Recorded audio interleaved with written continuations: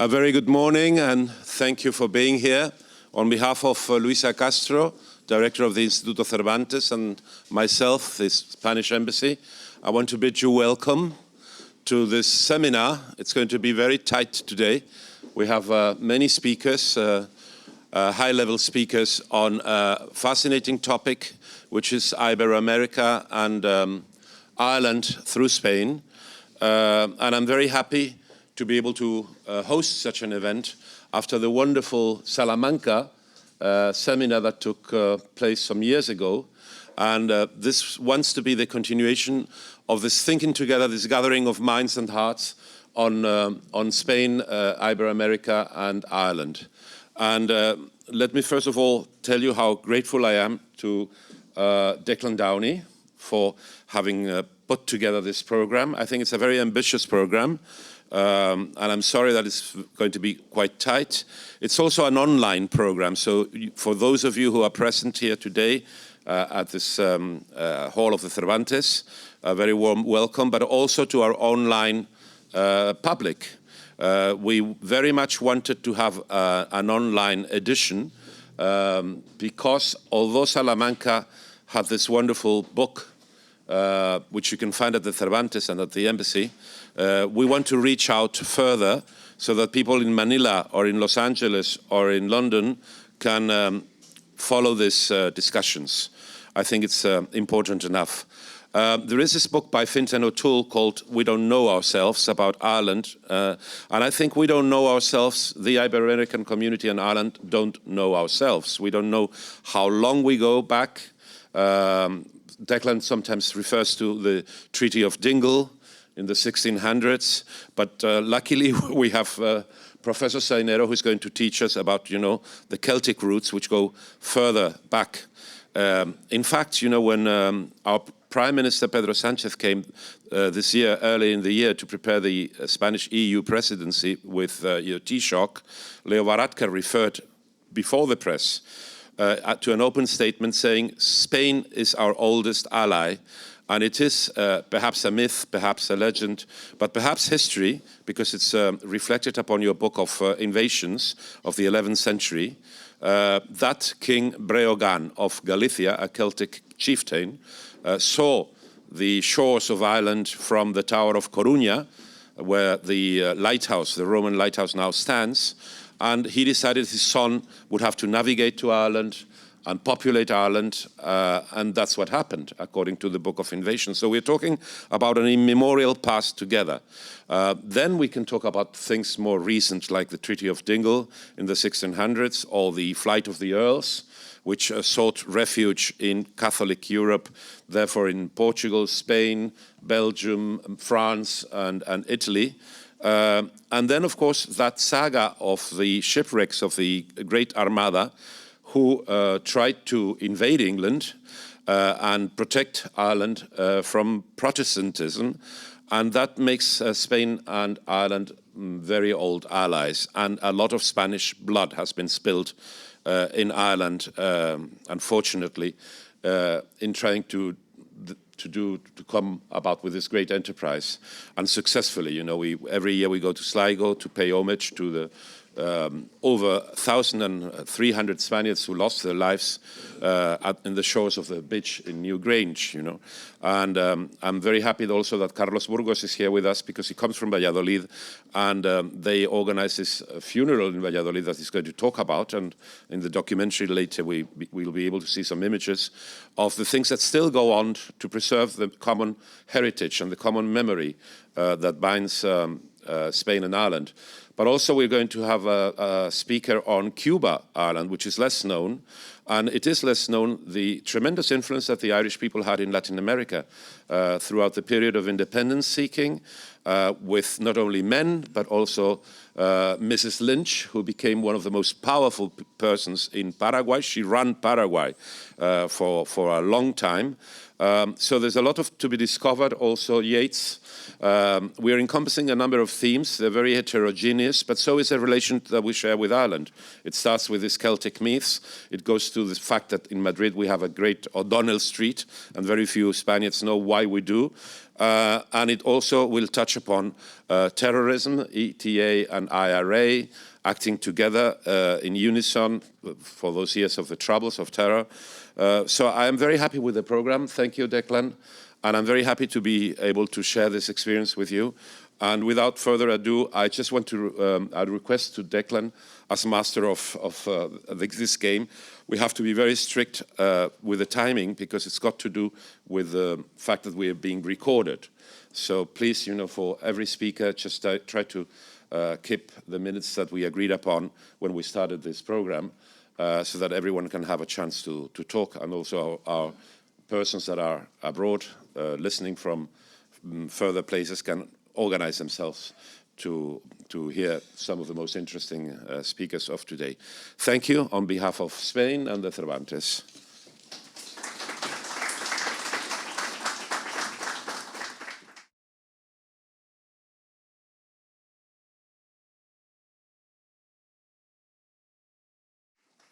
Thank you, Ambassador, for your very kind words of introduction. And I have to also congratulate you on stealing my thunder. So here we are. Ladies and gentlemen, Your Excellencies, ladies and gentlemen, we are delighted for you to come here today. This is to offer you a tour d'horizon of the various connections between Ireland, the Iberian Peninsula, and Ibero-America. So we move to the diaspora of the Irish across the world. And there you will see, apart from Ireland and Britain, America, North America, Canada, and Australia, the next largest concentration of people of Irish origin is actually in the very south of South America, Argentina, Chile, Peru, that region there. And we will hear more, as the ambassador said, about this connection, particularly from Dr. Margaret Brehony and also from Dr. Nuria del Coslario. So I will touch on it briefly, why the Irish moved to all of these places in what we will call the Iberian world, or the Spanish and the Portuguese-speaking worlds. This is because of mass migration, particularly in the 19th and early 20th centuries, from Ireland, large groups of people, all classes, moving across the Atlantic towards the Americas, etc. And there are various reasons for that, mainly socio-economic reasons. My focus, however, as I will draw you into this, there are much older roots that are belonging to the past that explain the privileges of the Irish in the Spanish-speaking world particularly, and their engagement and involvement setting the foundations for later migrations in the 19th century. So here you have a range of the books, and these are just some of the books of the great historiography that is taking place in Spanish-Irish Ibero-American relations. We have works of Oscar Recio Morales, Ireland and the Spanish Empire from 1600 to 1825, a great reference work there. Ireland and Spain and the reign of Philip II from Enrique García Hernán. And then you have Edmundo Mori's Devenir Irlandés, which is about the emigration of the Irish to Argentina, a specific subject. And of course, Tim Fanning's wonderful work, Paisanos, the Forgotten Irish Who Changed the Face of Latin America. And of course, Tim's father, Ronan Fanning, the late Ronan Fanning and Michael Lillis, had written this wonderful work on Eliza Lynch, the Queen of Paraguay. And of course, we also have, apart from all the positive side of Irish engagement with the Ibero-Atlantic world, we have Ireland and slavery in the Caribbean, works by Fionnuala O'Kane and Ciarán O'Neill. So you're going to see in all of this various dimensions of the Irish engagement and that experience with the Iberian world. But it all begins in terms of relationships and formalized relationships with the first treaty to be signed between an Irish potentate, James Fitzgerald, the 11th Earl of Desmond, and the Emperor King, Charles V and First, on the 28th of April, 1529. We're coming up to the 495th anniversary of this event next year in April. So we will be inviting you all down to Dingle for that occasion. So it is the first time that you have a formal treaty between Ireland and Spain. And it's not only Spain, it's also Burgundy, the Burgundian Netherlands, and the Holy Roman Empire. And that treaty gave certain privileges to the Irish, rights of citizenship throughout the Habsburg monarchy. This is very important. And particularly for Irish merchants, it gave them the rights and privileges of tax exemptions on their trade. Now, in this treaty, in return for this, the Irish, under the Earl of Desmond, had transferred their political allegiance to the King and Emperor Charles V and First. Translatio imperii. Henry VIII of England has already initiated his divorce of Catherine of Aragon, which would lead ultimately to the English Reformation and its split away from Europe, preempting Brexit, we might say. Anyhow, England cuts itself off from mainstream European civilization. And this is something that the Earl of Desmond noted, as well as the encroachments of the English upon his own autonomies on the territories of the southwest of Ireland. And when we speak of Ireland at this time, it was a collection of small states. Only the English Pale around Dublin and that area and some of the towns in the south were under direct English control, but it was at a time when the Tudor monarchy in England was beginning to reconquer the country, to re-establish control over the country since the time of the Norman conquest. But in that treaty, there is a letter from the Earl of Desmond to the Emperor, where he sets out his reasons for transferring his allegiance to the Emperor. And fundamental to that, he claims he is of the royal bloodlines of King Milesius, this fabled mythical king in ancient Spain, northern Spain, Mil Espagna in the Irish tradition, King Milesius, and that he derives through his Gaelic ancestry descent from the royal lines of Spain. Who first populated this country, quote unquote. Now, when we look at the archaeology, and we will hear a little bit more about this from our distinguished colleague here, Professor Ramón Sainero, when we look at the archaeology and the evidence from the archaeology, and Clean Lemoine has done a lot of work on this here in Ireland as well, marvelous work, we can see there are commonalities in terms of the style of the earliest buildings in stone that were brought to Ireland. Here you have the Castro of Coaña in Asturias. It's just one of those examples. And there you see these castles or castros at Cahergyal and Cahersiveen and Fahan and the Dingle Peninsula.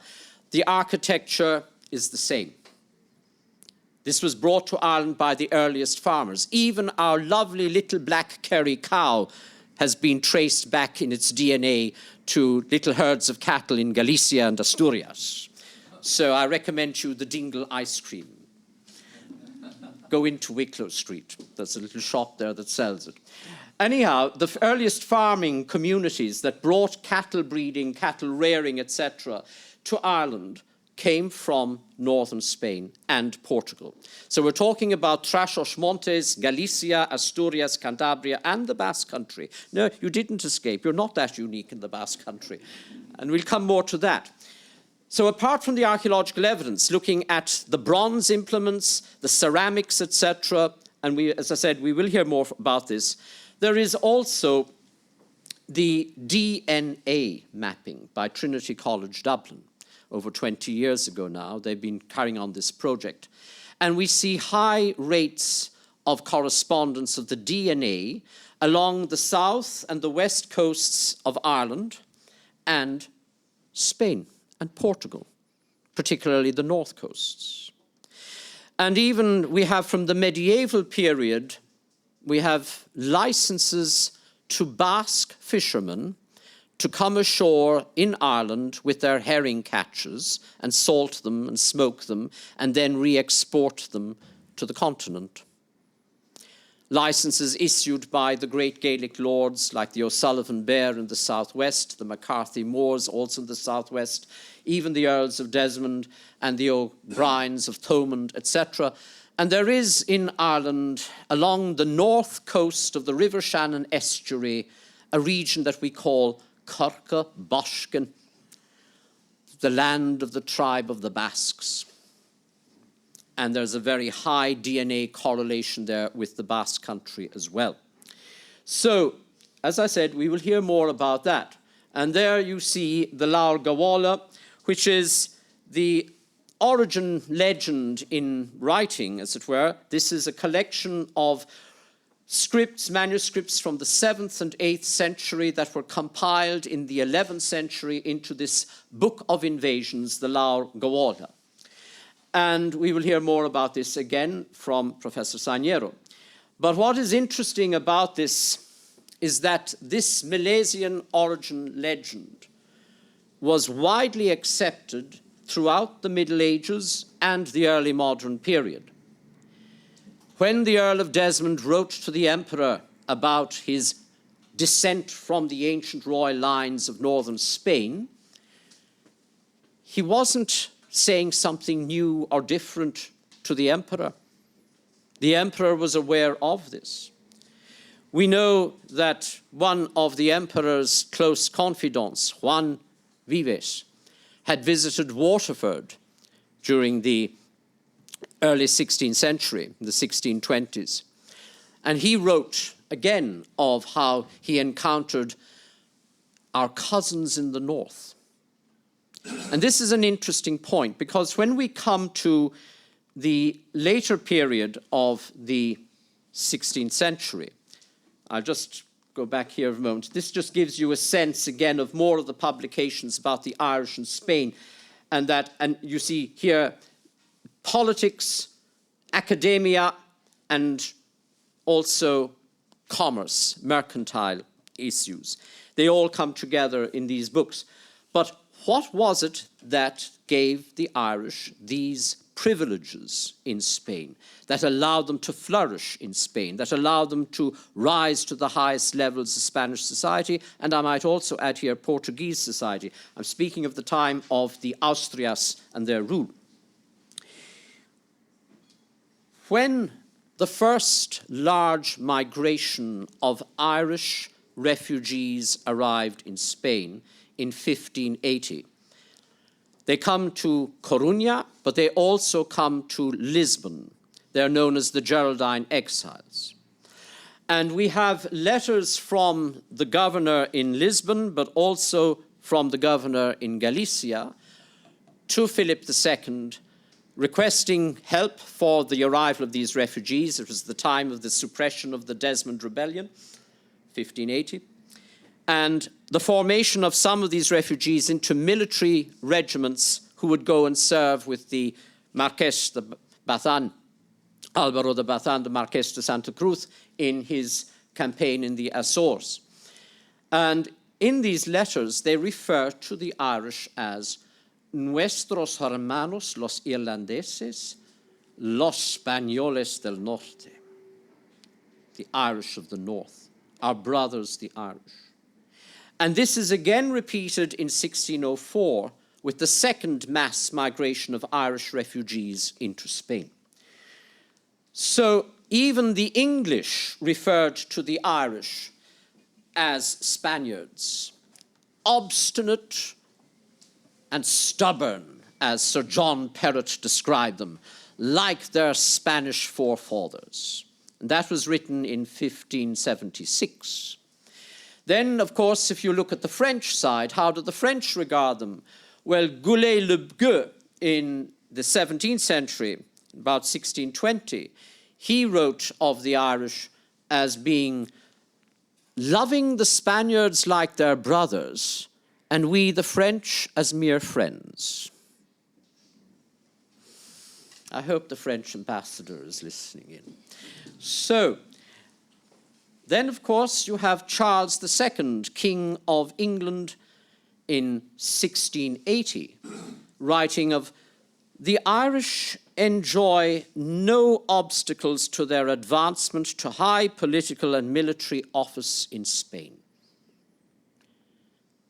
And then he goes on to say, "It is because they can trace their ancestry to that kingdom." So here you have, ladies and gentlemen, the Milesian origin legend being widely believed in throughout the early modern period.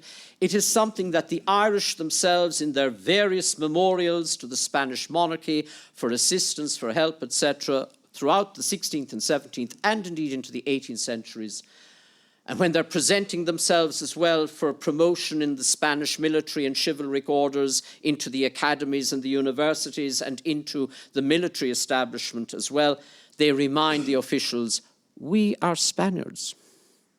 We are of Iberian origin. So when we look at the patronage of the Spanish crown given to the Irish, here in Ireland, everyone automatically thinks of the great Irish colleges throughout the Iberian world. Well, the first of these colleges was actually founded in Lisbon in 1590. And later then in the 17th century, in 1634 and in 1639, we have two more colleges established in Lisbon. And in 1639, it was a college for ladies, Bom Sucesso at Belém, a wonderful convent school which still exists to this day. And there is a trust there now. The Dominican nuns have left, but there is a Dominican trust that runs the three schools from this establishment. And we celebrated as the 360th anniversary of that last year. So we have also the Jewel in the Crown, Salamanca, 1592. 1592 is a special year because in March of that year, Elizabeth I of England established Trinity College Dublin, and I quote from its foundation charter, "for the purpose of bringing English civility to the wild Irish and to bring the true Reformed and Protestant religion to that benighted country." So, that was in March. In August, Philip II countered that cultural move by England by establishing the Royal Irish College at Salamanca. Salamanca, as you know, is the oldest and the most prestigious university in Spain, Patria Valladolid. But that is where he chose to locate the Irish College. He had a college for the English and the Scots in Valladolid, and there had been an Irish hostel in Valladolid, and he moved that to Salamanca, gave it royal status and protection.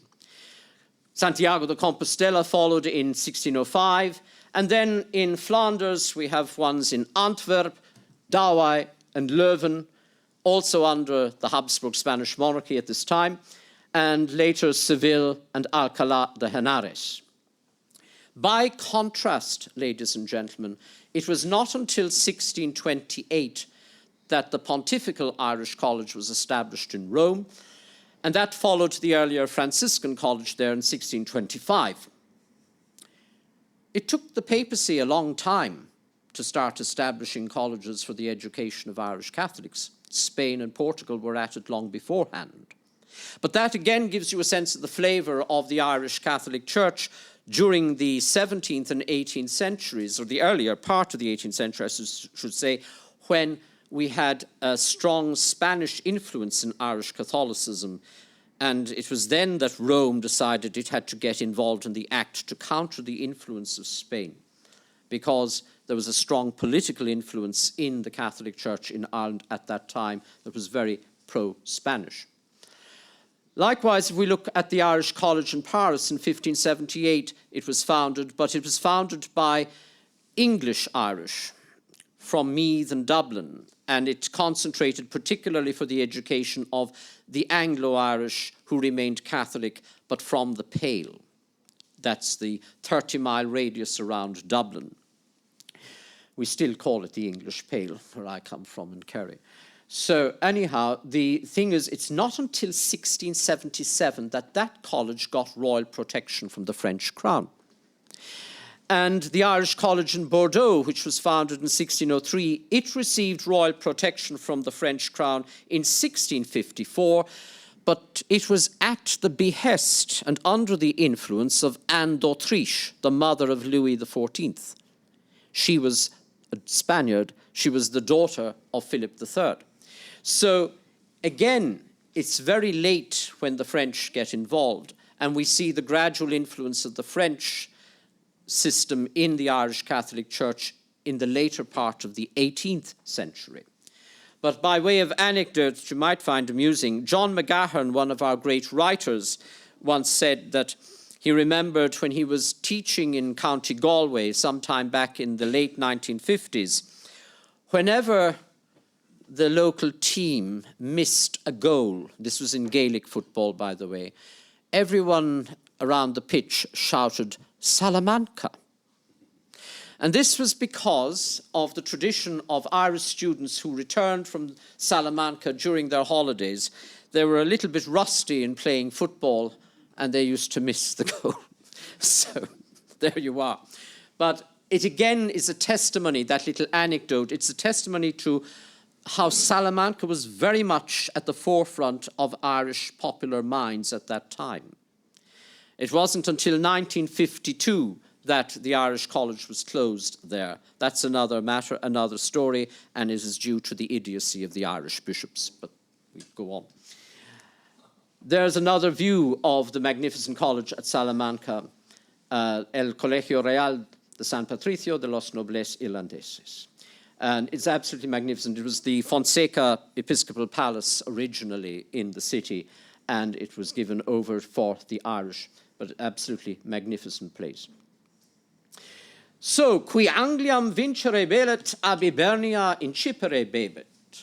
So, those who would wish to win England must with Ireland begin. That was a proverb that was popular in the 16th century. And in that Spanish map, where you see the whole Biscayan area from northern Spain and Portugal up along the west coast of France, aiming towards the south coast of Ireland, you can get a sense of the strategic importance of Ireland to Spain. And this is also one of the reasons why the Emperor Charles V was so amenable to Desmond's overtures to incorporate Ireland into the monarchia.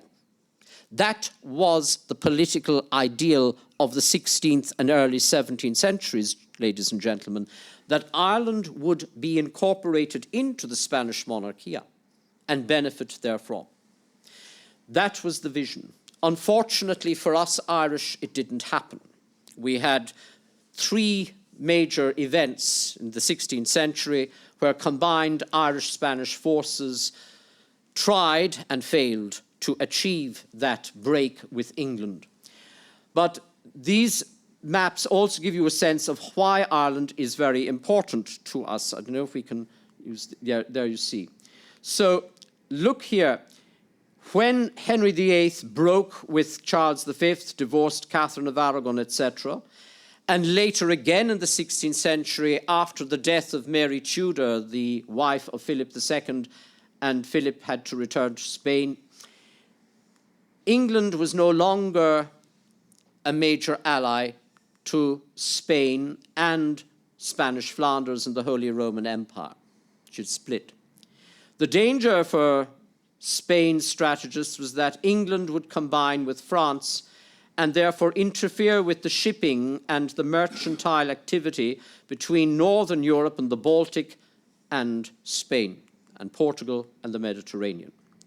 Also, English privateers and French privateers, as well as the Dutch rebels here, they would attack the shipping in the Atlantic between Spain and the Americas, as well as Spain and Northern Europe.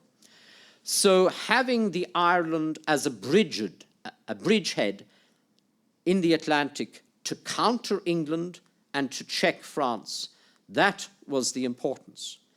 That's the first point in the Council of State and Council of War's advice to the Spanish monarch, that strategic importance of Ireland. Secondly, Ireland as a source of manpower, because from the late Middle Ages onwards, we have evidence of Irish militias going to Spain to assist in the Reconquista, for instance. We have one of the earliest references to Irish knights arriving in Portugal during the 13th century when they were assisting the Portuguese at that time against the expulsion of the Moors from their territories and the liberation of Lisbon, indeed. And the Portuguese king gave a gift of a lion, which arrived in Galway later, and that was a gift of thanksgiving, as it were, for the assistance he received from that city. But also, we have Ireland as a source of timber, because, again, the Baltic trade and Baltic timber to Spain was being interfered with by the English and the French privateering, as well as the Dutch rebels when the Netherlands, the 7 provinces of the Dutch Republic broke away from Spanish rule. So again, Ireland had a lot of timber and was exporting timber, as well as wool. That was the other major export at that time from Ireland. So these were valuable commodities in the Spanish market. So when we move on, the other great dimension of Irish institutional engagement with Spain is with regards to the tercios. Now, the first ever modern Irish military unit or regiment was not established in the British Army. It was established in the Spanish Army. In 1605, the Tercio de O'Neill, later to become known as Tyrone. And shortly afterwards, we have other tercios because of the increasing numbers of Irishmen coming over to Spain. The Tercio of O'Donnell, which later became known as Tyrconnell, the Tercio of Fitzgerald, Preston, Owen Roe O'Neill, and O'Donnelly. And these were the major tercios that fought for Spain throughout the 30 Years' War in the middle of the 17th century. Then in the 18th century, we have new regiments being formed in the Spanish service after the flight of the wild geese in 1691.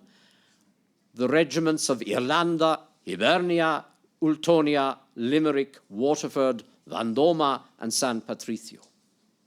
And those of you from Mexico will remember fondly the battalion of San Patricio, which fought for Mexico against the United States. So we also know that many Irish Marine Corps had been founded in the Spanish Navy during the 17th century and helped to repel English attacks on Spain. Everyone talks about the Armada of 1588, and many people mistakenly think that that was the beginning of the end of Spanish imperial power in the world. That's just an English myth, as indeed is the myth of Sir Francis Drake. Now, I can talk about that later in question time, but what I want to make the point here is, after the defeat of the Irish and Spanish forces at Kinsale in 1601 and the final stand against the English at Dunboy in West Cork in 1602, the Spanish Grand Admiral at the time, Diego de Brochero y Anaya, who was also titular prior of the Order of St. John for Ireland and protector of the Irish at the Spanish court. This is another institution the Spanish crowd made. They had established a protectorate for Ireland, which is again a very important feature we think about it. But Brochero was the one who wrote a wonderful book about shipbuilding and navigation and recommended that the Irish galley It's a small galley that was used around the coast of Ireland, would be an ideal vessel for patrolling the coasts of Spain and Portugal to defend them against the Barbary corsairs or the Ottoman Turks or the English or the French, or indeed the Dutch. And so Brochero was the one who recruited families like the O'Driscolls from West Cork, the McCarthys from southwest Kerry, the O'Flahertys and the O'Malleys from the Connaught coast up there by Galway and Mayo, and O'Donnells and McSweeneys from Donegal into the Spanish Armada to form special marine corps. And this is very important because in the Armada of 1588, there were quite a number of Irish Marine Corps as well as navigational pilots with the Armada. Indeed, Medina Sidonia gave the order after the Spanish Armada went into the North Sea. There was only a skirmish in the Solent, that's all, and bad weather drove the Armada around into the North Sea. Medina Sidonia's chief pilot was Andrew Skiddy from Cork. And he gave the order to the Armada. They were to round Scotland and Ireland out into the middle of the Atlantic, avoid the Irish coast at all costs, and return to Spain. 1/3 of the Armada did not return because they didn't follow the instruction, and they got shipwrecked on the coasts of Scotland and Ireland. But 2/3 of the fleet returned intact to Spain and Portugal. 2/3, that's quite an achievement. So it's not a defeat. Secondly, in 1589, the year after the Armada, Sir Francis Drake and Sir John Norris formed a fleet called a counter-armada from England, which attempted to raid the coasts of Spain and Portugal.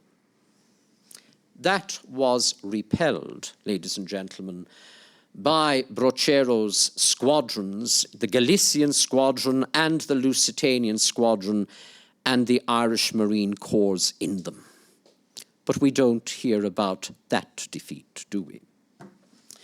So, this is Donald Cam O'Sullivan Bear. He was the first Irishman to sit on a Council of State in Spain, in the Council of War of Philip III. He was the founder of the Royal College of the Noble Irish in Santiago de Compostela in 1605 and obtained royal patronage and status for that college for the king. Now, remember what I said earlier about those colleges. In Spain and Portugal, those colleges enjoyed both protection and patronage from the crown, in other words, finances. The Irish colleges in Rome and in France, ladies and gentlemen, they didn't get royal patronage or papal patronage. They just got protection, no money, or very little of it. That wonderful portrait is by Pantoja de la Cruz, and it now hangs in Maynooth College. Another figure from that time, from the early 17th century, is Fray Domingo Daniel O'Daly, who served in a major role as an ambassador extraordinary for Portugal. After Portugal obtained her independence from Spain in 1640, this man acted as the special counselor and advisor on foreign relations to King João IV, and also he had acted as his extraordinary ambassador to obtain international recognition for Portugal and her independence from Spain, from the Dutch Republic, from France, from England, and from the papacy. He succeeded in those objectives.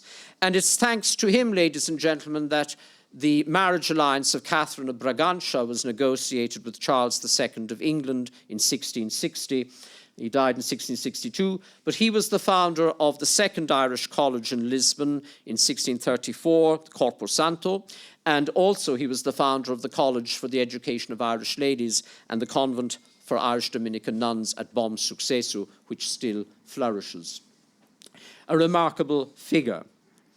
And it's also thanks to that marriage alliance that we, the Irish, enjoy marmalada or marmalade with our toast and our tea and coffee and hot chocolate in the mornings. It's not an English invention, it's Portuguese, and it came to England through that marriage alliance negotiated by an Irishman. So, then when we look at the 18th century, we see even more Irish people rising to greater prominence and proliferation in the councils of state and of war in the Spanish monarchy, particularly under Philip V. So, for example, you've James Fitzjames, the second Duke of Berwick y Alba, Illyria. He describes himself de nación irlandés through his mother. His father was the illegitimate son of King James II of England, Scotland, and Ireland. Others are Bernardo White, Alejandro O'Neill, and Gualtiero Blake. All of these figures, major military figures, because it's in the military that the Irish, I suppose, obtain particular prominence, and through their military experience and promotion and advancement, they rise then into administrative positions in the government and in the diplomatic service. And of course, when we look at the reigns of Fernando IV and Charles III, you have various figures like the Captain General Count Guillermo de Lacy or Captain General Felix O'Neill, Juan O'Neill y Varela, the Secretary of War, and of course the great Alejandro O'Reilly. Now, all of these figures also feature prominently in the history of Spanish America. And particularly O'Reilly, of course, with the wonderful naval and harbour fortifications of the harbour towns and cities of coastal South America and Central America. And of course, the great Brigadier General Count Richard Wall y Devereux, who became ambassador of Spain to England, Britain. He was one of 3 of Irish origin in succession who were ambassadors of Spain in Britain during the 18th century. Later he becomes Secretary of War and ultimately Secretary of State, the first Prime Minister of Irish origin in Spain from 1754 to 1763. And that is a wonderful portrait by Michel Fonlot, who was the court portraitist at the Bourbon court in Spain and also in France during the middle of the 18th century. And you can see there he is also wearing the Order of Santiago. When we look at the knights of Irish origin in the great chivalric orders of Spain from the 16th right through to the 19th century, there were over 900 knights of Irish origin in the principal orders of Spain throughout that period. Quite significant. These are other figures again from that period. I won't mention all their names there, but when we look, for instance, at the General Count Dermizio O'Mahony, he was ambassador at the imperial court in Vienna, while his brother, whom you see there in portrait, James Jose O'Mahony, he was the head of the armed forces in the Kingdom of the Two Sicilies. And also he had been an advisor in the Council of War. And just to balance things out, they're not all just military. One, Admiral Daniel O'Honey, became the admiral of the Galician squadron in the 18th century at that time as well. He was from County Clare. And of course, then the third generation of European statesmen of Irish origin. I should have mentioned there that while you have all of these figures of Irish origin rising to prominence in Spain, particularly in the 18th century, we also have in Austria, at the same time, there are many Irish, but that will be taking us out of our time limit. But just in this third generation, we have Leopoldo O'Donnell, Duke of Tetuan. He was the second Prime Minister of Irish origin in Spain from 1856 to 7, again from 1858 to 63, and from 1864 to 66. And then, of course, Pater et Filius, Ambrogio O'Higgins y Bernardo O'Higgins. Well, Ambrogio O'Higgins, again, he began his career in the Spanish service as an engineer, military engineer, and he was the one who organized the pass across the Andes from Argentina to Peru and Chile and improved communications. And of course, his son Bernardo rose to great prominence in the history of the liberation of Chile and Peru, etc., from Spanish rule in the 19th century. And of course, the great Admiral William Brown, the founder of the Armada itself in Argentina. So just by way of conclusion, Pedro Alonso O'Crowley is the first Irish figure to have written a marvelous compendium describing the Kingdom of New Spain, now called Mexico. And he provided these wonderful illustrations and accounts of the botany, of the flora, the fauna, etc., the peoples, marvelous in his descriptions of the different peoples he encountered. And of course, he pays particular attention to the castas or mestizos, the people of mixed race. This is another great aspect of the Spanish monarchy at the time, the mixing of races and peoples, etc., creating a very cosmopolitan society. So there we have again the range, as I say, of historiography that we have regarding the Spanish and the Irish and the peoples of Ibero-America and the ancient connections between them. So in my presentation, I hope I've given you a sense of the origins and the legal basis for Irish privileges throughout the Spanish monarchy, that belief in a common Milesian or Spanish or Iberian origin, racial origin. So there is that sense of affinity with the Iberian and the Ibero-Atlantic world. And now, ladies and gentlemen, I pass over to Professor Ramón Sainero, who is a very distinguished historian of Celtic or the Ibero-Celtic peoples in Spain and Portugal. He is the director of the Institute of Celtic Studies in the Royal Academy of History of Spain, and he is the also an emeritus professor of the Open University, that's the National Distance Education University in Spain, and has written wonderfully about the Ibero-Celtic connections and peoples. And so we hand over to Professor Sainero. Thank you very much.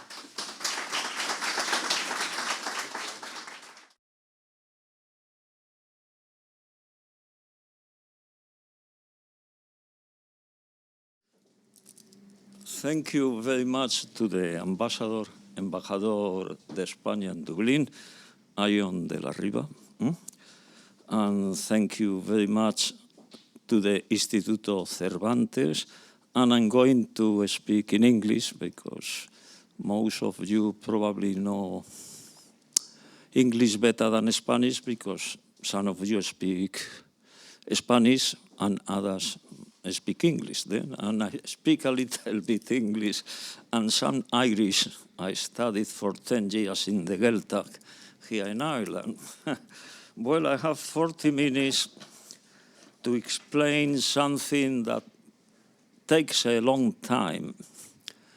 And what I'm going to offer here is like what I said in this book I published 32 years ago, and it's here in the library. I forgot it in the hotel this morning, and I wanted to bring it with me, 1987, in Spanish. What I'm going to say here, well, I'm going to say here that can be a shock nowadays, that not only architecture and linguists, the studies of linguistics, and some other curious things we study like art, that is not a curious thing, but it's very important too. But I'm going to offer you something that archaeologists now are working very hard with this, that is genetics. Genetics not from racism, not that. That's not that. If I would do that, I would not be a researcher. I would be a bad politician, you know, trying to mix up politics and racism and research and trying to put what I like in my politics, in the politics I like. It's not that. And you are going to see it. I will try. Then, instead of reading, I have a lot of things to say here, too many names, and you are going to see it, that will confuse you. Then I will try to speak better in the beginning with a map.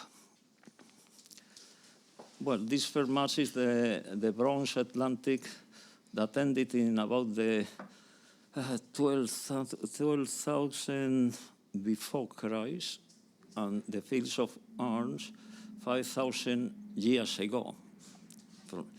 That would be connecting with the Yamna culture.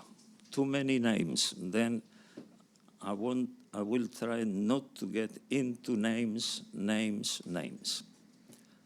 And here we begin with the map.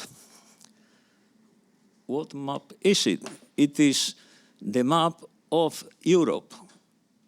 We might say of the European Union plus some other countries, like what was Ukraine, Russia, Armenia, Iran.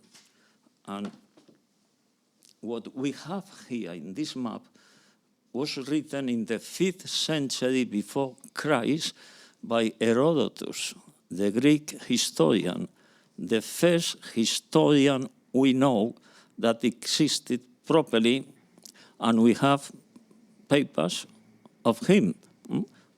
Probably there are some others existed, but we didn't have got any copy of it. And what we have here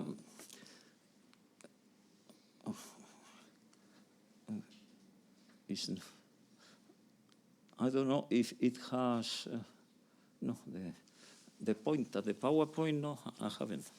Mine doesn't work. I brought it work. Where is it? This one here. The pointer. Just here. There. Ah, yeah, great. So it's just that button. There. Thank you very much. Yeah, I'm sorry, the battery is probably. You can see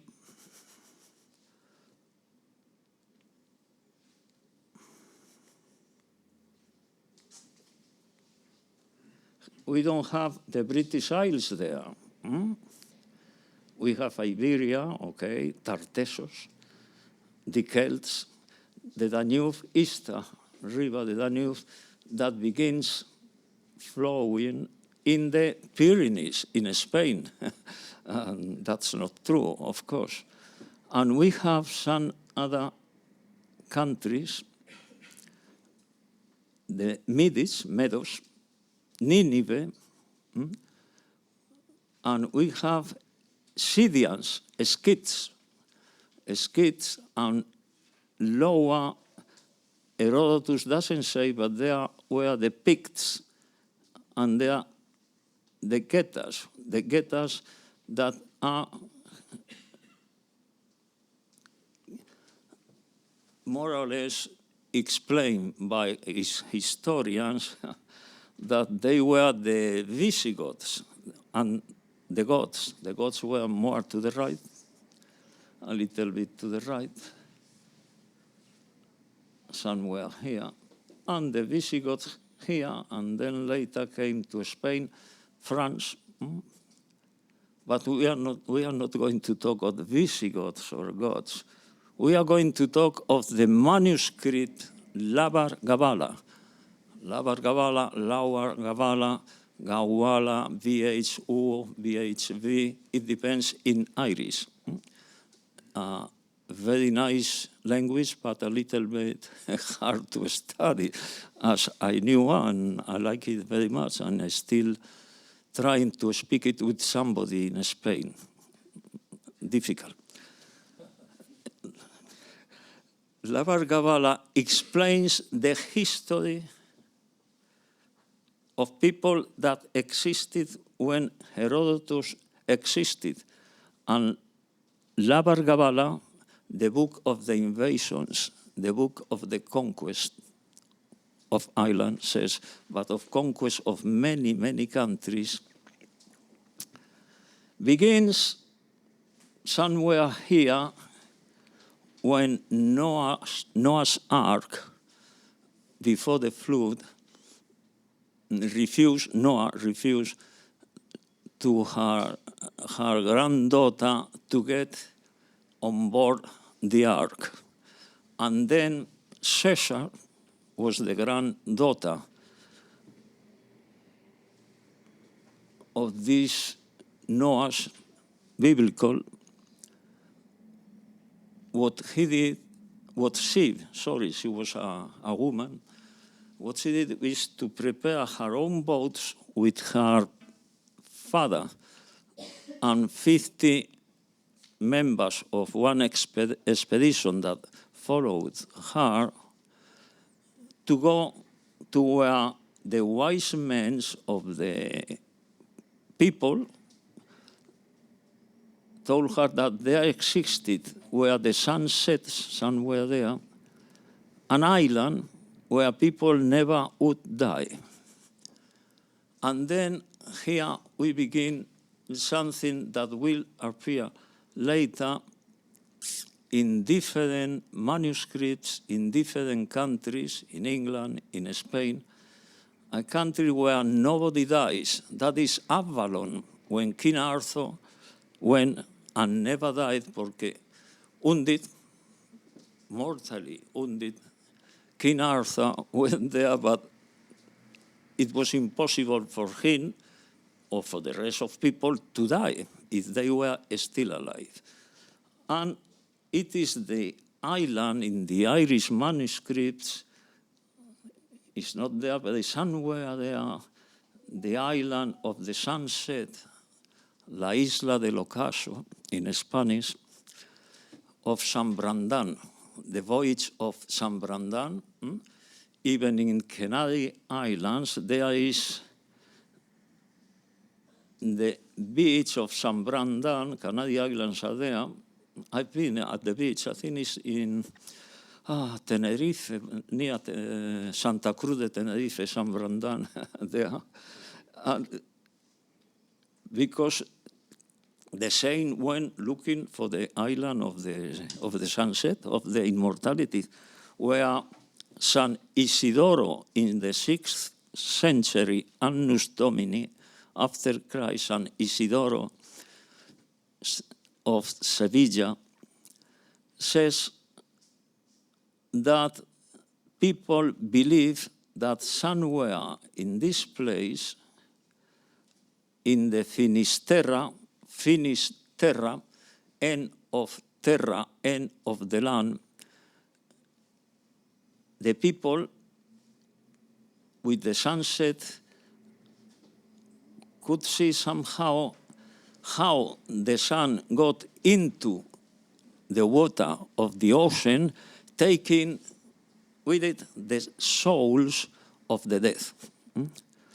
And there is a place in Galicia, San Andrés de Teixido, where you will go dead if you did not go alive.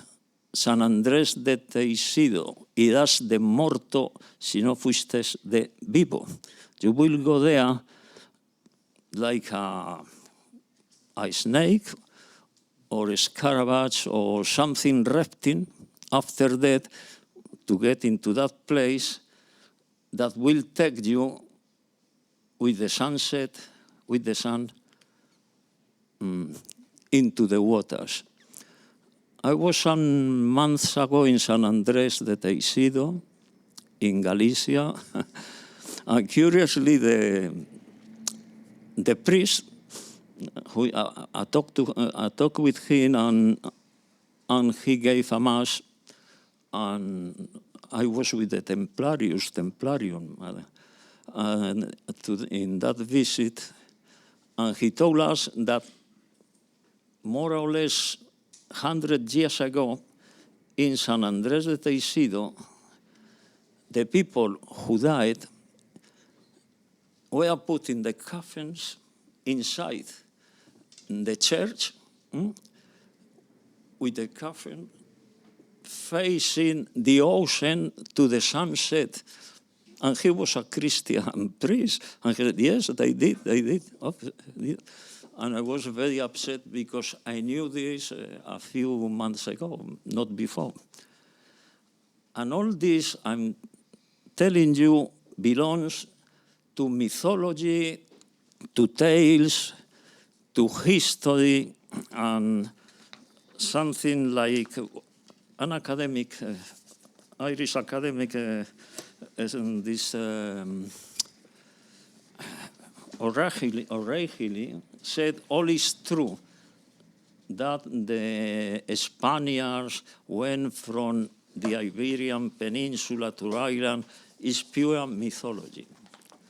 And then it is a challenge, but I have powerful instruments now to prove that part of that was mythology, but part of that was true. And what is the challenge? The challenge is the DNA of the people, the DNA, the blood of the people. It begins with a book written by Brian Sykes from Oxford University some years ago in a book called The Blood of the Isles, La Sangre de las Islas, the blood of the British Isles.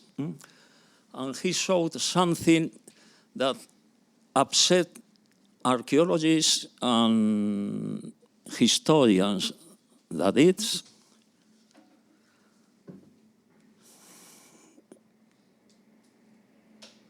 that the blood of the Basque people of Spain, the blood, the DNA, the haplogroup R1b of the chromosome Y by paternal lineage, la línea paterna of DNA of the people of the Basques is 90%, 92%, said by geneticists. I'm not a genetist.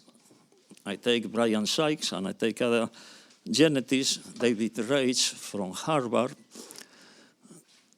90% of the blood of the Basques is the same than the DNA of the Irish, the Scots, and the Wales people.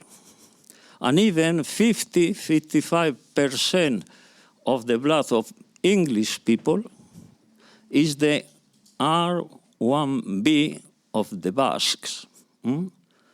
And the DNA of the Basque and the Irish have a little bit more, from 92, 97, 98, said by geneticists, as experts from Oxford and Harvard, not for me. That means that there was a connection.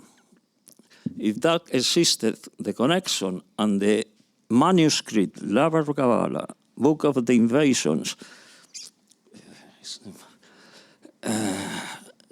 said strong relations. Of course, the manuscript did not say anything about the blood, because the friars who wrote the manuscripts, they did not know it about blood. Then there can be something true. And then we are going to see the similarities of blood, of DNA, of history, and language, and archaeology, in the way of the Lara Gabala, the way the people went from Noah's Ark, Arca de Noé, that was this one, and I'm going to explain you how Crete Island, Tartessos, Brigantia, British Isles. That is what the manuscript says. The other theory is the one that I have in the beginning of the color slides. We have here that they began here somewhere in Germany, the Celts, by the Easter River, the Danube, and expanded to Austria, Switzerland, south of Germany, France, Spain, Portugal, British Isles. But the manuscript, the Irish manuscript, says that they came from here, and curiously enough, and surprising, the haplogroup R1b, the DNA of the people of Europe, mostly in the west part of Europe, comes from here. From here. Here, Armenia,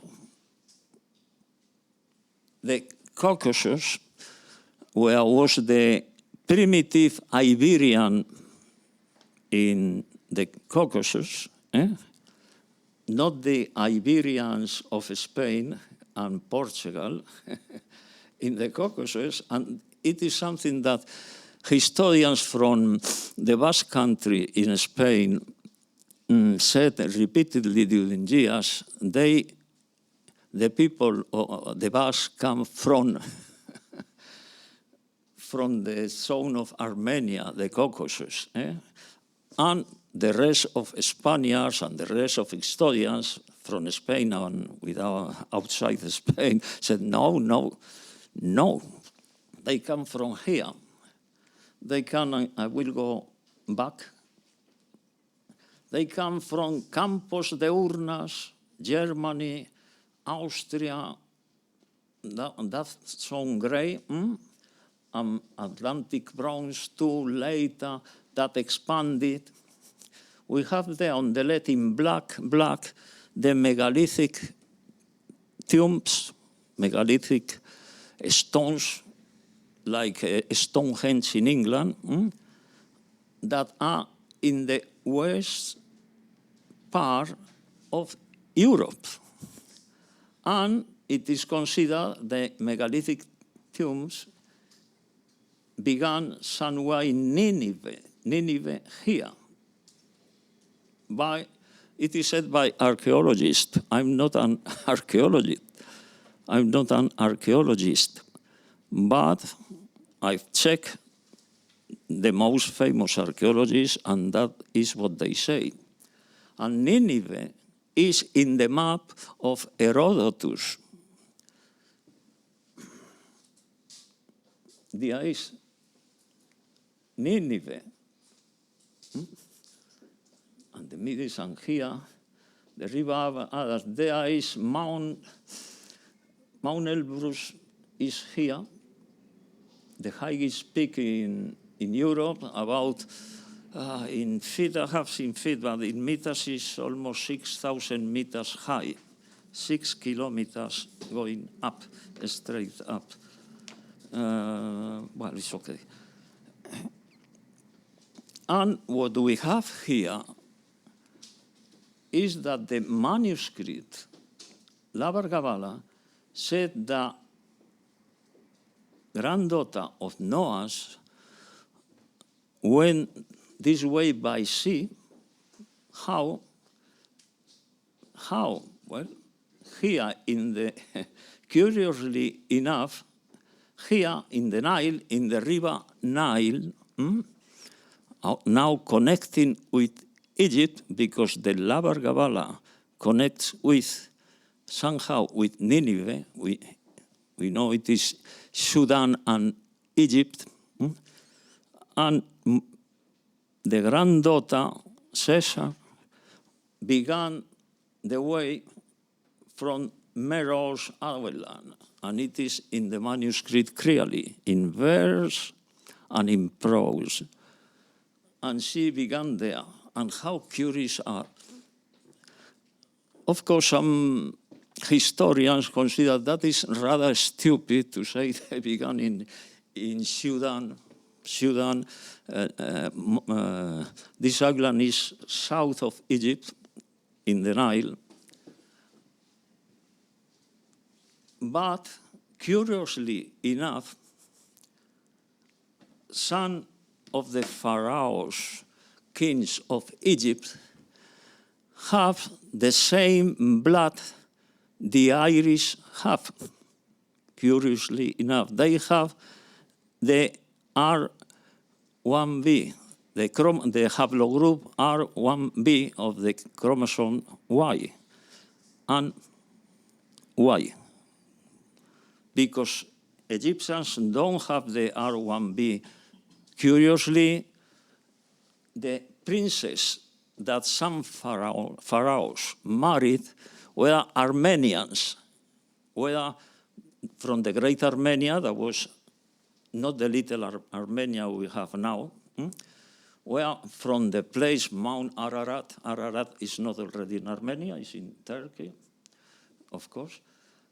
And they have in Sudan the same as the kings of Egypt, the haplogroup R1b probably through the connection, the marriage between the kings of Egypt and the princess of Armenia.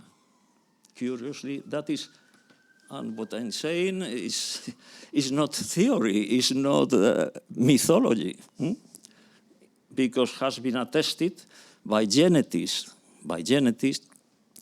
like Brian Sykes or this one in Oxford, David Reich, have attested that exist in the skeleton of the bodies the haplogroup R1b. But curiously enough, this haplogroup R1b is here also in Byblos. Byblos. What is Byblos? The city of Byblos, the Phoenician city of Byblos, that is Lebanon nowadays, and an important part of the haplogroup of Lebanese people today have the haplogroup R1b. And I repeat, I'm not a geneticist. I take what genetics say. Curiously enough, the Labar Kabbalah says that the primitive Irish people settled down in Egypt. These people, as the manuscript says, were the descendants of Phineas Farset. Phineas Farset was one king that worked in the Tower of Babel. Babel's Tower and the confusion of languages, it's something we know through history and through mythology and through the Bible. Whether you are Christian or not, you know that in history exists tales, true or not, that explain things about the Tower of Babel and also how the people dispersed there. One of them who dispersed, as the Book of Invasion says, went to Egypt because he was doctor in languages. That was Nel, son of Phineas Farset.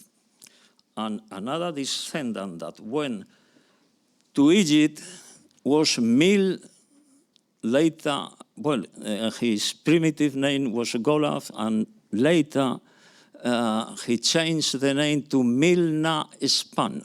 Na Span in Gaelic, Mill of Spain, because he thought he was the grandson of Breogan.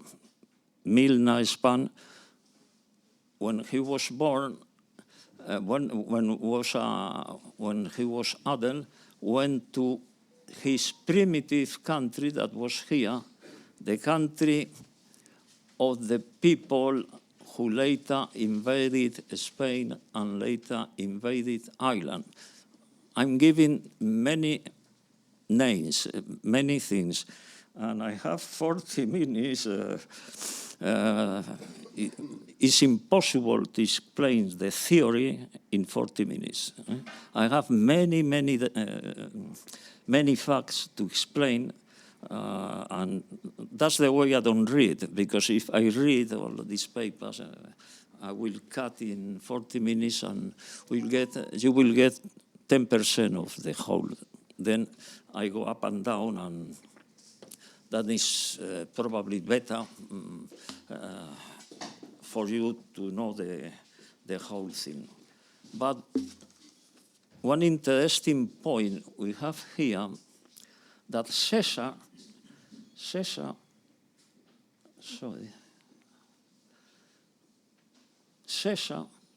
the granddaughter of Noah, as the manuscript says, went from the island in the Nile, in the Sudan, in the south of Egypt, and the people who went with her had crossed from the Caspian Sea, and then the Caucasus, the mountains Caucasus, Mount Ararat is here, Elbrus here. Here is the Iberian, the Caucasus Iberian.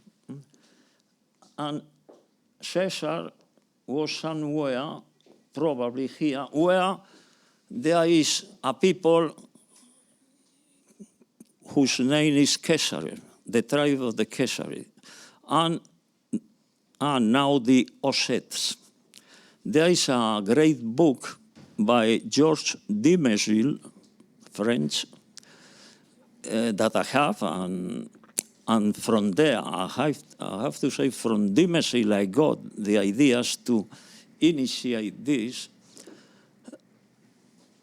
that the Ossets, nowadays the Alans, the tribe of the Alans who came to Spain, inhabited Spain for a short time, that came with the Visigoths, the Alans, Scythians, Scyths, from here, here in the Iberian of the Caucasus, and from here they went the way that Caesar did, and the Caesar went too. But there is some other people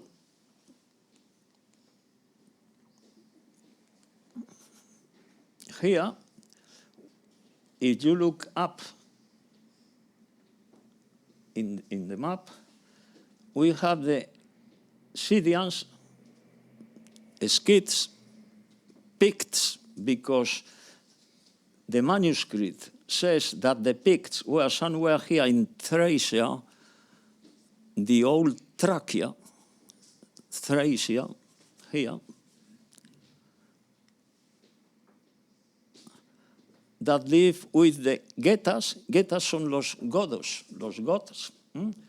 Though the gods, goths, even the primitive historians say the Getas and the goths were the same people that defeated the Romans, where it is now Romania, and Bulgaria, here, and here somehow the Getas and the Scythians existed, and also the Picts. The Picts that later we find I have a color slide somewhere down here. That later seat here came probably or this way or by the sea, probably by the sea. He founded the city or town of Poitiers. Poitiers, Pictus, the Poitiers. It is told this way after the research of some historians, famous and credible. But also,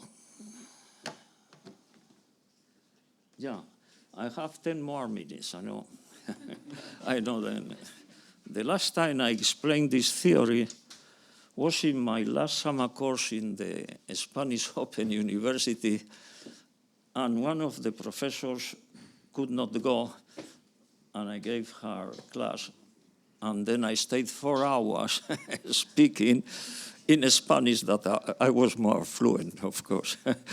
4 hours speaking, and I could not finish. I gave them 15 minutes rest, 15, and recover the 15 minutes later because I could not finish it. And then with these 10 minutes, I will show you, I've given you some photocopies that this is not only the blood of the people of Ireland, of the Basques, because Castilians, the haplogrupo R1b, has 75% the same haplogroup and Basques, Irish, Scottish, and Wales. And Gallegos has 60%, as genetics say, I don't say, genetics, famous, credible genetics. Valencia has 65%, and Catalonia has 82%. The Basques, Catalans, Castilians, Irish, Scottish, Wales have majority the same blood, the same haplogroup R1b. It is a revolution completely thanks to the studies of genetics, and the studies of genetics go on and on, and they are getting even on people in some part of Almeria, the people, the skeletons, buried or not buried, found, of 3,000–4,000 years ago. And they get the DNA and they know from where they existed. And they go to here, Mount Ararat, more or less. It has nothing to do with the Bible. I'm not talking about religion. I'm talking about genetics and history and language. And then the Thracians, and then later in 5 minutes I will speak of this, that is important. The Thracians, here, stand por ahí, Danubio, Alpes. It is written in Spanish for, I got the picture from Herodotus, from a book I have of the manuscript. The Thracians here went to live later here, and part of them were the Brehonians that changed their name to Phrygians. And it is considered that these Brehonians were the Brigantes, Bregan, that in the manuscript is said came from there to here. And these people here, Briga, Brigantia, Breogan, Galicia, 60% of the haplogroup is the R1b. It is a whole revolution of the history of the primitive people of the European Union. It's another theory I cannot speak, and I have it here, that the people of Ukraine and Russia that not are the R1B, they are the R1A Slavs. And the differences, and how here where Mount Ararat and near Mount Ararat in the Iberian, where islands exist now and came Spain with the Visigoths.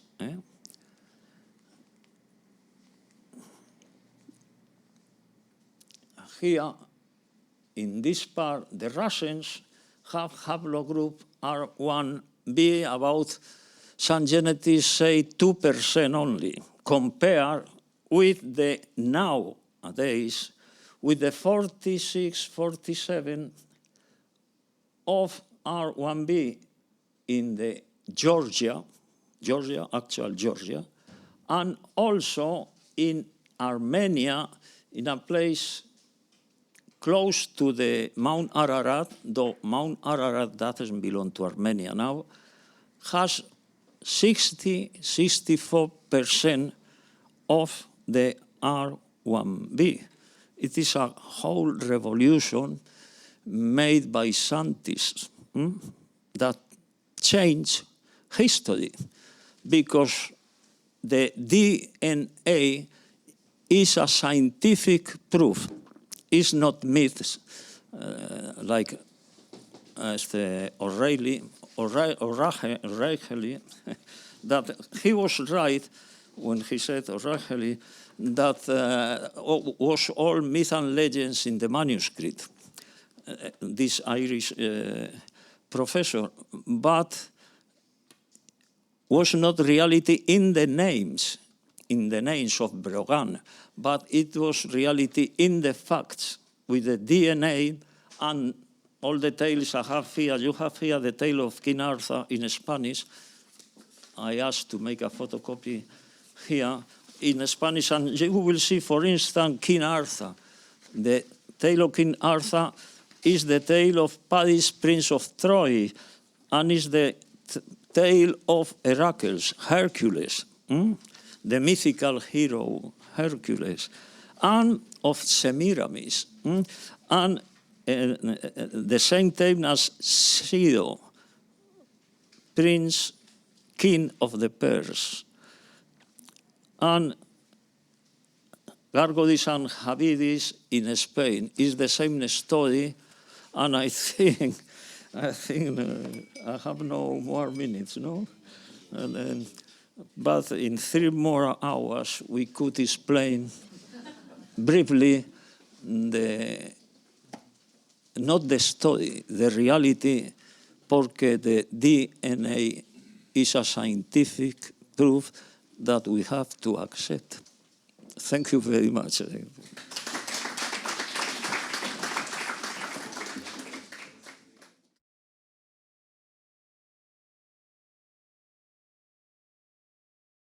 So our next speaker is Professor Maurice Bric, who is an Emeritus Professor of History at University College Dublin, a member of the Royal Irish Academy, served as its Vice President, and as a leading figure in Irish higher education, and very much involved with the setting up of the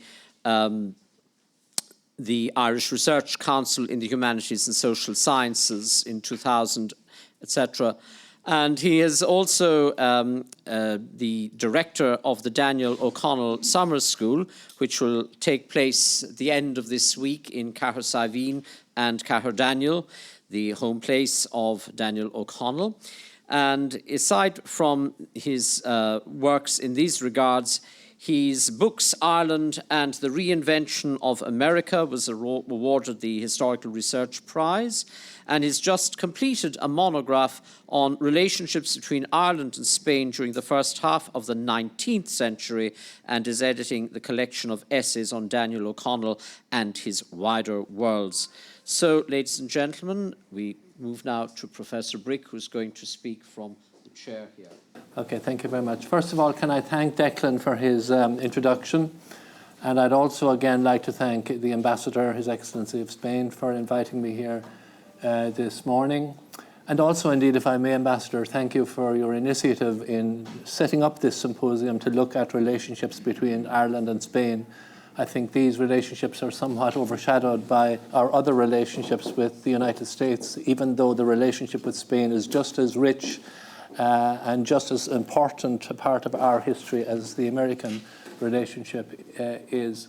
What I want to do this morning is I want to talk a little bit about liberalism and about how liberal ideas kind of tied Ireland and Spain for most of the 19th century. It's a topic you mightn't associate with Spain very much because a lot of historians will tell you, and Declan I think referred to this in his introduction, that Spain found it very difficult to adjust from its imperial past to a parliamentary system or a more open system of government.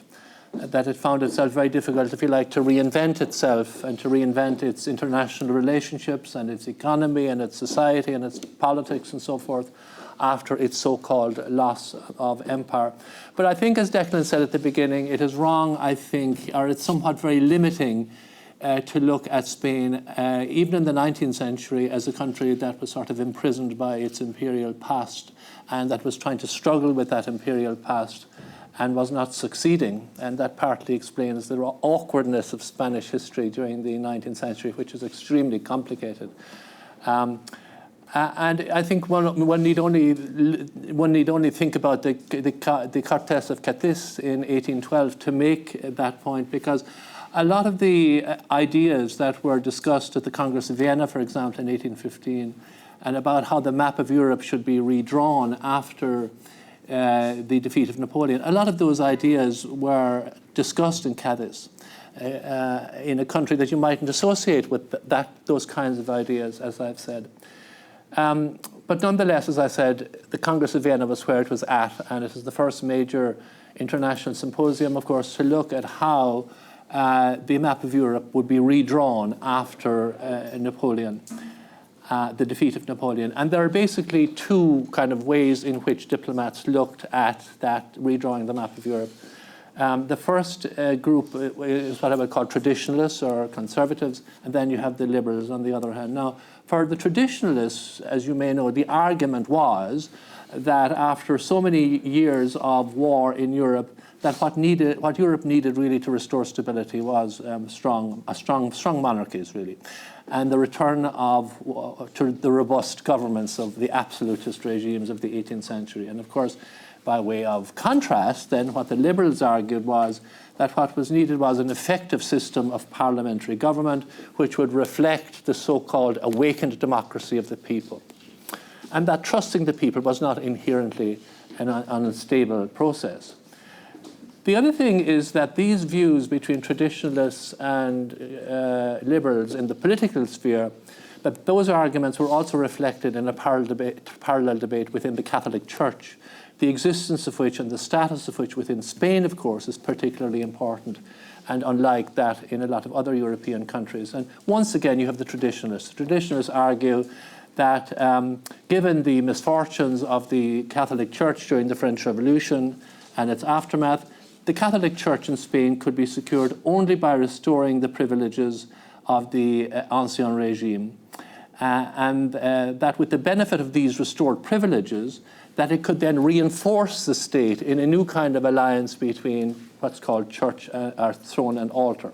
Liberals, of course, didn't agree with that because liberals, for them, the defeat of Napoleon and the restoration of peace in Europe gave the Catholic Church in Spain an opportunity to reinvent itself, not by restoring the privileges of the past and not by restoring the church government of the past, but instead to promote a new kind of what I would call social gospel. In other words, where the church would focus on the day-to-day grievances of the people rather than establish the privileges of the past. And as liberals would have it, this could not happen if the church and state were kind of locked together with their old-style privileges restored and to behave as if the French Revolution had never happened. So that's sort of my synopsis of the Congress of Vienna in 5 minutes. Now, as I said, in Spain, many of these ideas were already discussed at the seminal, and it's a really important meeting, the Cortes of Cadiz of 1812. Now, it's true to say, of course, that the writ of the Cortes of Cadiz didn't extend beyond the city walls very much. But nonetheless, it is far from an insignificant gathering in Spanish history or in the history of international relationships, because again, it's an odd place. When you think of the history of Spain and its preoccupation with empire, nonetheless, it was in Cadiz that you have extended discussions on the nature of sovereignty, for example, that you have extended discussions on the nation, what the nation was, or what one orator in Cadiz called the idea of Spain. Can you imagine people talking about the idea of Spain, and what it meant? And finally, the place of the monarchy in Spain. All these ideas are being discussed at Cadiz. And in particular, they were being discussed by a man that I want to talk about very briefly here, a man called Joaquin Lorenzo Villanueva. Villanueva is an extraordinarily interesting character who has a lot of connections with Ireland, as I'll mention in a moment. He was one of the chaplains to the enlightened monarch, Charles IV. And for him, he was a deputy in the Cortes of Cadiz. He argued that sovereignty always resides with the people. While sovereignty, of course, in Spain was traditionally embodied in a monarch, Villanueva argued that it could just as easily be represented by the elected deputies in a Cortes. So therefore, as a result, as Villanueva argued in Cadiz, sovereignty did not belong to anybody. It belonged to the people, but it could be expressed not just through the monarchy, but it could also be expressed through the Cortes. And indeed, as he saw it, Spain and the kind of system that Spain should have after 1815 was a mixed government, which included the monarchy acting with the people. In other words, that the two were acting they were not monarchy and people, they were acting in a kind of cohabitation, if you like. Now, of course, the restored monarch, Fernando VII, didn't agree with this, especially after the first and second articles of what's called the Constitution of 1812, the Cortes, the Constitution of Cadiz, it is often declared that the Cortes represented the nation. Now, of course, Fernando didn't agree with this, as I've said, but he put up with it because he wanted to be restored. Now, he after it abandoned it, but for the moment, he goes along with it. Now, looking at all these developments from Spain was a man called Daniel O'Connell, one of our great political heroes, about whom I'm sure most of you know at least something. But by 1812, Daniel O'Connell had emerged as the leader of the movement for Catholic emancipation in Ireland. And for O'Connell, it was just as invidious to deny Catholics their right to sit in the Parliament of the United Kingdom as it was to deny the people in Spain their right to a representative parliament in the form of a Cortes. So therefore, O'Connell and Villanueva regarded one another as kind of kindred spirits. And they regarded what they were doing, Villanueva in Spain and O'Connell in Ireland, they regarded one another as sort of kindred spirits, one being the kind of mirror of the other. For both of them, the argument was that a robust system of representative government, or in the case of Spain, was one which could bloom and blossom from what was decided in Cadiz. For Villanueva and O'Connell, therefore, the development of the Cortes was Spain's only defense against sliding back into the absolutism and the rather stultified atmosphere of the past. The way forward was this mixed system, as I've said. Now, as I've mentioned, when Fernando returned from exile and he was reinstated as King of Spain, he was strong enough after a while to ignore the Cortes, and of course he arrested its leaders and he re-established absolutism. Because as he saw it, and again this is a view that was also discussed in Vienna, Spain was simply not ready for the kind of, as he would put it, was not really ready for the kind of representative government which had been argued in Cadiz. For O'Connell, again, post-Napoleonic Europe could be secured, however, just as effectively, as I said, through a strong parliamentary system. This was how he saw it. And so therefore for him, for example, he saw no reason why Catholics shouldn't be emancipated. If you emancipated Catholics, the whole deck of cards was not going to collapse. You could just as easily trust, quote unquote, Catholics to sit in the British Parliament and to pass laws in the British Parliament, just as easily as you could trust the people of Spain through the Cortes with representative government. The whole thing was not going to collapse around you. So therefore, as I have said, this idea began to gather traction, and Fernando really couldn't hold the fort, so to speak, and there was a revolution, as you know, in 1820 with these ideas in mind, and the Cadiz constitution was restored, and Fernando was restored on the basis that he would recognize the Cortes Cadiz. For Daniel O'Connell, the revolution of 1820 was a very important event, and in fact he writes a lot about this, and what he writes about in talking about the revolution of 1820 is his first major statement of what was to be several statements about the politics of Europe during the 1820s and 1830s. And given what I've just explained about O'Connell's views about representative government and its robustness and its need to reflect the people, it should come as no surprise that he was one of the first European leaders, even though he wasn't an established political leader, he was one of the first of European leaders to talk about the revolution of 1820 and how important it is. As he wrote in 1820, it would be an auspicious circumstance, not just for Spain, but for Europe as a whole, in that it would reflect the truth and the integrity of the people of Spain. So therefore he followed in great detail what was called the Trienio Liberal between 1820 and 1823, the attempts that the restored Cortes in 1820, what they tried to do to restore liberalism and a more open system of government in Spain. He followed that extremely closely. And of course, he renews his contact with Villanueva, because just as Villanueva was a member of the 1812 Cortes and Cadiz, he's also a very important figure in the restored Cortes now. In the meantime, between 1812 and 1820, Villanueva had been exiled to the isolated monastery of La Salceda near Guadalajara. After the triennial of 1820 started, however, he was brought out of exile and he was again elected to the revived Cortes, where again he becomes one of the leading voices of reform. However, this period of his life is especially remembered not for what he said about reform in Spain, although he has a lot to say about a lot of things, and in particular about reform, but it is particularly remembered for his brush with the post-Napoleonic papacy, because in fact, very shortly after he was elected to the Cortes in 1820, he was appointed as Spain's ambassador to the Vatican. And of course, he was appointed to the Vatican at a time when the Pope was very conservative, and the Pope didn't like Villanueva, and he didn't like Villanueva's ideas about reform. He didn't like his ideas about abolishing the privileges of the Catholic Church, and so therefore he refused to recognize him as an ambassador. Now that didn't put Villanueva off, and he set off for the Papal States, but as soon as he reached Milan, the boundary with this the papal soldiers met him and they turned him back. As I said, not only did the Pope refuse to recognize his credentials, but he was simply not having him, even coming into the Papal States. Now, this is an extraordinarily important event in the history of Spain and in diplomatic relationships for all kinds of reasons that I won't go into here, because I don't have 4 hours either. But let me just say that the Cortes really objected to this. They regarded the papal action and not accepting Villanueva. They regarded it as an insult to the dignity of Spain. And they expelled the papal nuncio, which was, again, a rather very kind of significant event to do even in the 19th century, because they regarded the papal nuncio as somebody who had not supported reform in Spain. I mean, why would he? The Vatican wasn't interested in that kind of reform. They were conservatives.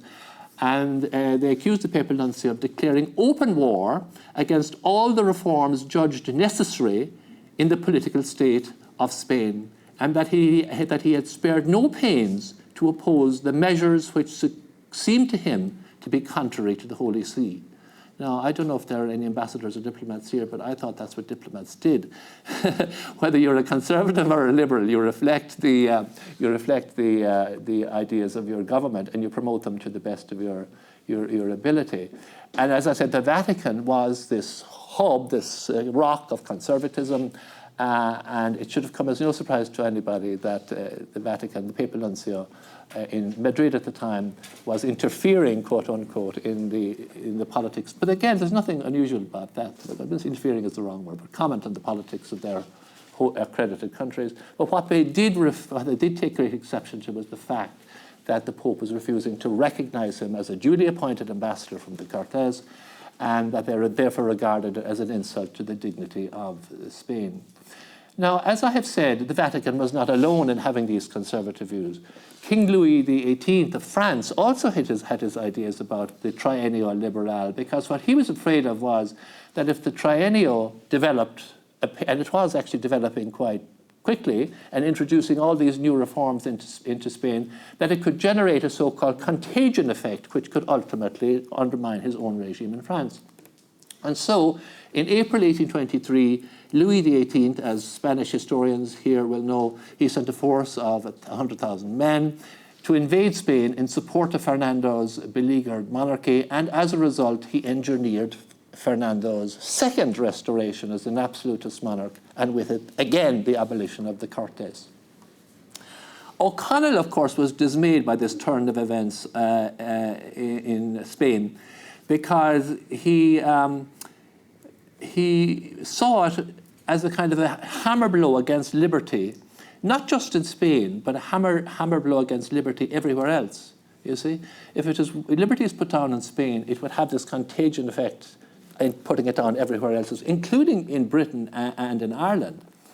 And of course, if Fernando was re-established as an absolutist monarch, it would also upset the balance of power between conservatives and liberals in Europe at the time. So therefore, for O'Connell and his supporters, the restoration of the absolutism of Fernando VII was a very important event indeed. And many of his supporters in Ireland spoke out against the restoration of Fernando, and indeed some of them went to fight in Spain in what was called the Spanish Constitutional Army. One of them I'll mention in particular, a man called Thomas Steele, who was later one of the big names in Catholic emancipation movement here in Ireland. He actually mortgaged his estate in County Clare, and he went off and joined the Spanish Constitutional Army to confront Fernando, and he became quite an important figure in what I would call the underground liberal movement in Spain when Fernando's second coming was set up. But as I say, for O'Connell and for Steele and for all these people, Spain had become, if you like, a cockpit of Europe when it came to the debate between liberalism and conservatism. As O'Connell saw it, to ignore the absolutism of Fernando VII would be to ignore that liberalism and reform could be slowed down, if made impossible, not just in Spain, but in other parts of Europe as well, at a time, as I've said, when O'Connell was campaigning for Catholic emancipation. But anyway, the triennial liberal came to an end, Fernando was re-established, and with that, of course, the Cortes was established. The Cortes was abolished, I should say. Between 1823 and 1829, when Catholic emancipation was established, Spanish liberals continued to have an interest, however, in what was going on in Ireland. And they were particularly taken by the way in which O'Connell was able to become the great, what's the word I'm looking for, orchestrator of people power in Ireland. You know, O'Connell's campaigns were always driven by popularity and by establishing a popular people power regime in Ireland. It was on that basis that he was able to push forward his ideas for Catholic emancipation.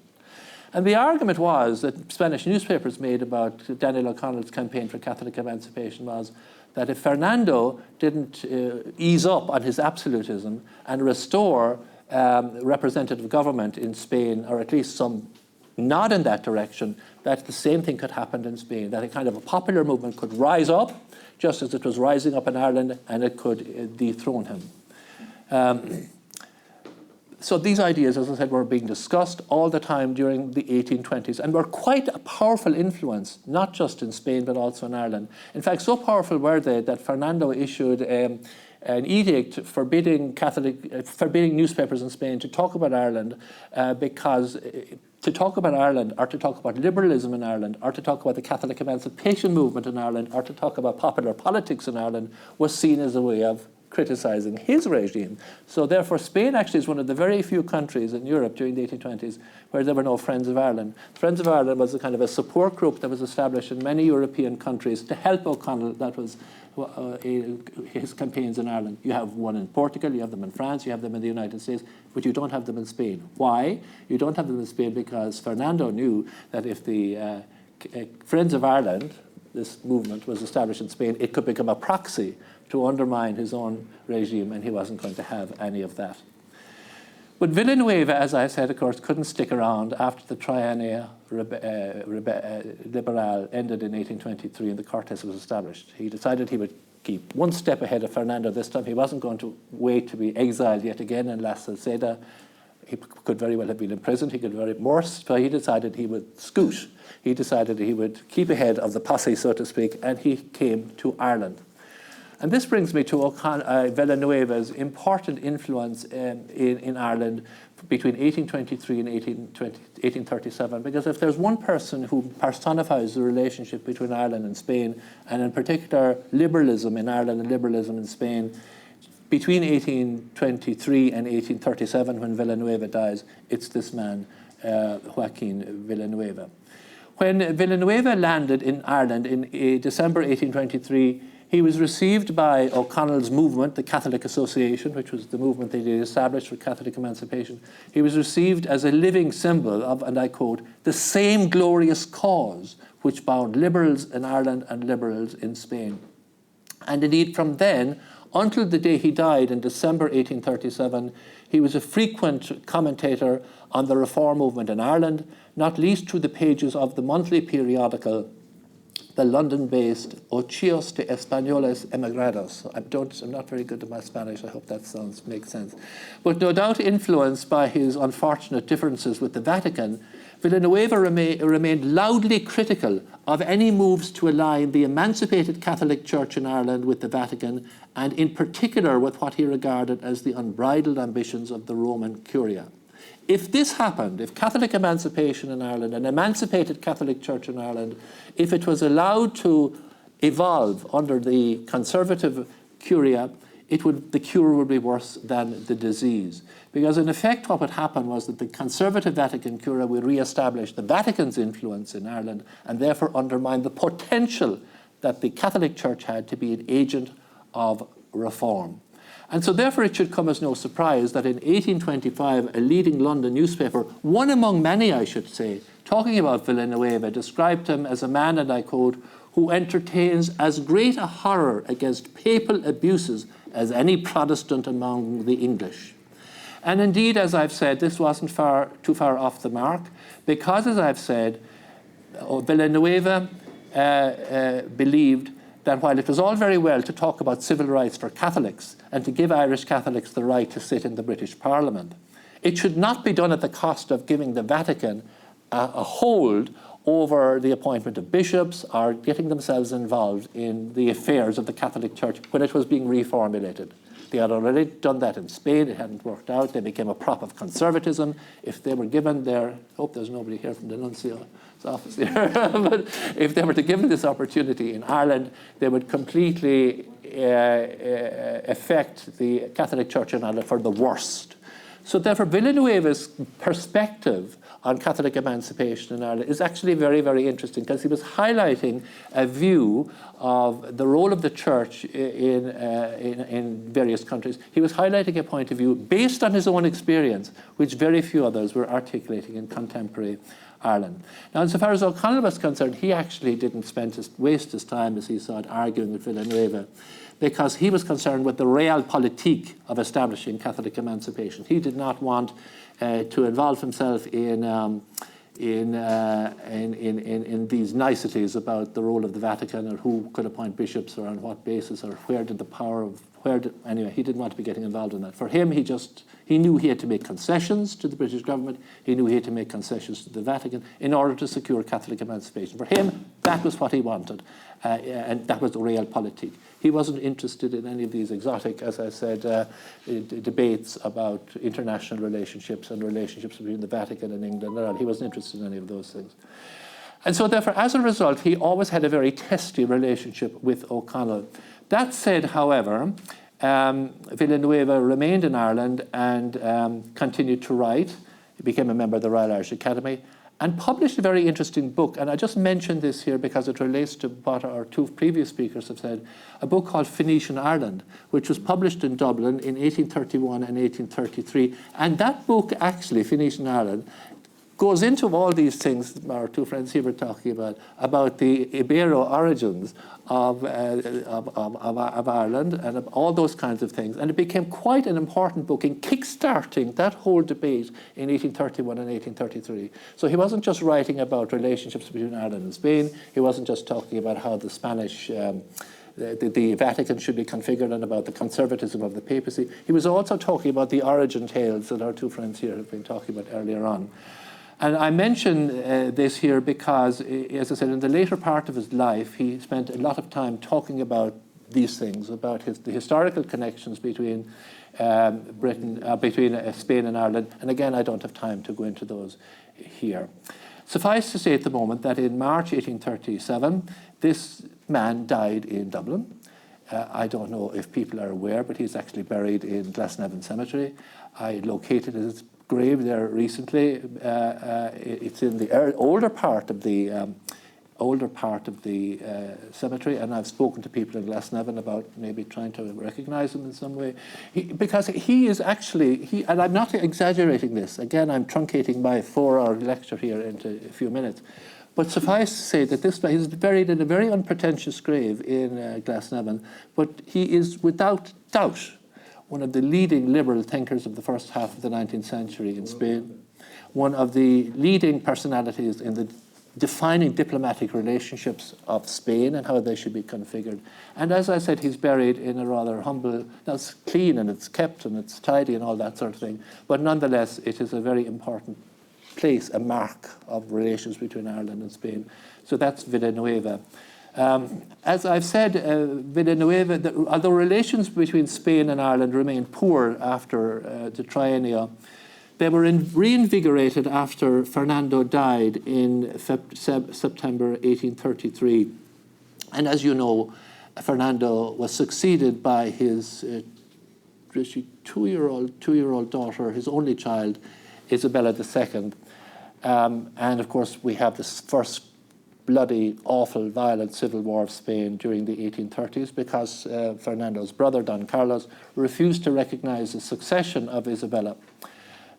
Isabella was 3, actually, I see here according to my notes. But because she was only 3, her mother, Maria Cristina, was made regent, and of course that's why these people are known as Cristinos. As Don Carlos, however, saw it, Isabella had become queen only because Fernando had changed the rules of succession to ensure that females as well as males would occupy the throne.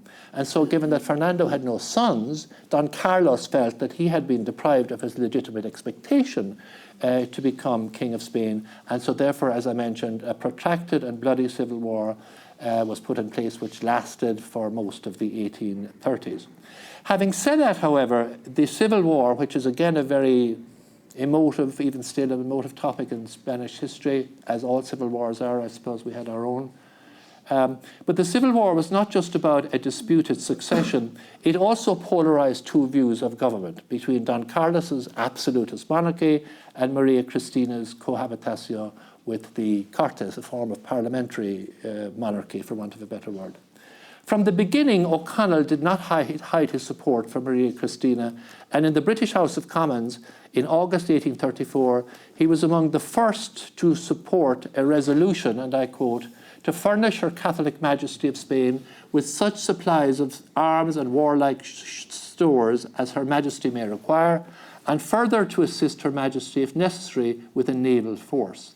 Now, when that resolution was agreed in the British House of Commons in 1834, few people actually expected Maria Cristina to call it in.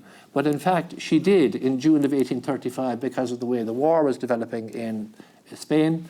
And she called in this promise, prompting a debate in Parliament as to how or even why Britain should accede to this request and involve itself in war in Spain. For O'Connell, reformers had to stand with Isabella's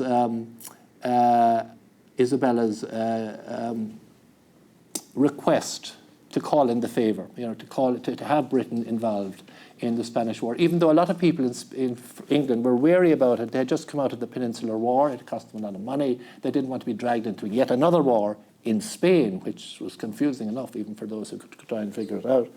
So therefore, but nonetheless, he felt Britain had to involve itself in that war. There was too much at stake here. The integrity of liberalism was at stake. The integrity of representative government was at stake. You simply could not ignore it. Whatever about the Peninsular War and whatever about what Wellington was saying about not getting involved in Spain.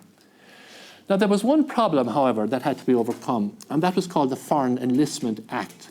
Now, the Foreign Enlistment Act was a very interesting piece of legislation, which I think is still on the British statute books and is used in all kinds of ways. But anyway, the Foreign Enlistment Act was passed in 1829.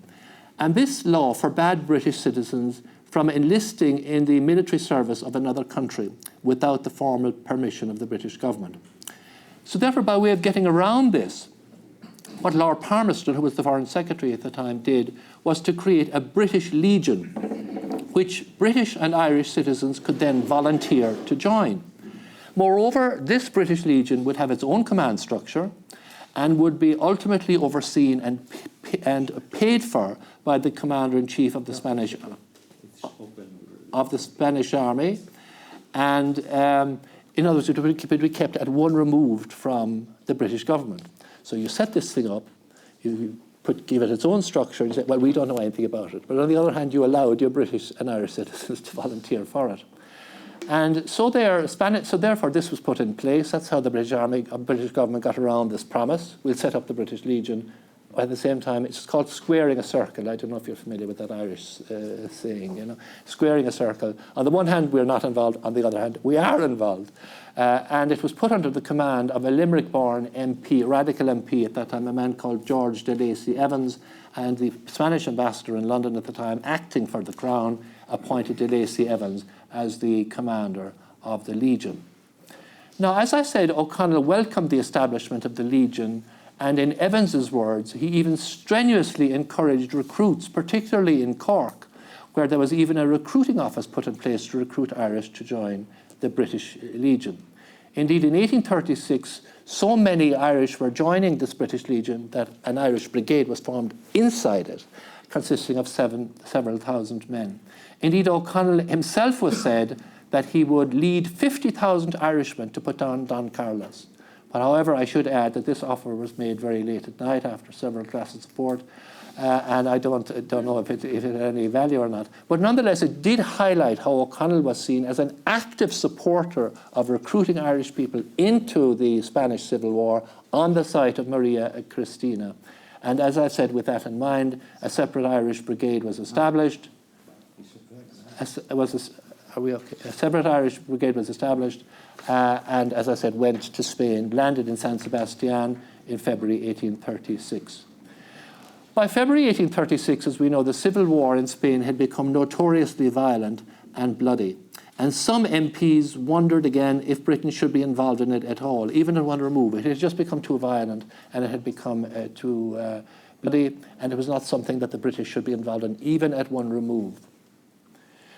For them, Daniel O'Connell had his answer, and I quote, "It would be a manifest error," he said, "to support that the cause in which we are engaged is merely of local interest." In other words, British involvement in Spain is of merely local interest. "It is equally in English and a European cause, one concerning the well-being of society at large. It is not the succession to the throne, but the great principle which divides the European nations which is at stake. Here then, in the midst of the gorges and behind the rugged barriers and mountains of Spain, an odious principle of absolutism is trying to make its last stand. Well does it become England to follow up her ancient practice of cherishing freedom wherever and whenever it calls for her aid." So that was O'Connell's response to that. However, as O'Connell maintained his interest in Spain during the 1830s, Spanish reformers also maintained their interest in what he was doing, particularly because he held the balance of power in British Parliament at that time, and what he said about reform mattered. And here I'm talking about his speeches on parliamentary reform, his speeches about municipal reform, a very important issue in Spain during the 1830s, relationships between church and state, the kinds of privileges the church should have, who was entitled to vote, how they should vote, how the parliamentary system should be structured, whether you should have one chamber or two chamber. Again, all issues which were very important and widely discussed in Spain during the 1830s. What should the role of the aristocracy be? Should the aristocracy have prima facie powers as they have in the British House of Lords, for example, because they were, well, I'm talking about the old days now before they were, this is where people could, by virtue of their birth, they had a seat in the House of Lords and they could simply discuss or pass laws as they thought. Should that be the system that you have in Spain for an upper house in Spain? So therefore, O'Connell, as I said, was making these speeches, and they were, as I said, articulated and discussed in Spain quite widely, and with a lot of energy and a lot of commentary. For his part, as I mentioned, O'Connell kept a close eye on what was happening in Spain. But while he remained disposed to Maria Cristina, there was one aspect of Maria Cristina's policies which troubled him, and that was her decision to abolish the historic privileges, or the fueros, of the Basque provinces, which of course was a long time stronghold of the Carlistas, and in particular what troubled him was her decision to abolish, and I quote, its ancient language, its ancient genius, its ancient laws, and its ancient government. In the words of one orator, Maria Cristina's, and I know this is a sensitive topic, but Maria's decision to abolish the fueros changed the character, as he saw it, from Spain's civil war, from a so-called struggle of a disputed succession into a struggle about ancient freedoms. Now, as one who was campaigning to repeal the Act of Union between Britain and Ireland at the time, you would expect that O'Connell would actually take an interest in this debate, in the abolition of the fueros. Not least because he regarded the Irish Act of Union as a piece of legislation that had been passed about, had been brought about by corruption, that it had been abolished, the Irish Parliament had been abolished illegally, that the independent institutions of Ireland had been abolished illegally, and that Ireland's absorption into the United Kingdom of Great Britain had been brought about by corrupt and arbitrary processes. So the same argument, you see, could be made about Maria Cristina, and that's why he couldn't really avoid the two kind of joined together. Among those Spanish writers who followed this debate in Ireland and in Spain, and there were several of them, was a man called Jaime Luciano Balbés.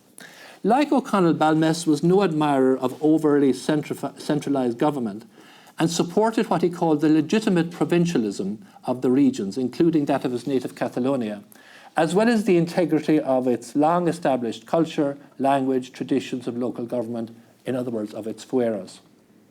However, this did not mean that Balbés supported a more robust provincial government, which would lead to a more democratic political system. And this is the nub of this issue, really. Rather, for him, was it a challenge to the central government to promote reform in any event. Therefore, Balbés suggested that the repeal movement in Ireland, for example, no more than the argument against the fueros was in Spain, was not a grand stand against Britain or a grand stand against central government, but it was simply an argument to ensure or to encourage the central government to do what he called, to apply what he called justice for Ireland. The reality was that under the existing regime, no justice was being done to the Kingdom of Ireland under the Act of Union. So therefore, it had to be repealed, it had to be abolished. The same argument, as I said, was being made in Spain by people like Balbés, and there's a whole kind of history about this. There's a whole chapter on this in my book, Declan, so maybe we'll get them to buy the book. And we'll have a launch here. We'll have a launch here, yes. But knowing that the British government would never concede repeal, which, as it saw it, would simply, if you were to repeal the Act of Union, of course, it would mean the breakup of the British Empire. So there was no way the British government were going to bring about repeal. No more in Spain, they were not going to grant provincial government because it would be tantamount to breaking up the... I know it's slightly different, the argument is different in Spain, but the parallels are there nonetheless. But as a way of kind of softening the blow and to make it more appealing, he came up with this idea of federalism. That is to say, where an independent Irish Parliament sitting in Dublin could exist under the umbrella of an overarching imperial Parliament in Westminster. As O'Connell saw it, such a system would underline the fact that the restoration of Ireland's independent institutions would not break up the Union. He also saw federalism as a way of reassuring Irish Protestants, especially Protestants in Ulster, that they had nothing to fear from repeal, not least because the continuing presence of the Imperial Parliament would guarantee their cultural independence and their cultural traditions. So that said, however, O'Connell was forced to abandon the idea of federalism after some of his followers, especially in the so-called Young Ireland movement, came to regard it as, and I quote, as an act of weakness. But nonetheless, as I've said, Spanish newspapers followed O'Connell's repeal campaign with great interest. And it wasn't because he was just O'Connell and not just because he was a liberal. It is because of the implications that the repeal movement had for the argument about the fueros in Spain. It's an extraordinarily interesting topic. And again, it's something that you don't really find a lot written about in Spanish histories. In fact, some Spanish newspapers, and there are 3 I can think of off the top of my head, even sent their own reporters to Dublin to cover the repeal movement during 1843 and sent weekly reports back to newspapers in Spain and had them published as letters, quote unquote, from Dublin. So therefore, as I have said, this was not a merely academic interest. It was a practical interest that was being written about and talked about every week in Spanish newspapers, so for a reason that I have just explained. However, Spain, of course, by 1840, when the O'Connell's repeal movement was renewed, by 1840, Spain, of course, had its military dictatorship in the form of Baldomero Espartero. Espartero, as you may know, was Maria Cristína's army commander, but ultimately he took it upon himself, so to speak, to force her into exile. And in October 1840, he assumed the regency for himself and had the Cortes appoint him as guardian of the 10-year-old Isabella II and had Maria Cristina banished into exile in France. Although Espartero's regime is remembered in a number of ways, I just want to talk about one aspect of Espartero here. Again, he's an extraordinarily interesting character too, for all kinds of reasons. But I just want to mention one aspect of his career because it ties into my general theory about Ireland and Spain at this time. And that is his attitudes to the Catholic Church. Because the Catholic Church is crucial to everything that's going on in Spain. Maybe still is. I don't know much about Spanish politics these days, but certainly was in the 19th century. Put simply, Espartero lost no time in proposing, when he took over as regent in October 1840, he lost no time in abolishing tithes, imposing further restrictions on the clergy, seizing church property, and finally demanding what was called an attestado, which is a certificate of loyalty which he asked from the clergy, proclaiming what was called their good conduct and adhesion to the legitimate government, which of course was his. So as O'Connell saw it, Espartero was trying to humiliate the Catholic Church in Spain, and he took little time before publicly stating his opposition to Espartero's dictatorship when it was established in October 1840. For him, despotism could not be condoned, whether it was in the form of an autocratic monarchy or in the form of a military dictatorship. As he told a meeting of the Repeal Association on the 29th of November 1941, he was troubled by Espartero's supposed subversion of Spain's Catholic Church because, as he saw it, the subversion of the Catholic Church in Spain would promote Jacobinism. It would promote secularism at the expense of religion. And this is the important point. It would also undermine the moral basis of society, which for him derived from Christianity. So it wasn't a kind of a religious thing. It was a view that he had of society and how it should be conducted in the first instance. So O'Connell therefore believed that Espartero had only one thing in mind, and I quote, to put down religion, much as the National Convention in France had done during the French Revolution, and instead to establish what he called a most hideous system of spiritual despotism in Spain on the avowed principles of the sanguinary Jacobins of France. For O'Connell, therefore, the situation of the Catholic Church in Spain was not just about how individual priests and bishops were being treated, it was also about how its moral influence on Spain was being conducted and what that was doing for Spanish society. Again, O'Connell's views were also shared by Balmes. Put simply, Balmes believed that God was, in his words, and I quote, the source of all being, the source of all truth, and the source of all good, and that as such, his place in Spanish society had to be renewed, secured, and celebrated by promoting Catholic moral values as an aspect of liberal reform. And so, as Balmes put it, therefore, civil law, considered without any relevance to moral principles, is like a body without a soul, or a machine that exists, its functions, by pure force. And so the Pope asked for prayers for Spain. And with this in mind, he designated 1842 as a Jubilee year, during which Catholics were asked to attend special masses and to say certain prayers, and I quote, for the spiritual benefit of the Church in Spain. And this was all throughout Europe, with each bishop and parish priest also delivering appropriate sermons on what was called persecution in Spain. The circumstances of contemporary Spain, or at least one version of them, became widely known in the Ireland of its time.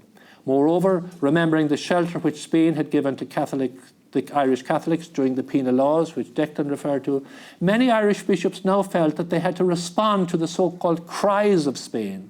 As one bishop put it, and I quote, "The same bad passions which centuries ago had caused depraved and wicked men under the false name of Reformation to deceive the simple-minded and rob whole nations of the true faith, they are now raging in Spain with unbridled fury and threaten the most calamitous results." 2 minutes, I know, yes. Thus, whilst bishops therefore agreed that Spain should return Spain's historical, that bishops therefore agreed that Ireland should return Spain's generosity, they also believed that in Spain the integrity of religion itself was also at stake. So therefore, this is what O'Connell was about and what his views on Spain was about, that a marriage of liberal politics with a more socially conservative Catholicism.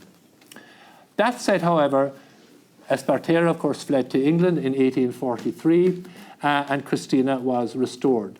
She, however, was not in a position really to encourage a thorough reform of the church, because she needed the church, and more particularly she needed its bishops to secure its restoration.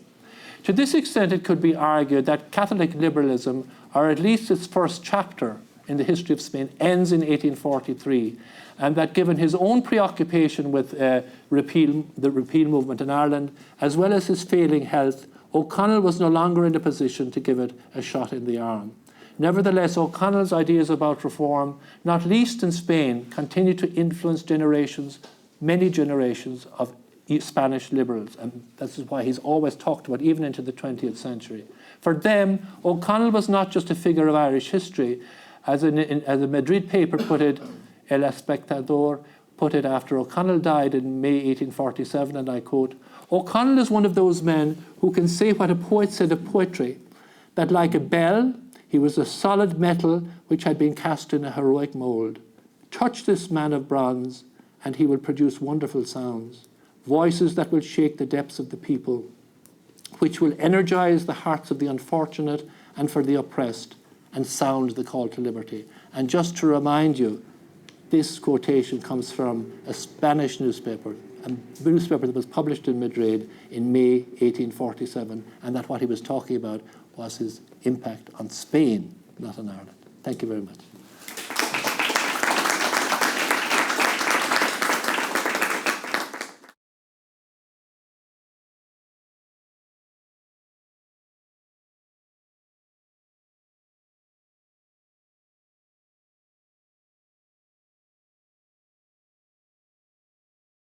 So we move from the historical connections now to the more contemporary connections, and to arrange things in a very nice way. We have a literary dimension now that we're going to be looking at, unified by an image.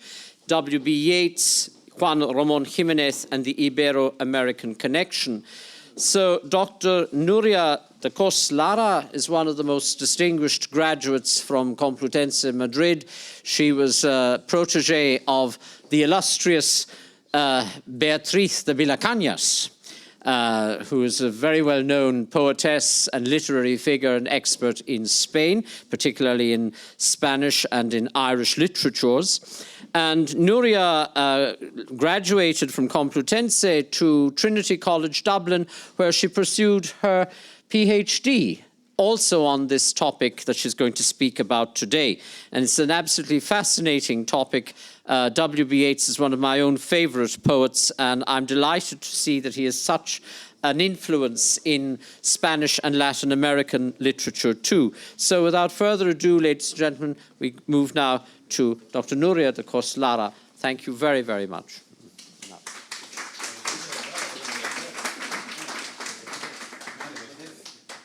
So before starting, I'd like to give a very brief thank you to everyone that made this possible, the ambassador, Declan, and Vania and Lara.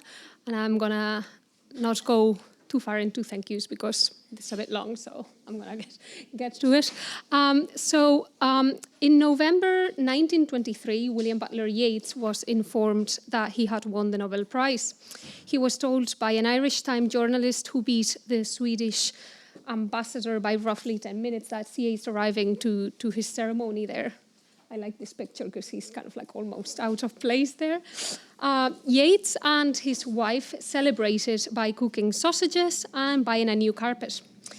His citation referenced Ireland heavily and positioned Yeats as its intermediary with Europe and the world, its translator. Not only did he give, and I'm quoting, expression to the spirit of a whole nation, he was the interpreter of the country. Yeats himself leaned into this role, positioning himself not so much as a laureate in his own right, but as a symbolic winner for the newly independent Free State. In his replies to well-wishers, he frequently stated, quote, "I consider that this honour has come to me less as an individual than as a representative of Irish literature. It is part of Europe's welcome to the Free State," unquote. At the ceremony itself, he is reported to have compared the Royal Palace in Stockholm to the Ulster Bank in Sligo. Juan Ramón Jiménez's Nobel-winning experience was much different and brought much more mixed emotions. He heard on the 25th of October 1956, 3 days before the official announcement and his wife's death. And this is a picture of Juan Ramón bringing flowers to his wife's grave in Puerto Rico. To hear before the official announcement was in that period of Nobel history exceedingly rare. The exception had been made because Zenobia Camprubí, Juan Ramón's wife, muse, and greatest supporter, was on her deathbed. As a result of this act of humanity from the Nobel Committee, she saw one of her life's greatest wishes fulfilled and died on the 28th of October, 1956. Juan Ramón was in no condition to travel physically or emotionally. His representative at the ceremony in Sweden on the 10th of December was Enrique Benítez, the president of the University of Puerto Rico. Speaking from Puerto Rico, Juan Ramón said, quote, "My wife Zenobia is the true winner of this prize. Her companionship, her help, her inspiration made for 40 years my work possible. Today, without her, I am desolate and helpless." And before 2 years had passed, he would be dead. But why am I sharing this very sad story of Juan Ramón other than because in 5 days is going to be the 67th anniversary of the Nobel Award? It is because it encompasses the 3 topics of which I would like to speak to you today. Firstly, what united Zenobia and Juan Ramón, and I'm going to put, I thought I had another picture there. Anyway, doesn't matter. I'll show you another nicer picture of Juan Ramón later. But so what united Zenobia to Juan Ramón initially was their shared interest for translation, and in particular, translations of Yeats's poems and plays into Spanish. Secondly, the Nobel Prize is one common trait between the 2 main figures that I will discuss today, William Butler Yeats and Juan Ramón Jiménez. Not only because both of them are its recipients, but because the qualities that the Swedish Academy underlined as representative of both their works are remarkably similar. And third, and I am sure you will have realized by now, is that Juan Ramón chose not a member of the Spanish government to represent him in Sweden, but a Puerto Rican. And during the third section of my talk today, I will speak of the connection that Juan Ramón had with Ibero-America, Américo-Hispania, as he called it, and how he acted often as the bridge between Europe and America, and more broadly, as a great proponent of ideas about the universalist nature of poetry and art. So Juan Ramón spoke of thematic similarities across cultures often, and he usually would do so in relation to his ideas of translation.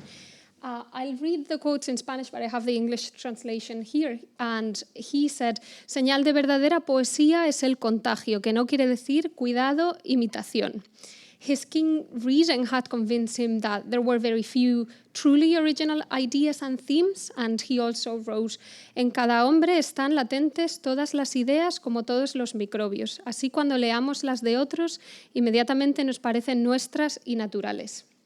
So the key for Juan Ramón lay in how these ideas were expressed, and I think that his gusto for translation has something to do with this.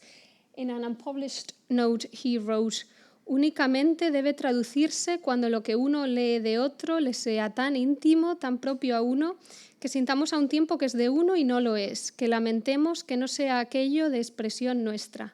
Entonces debemos darle forma propia en nuestra lengua para que sea aquello un poco de uno. Of course, not all of Juan Ramón's reasons for translation were as noble or idealistic. I would argue that his original motivation for translating English language works into Spanish was the desire to spend more time with Zenobia. And this is a picture of them when they were younger. Well, not so young here, but...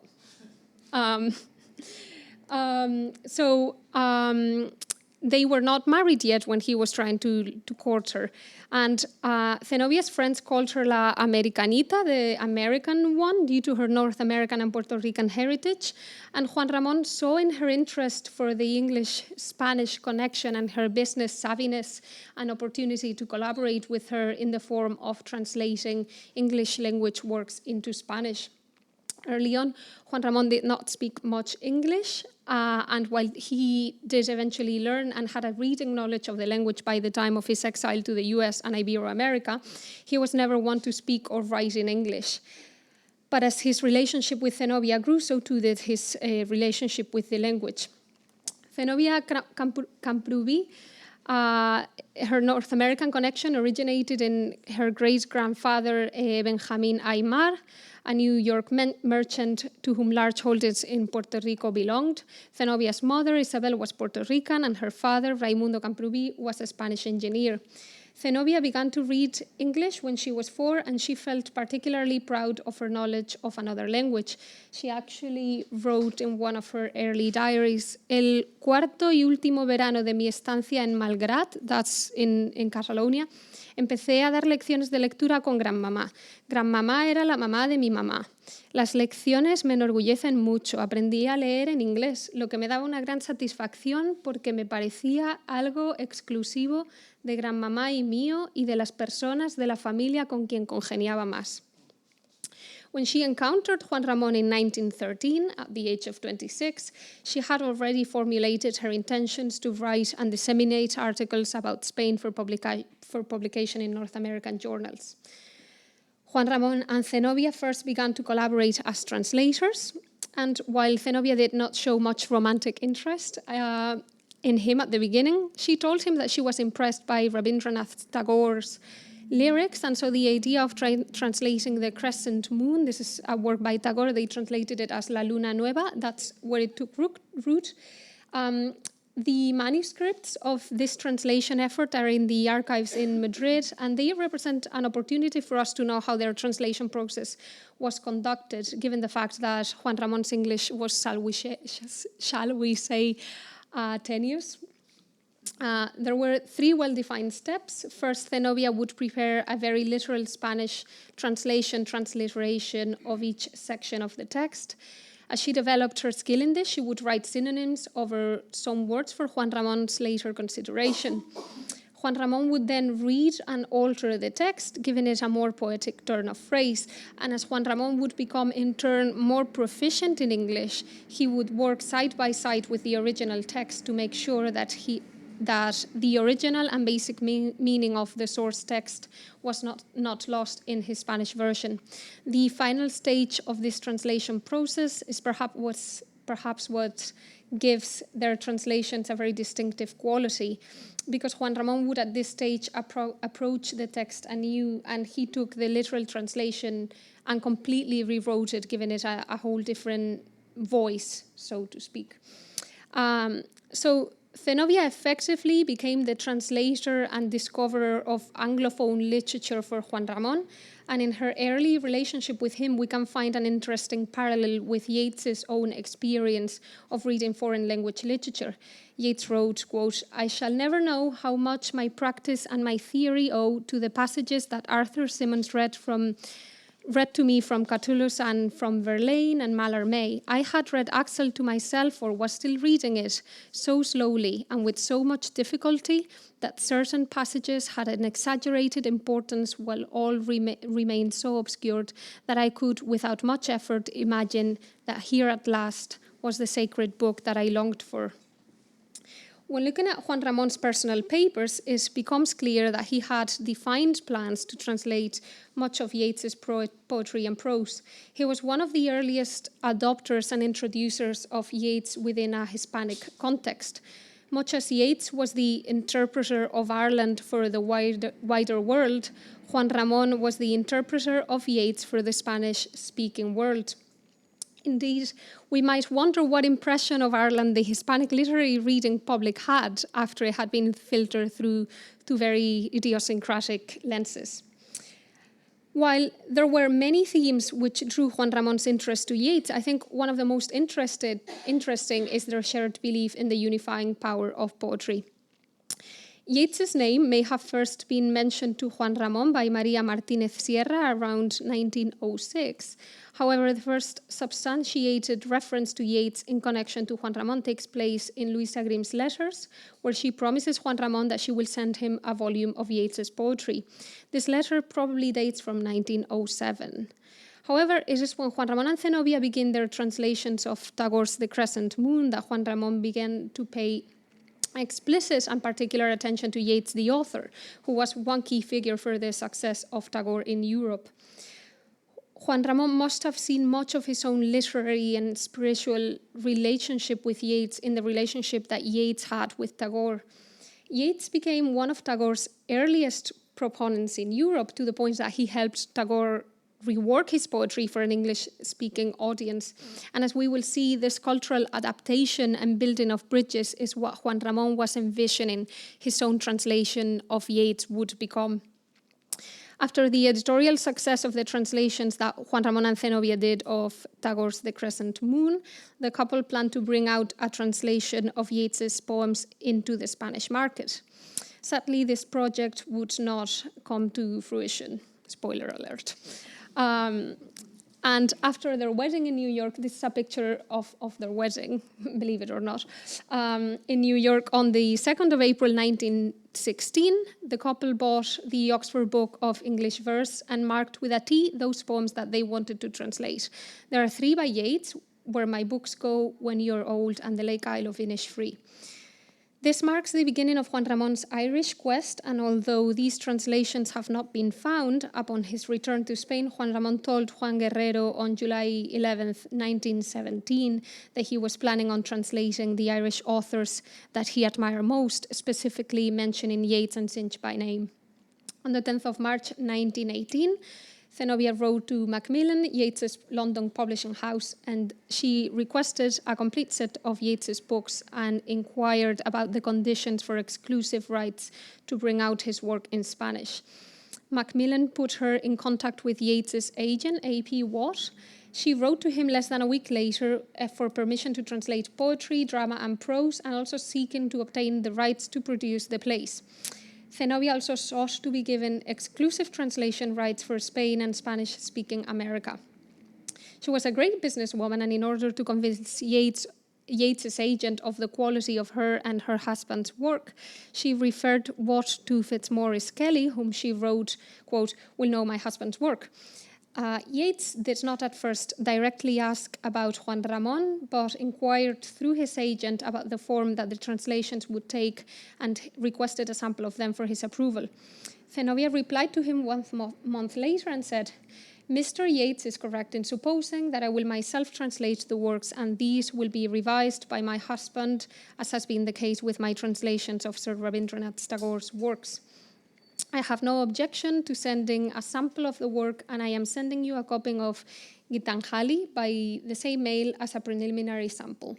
I would be glad to know if you received the book Selected Poems of My Husband, Juan Ramón Jiménez, which he sent for you for Mr. Yeats.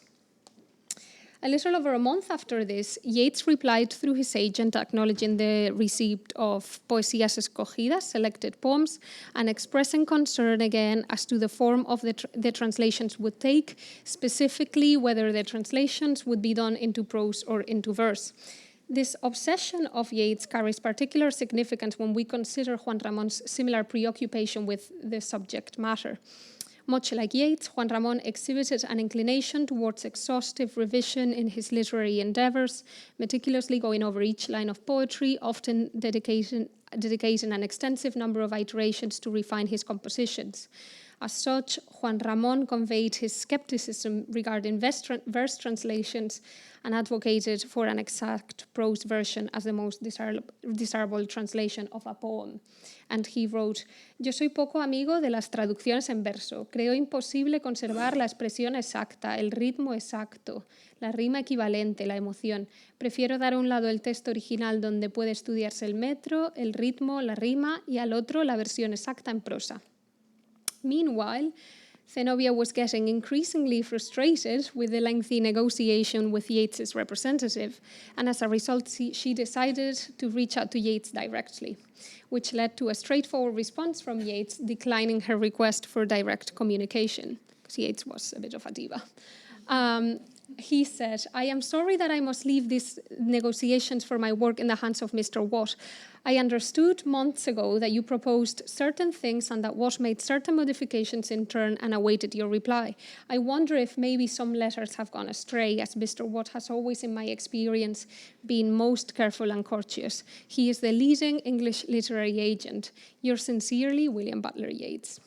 So Zenobia and Mr. Watt engaged in negotiations again. Initially, Yeats had requested a lump sum of £20 and 10% royalties. Zenobia rejected these terms on the 8th of August, citing the relatively small reading public, and eventually, on the 31st of October, word came that Yeats agreed in principle to the translations, and Zenobia was quick to draft a contract. However, it remained unsigned due to lingering issues related to further commercial details. In the spring of 1920, Zenobia and Juan Ramón crossed paths with Lennox Robinson in Madrid, their shared fascination with the Irish player serving as the catalyst for this encounter. Robinson, who had been the manager of the Abbey Theatre from more or less 1909 to 1914, extended his assistance to Zenobia in her endeavor to introduce Yeats to a Spanish-speaking audience in the form of a translation. And in a letter dated 29th of June 1920 and sent from Dublin, Robinson wrote to Zenobia and Juan Ramón that, quote, "Yeats was in London when I passed through, but I did not know and I did not see him. I have written to him asking him to tell his agent to come to an agreement with you quickly." However, this was all to no avail, as Zenobia and Yeats were ultimately unable to reach an agreement that satisfied them both. Despite the disappointment that this translation project did not come to fruition, neither she nor Juan Ramón appeared to hold any significant resentment toward Yeats. Instead, they maintained their continued interest in Yeats's writings. And there is evidence of this in a letter from Lennox Robinson, again addressed to Zenobia and written in May 1921, where he says, "I hope that the Señor is well and writing and that the soundproof room has proved a success. When things are quieter, you must come to Ireland to meet A.E. and your arch-villain Yeats." Yeats would go on to receive the Nobel Prize 2 years later, and how the Spanish press reacted serves as an indicator of the relatively limited awareness of his literary output within the Spanish context of that period. And it was only Enrique Díez-Canedo that demonstrated any familiarity with Yeats's work. In his article in España, published on the 8th of December, he discussed in a general way the Irish theatre movement and included references to Yeats's The Countess Kathleen and The Land of Heart's Desire. It is reasonable to deduce that Díez-Canedo's acquaintance with this place may have been influenced, at least in part, by his conversations with Juan Ramón, and I cannot help but wonder if Yeats would have enjoyed a better early reception if Zenobia and Juan Ramón's translation project had come to fruition. It is, however, worth mentioning that while Yeats's poetry was not well known in Spain, perhaps due to the fact that, to borrow Richard Ellman's words, his poems Submarine Complexity defied translation, Yeats's plays did achieve a level of dissemination, particularly in Spain's co-official languages, and in particular in nationalist circles from the 1920s onwards in Galicia, Catalonia, and the Basque country. Yeats's Kathleen ni Houlihan was translated more or less accurately to Galician and Catalan, but the play's reception in the Basque country represents an interesting outlier case. There was no direct translation of the play to Basque, but a man called Manuel de la Sota y Arbuto published a play inspired in Kathleen ni Houlihan, and that's the title in Spanish, La vieja que pasó llorando leyendo de primavera, inspirada en el Kathleen ni Houlihan del poeta irlandés William Butler Yeats. And that's the title in Basque, and I can't pronounce that. I'm really sorry. If anyone wants to try, they're welcome. So the play was written in Castilian, and it was accompanied by a Basque translation of the Castilian version, carried out by Joseba Altuna Aldasoro. This is kind of like how they published it. So the setting and the characters are similar to Yeats's play, but they are amusingly domesticated for a Basque audience. So, for example, Bridget is Asun, Michael is Gorka, Patrick is Burincha, and Delia is Miren. And Jacqueline Hurtley has argued that the play is ideologically close to the Partido Nacionalista Vasco, the Basque Nationalist Party, particularly in its introduction of figures of the mountain climbers, something that was not on Yeats's original. And we can trace an Irish connection in this too, as one of the early activists in Basque nationalism, Eli Gallastegui, fled to Ireland during the dictatorship of Primo de Rivera and served as some sort of link between Ireland and his Basque identity. And indeed, Ortzi has suggested that the Basque Nationalist Party had its structure heavily influenced by that of Sinn Féin, and that this structure of the mountain climbers is shown in the adapted play. But now that we have learned about the very specific Irish-Spanish connection in the form of translation, let us concentrate on the second point, which I mentioned at the beginning of this presentation, which is thinking about the undercurrents of these translations, the common traits that can be found on Yeats and Juan Ramón, and that unite them at a more spiritual or poetic level. Juan Ramón's interest in Yeats's poetry reveals that his own poetic concerns are aligned in many occasions to those of the Irish poet, not because Yeats exerted an influence in him, but rather because of his independent poetic and human affinities. And I'm going to show you now two excerpts of poems by Yeats and Juan Ramón that illustrate their shared convictions on transcendence and highlights their recognition of interiority and poetry as a fundamental trait of human experience, and in particularly of the experience of the poet. The poem by Yeats that I want to show you today is a bit too long, and I also don't have 4 hours, so I'm only going to speak of a few excerpts, but we can talk about it later if you want. The poem is entitled Vacillation, and the first stanza sets the tone for the whole poem, well, as first stanzas normally do. And it establishes death as the looming presence in both the poet's lives and also metatextually in the poem itself. He wrote, "Between extremities, man runs his course.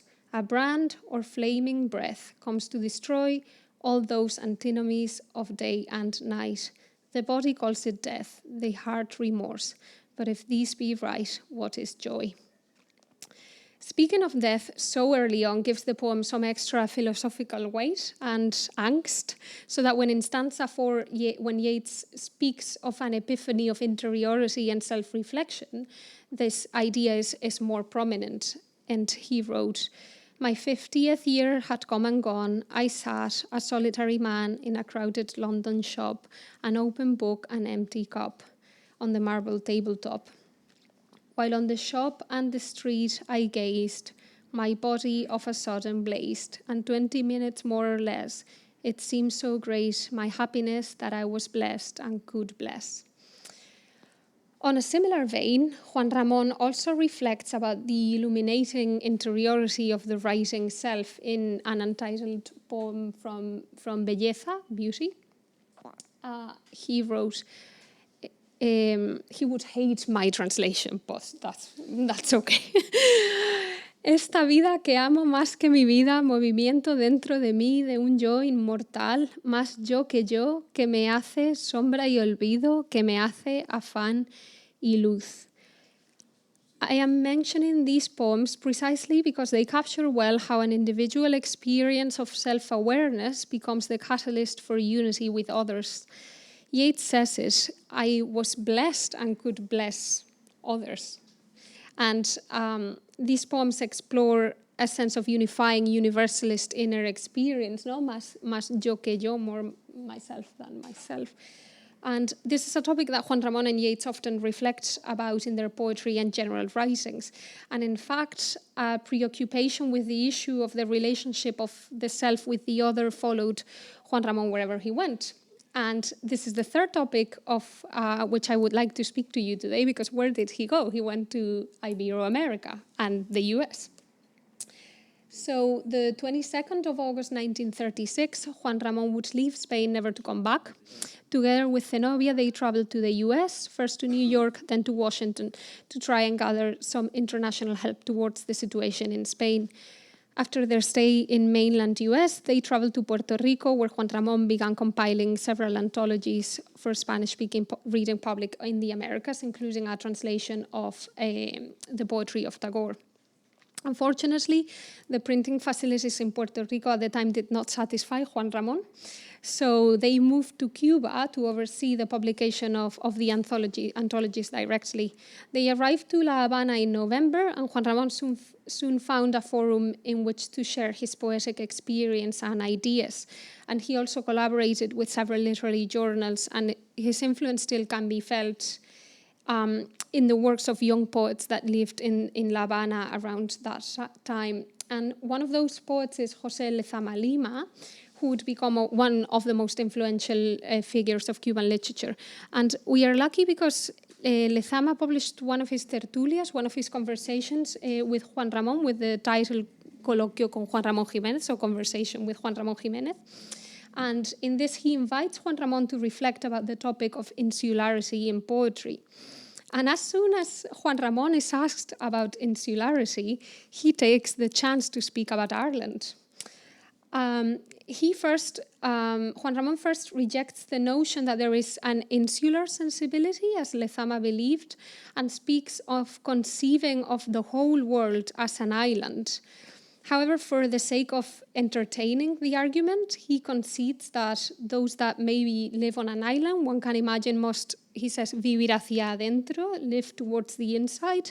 And it is on this occasion that Juan Ramón brings Joyce and Stephen Dedalus as the prime example of the absolute individualized and insular sensibility. So he wrote, supongamos que la isla provoca nuestra desesperación por aislamiento, como ocurre en los irlandeses. Joyce, por ejemplo, dice, me siento vacío, deshabitado, y Stephen Dedalus repite que su ideario ha de ser silencio, destierro y astucia. En este caso, el insularismo es una clase, una forma de sensibilidad individualísima. Juan Ramón recognizes that Joyce's insularity is the product of la atomización de la personalidad, the fragmentation of personality. And Lezama asks Juan Ramón if he does not think that having an insular style means that the insular poet focuses on what comes from the outside as opposed to what comes from within. And Juan Ramón accuses Lezama of using the idea of insularity as something worth of orgullo disociativo, this integrative pride, like, oh, we're different. But Juan Ramón also rejects that idea and gives the example of two Cuban poets, José Martí and Julián del Casal, whose best lyrics Juan Ramón ascribes to the fact that they concentrated on their interiority with a view to integration as opposed to insularity, what he called diverso universalismo, diverse universalism. So Juan Ramón's view emphasizes once again self-knowledge and self-expression. However, this self-expression, he notes, should not come at the expense of division. Juan Ramón always advocates for unity and universality. As a matter of fact, he elaborates further and distinguishes between two types of men which are in combat against one another, hombres río, rivermen, and hombres isla, island men.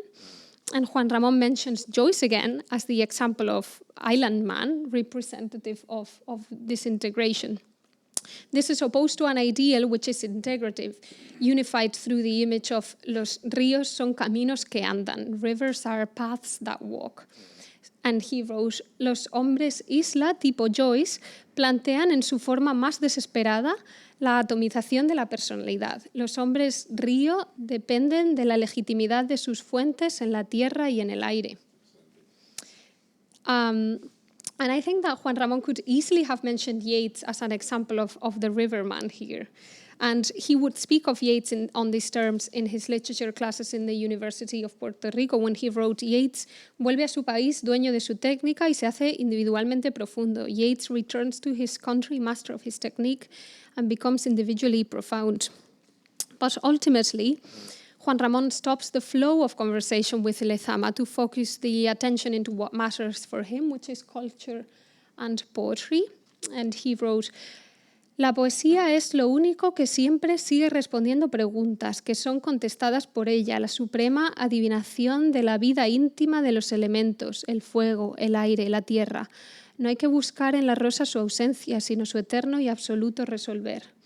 La tesis de la sensibilidad insular va contra la sensibilidad continental.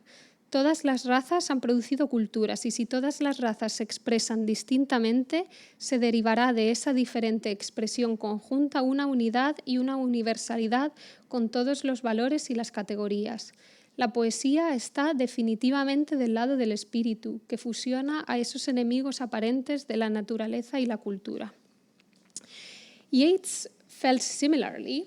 And in the passage that I'm going to read to you now, and which has provided me with the title to this presentation, thank you, Yeats, he recalls his youthful ambition for the revival of Irish culture and an Irish civilization. He wrote, I used to tell the few friends to whom I could speak these secret thoughts that I would make the attempt in Ireland but fail.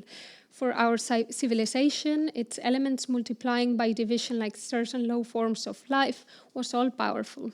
But in reality, I had the wildest hopes. Today, I add to that first conviction, to that first desire for unity, this other conviction.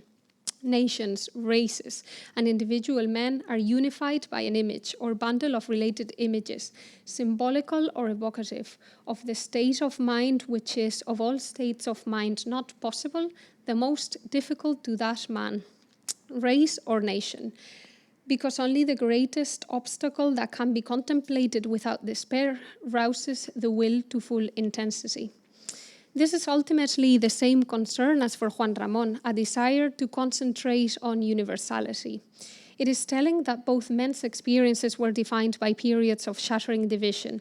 This was an era of world wars, of dictatorships. Both men lived through their country's civil wars, and in spite, or perhaps because of these profound disillusioning events, they held a deep faith in the power of poetry to speak to what is universal in all people. In speaking of the pre-1916 progress of Irish constitutional nationalism, Yeats said, quote, I had begun to hope, or to have hope, that we might be the first in Europe to seek unity as deliberately as it had been sought by theologian, poet, sculptor, architect from the 11th to the 13th century, unquote. The rise of violent republicanism was therefore to Yeats not merely a great political disappointment in the conventional sense, but also a teleological disappointment, a step back in the great uplift of the human condition. And I think this goes some way to explain why Yeats was so preoccupied with the idea of unity. It is perhaps ironic that one of Ireland's most famous poets, the great articulator of the churning consciousness of Ireland, should have been so preoccupied with the grand unity of mankind, a distinctly global ambition that crosses all and any borders. A mankind driven by divisions would be united through its deepest shared concerns, through the tools of the theologian, poet, sculptor, architect. Thank you.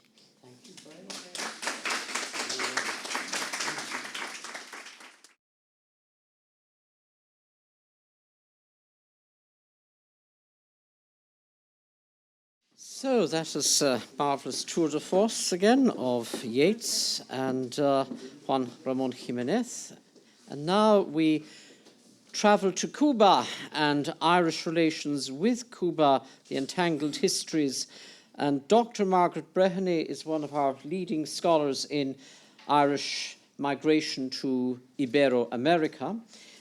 She is a member of the University of Concordia in Canada and also senior researcher in Galway. And she's the Maria Sklodowska-Curie Global Research Fellow indeed there at the Whitaker Institute. And she has published, of course, on migration from Ireland to Cuba. And she has curated a special exhibition on behalf of the Irish Department of Foreign Affairs on the Irish in Latin America. So without further ado, Margaret, we're looking forward to hearing your wonderful presentation. So thank you very much.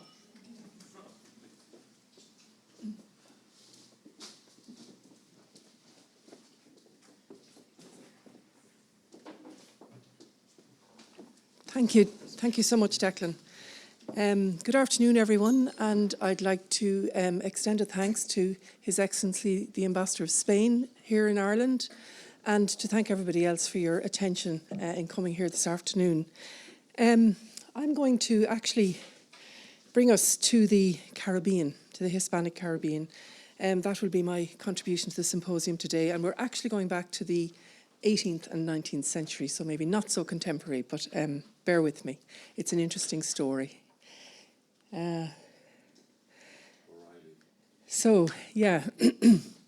O'Reilly has been mentioned already twice, I think, by two speakers this morning. General Alejandro O'Reilly from Dublin originally, and we'll mention him later. So I'm going to introduce you to the history of Irish migration and settlement on the island of Cuba in the 18th and the 19th centuries. Important parallels exist between Ireland and Cuba, and more broadly with Latin America. This is described by the President of Ireland, Michael D. Higgins, as, and I quote, our colonial pasts, our Catholic pasts, and our post-colonial experiences, end quote. So there's much to learn by comparing our common experiences of migration and of decolonisation, our positions in relation to the process of globalisation, and the entanglements of diverse ethnicities, cultures, and languages. So today I'm going to look at our shared colonial pasts and the movement of Irish people who were at the time British subjects to the Spanish imperial world, and particularly the Hispanic Caribbean. And I put up this slide. Anyone who's been to Havana has probably seen it on Calle O'Reilly, as it's called in Havana. And in the three languages, Spanish, English, and Irish. And it says, two island peoples in the same sea of struggle and hope, Cuba and Ireland. So in that spirit, I'll go into the history a little bit more. So looking at the wider Caribbean, it's well documented that since the late 17th century, a diverse cross-section of Irish society circulated and moved between islands and between competing European empires. Their influence was multifaceted, shaped by class origins, the host society that they found themselves in, and not least their ability and connections in negotiating and participating in distinct and changing political economies of the time and region. The scholar Mary Louise Pratt describes the Caribbean archipelago as a colonial contact zone, and I quote, she describes it as where different cultures meet, clash, and grapple with each other, often in highly asymmetrical relations of domination and subordination, end quote. So Catholic and Protestant Irish gentry became planters, merchants, and administrators, and they held high office in colonial governments in the Caribbean region. However, the greater number were landless and poor, transported to the West Indies under a system of indenture or coerced labour. These migrants made up the numbers of the lower echelons of Caribbean society, along with indigenous peoples, people of African and Asian descent, and of course other Europeans. At the upper end of the social hierarchy, propertied Irish merchants using, I'm just going to give you a the map here so you can contemplate the different parts of the Caribbean.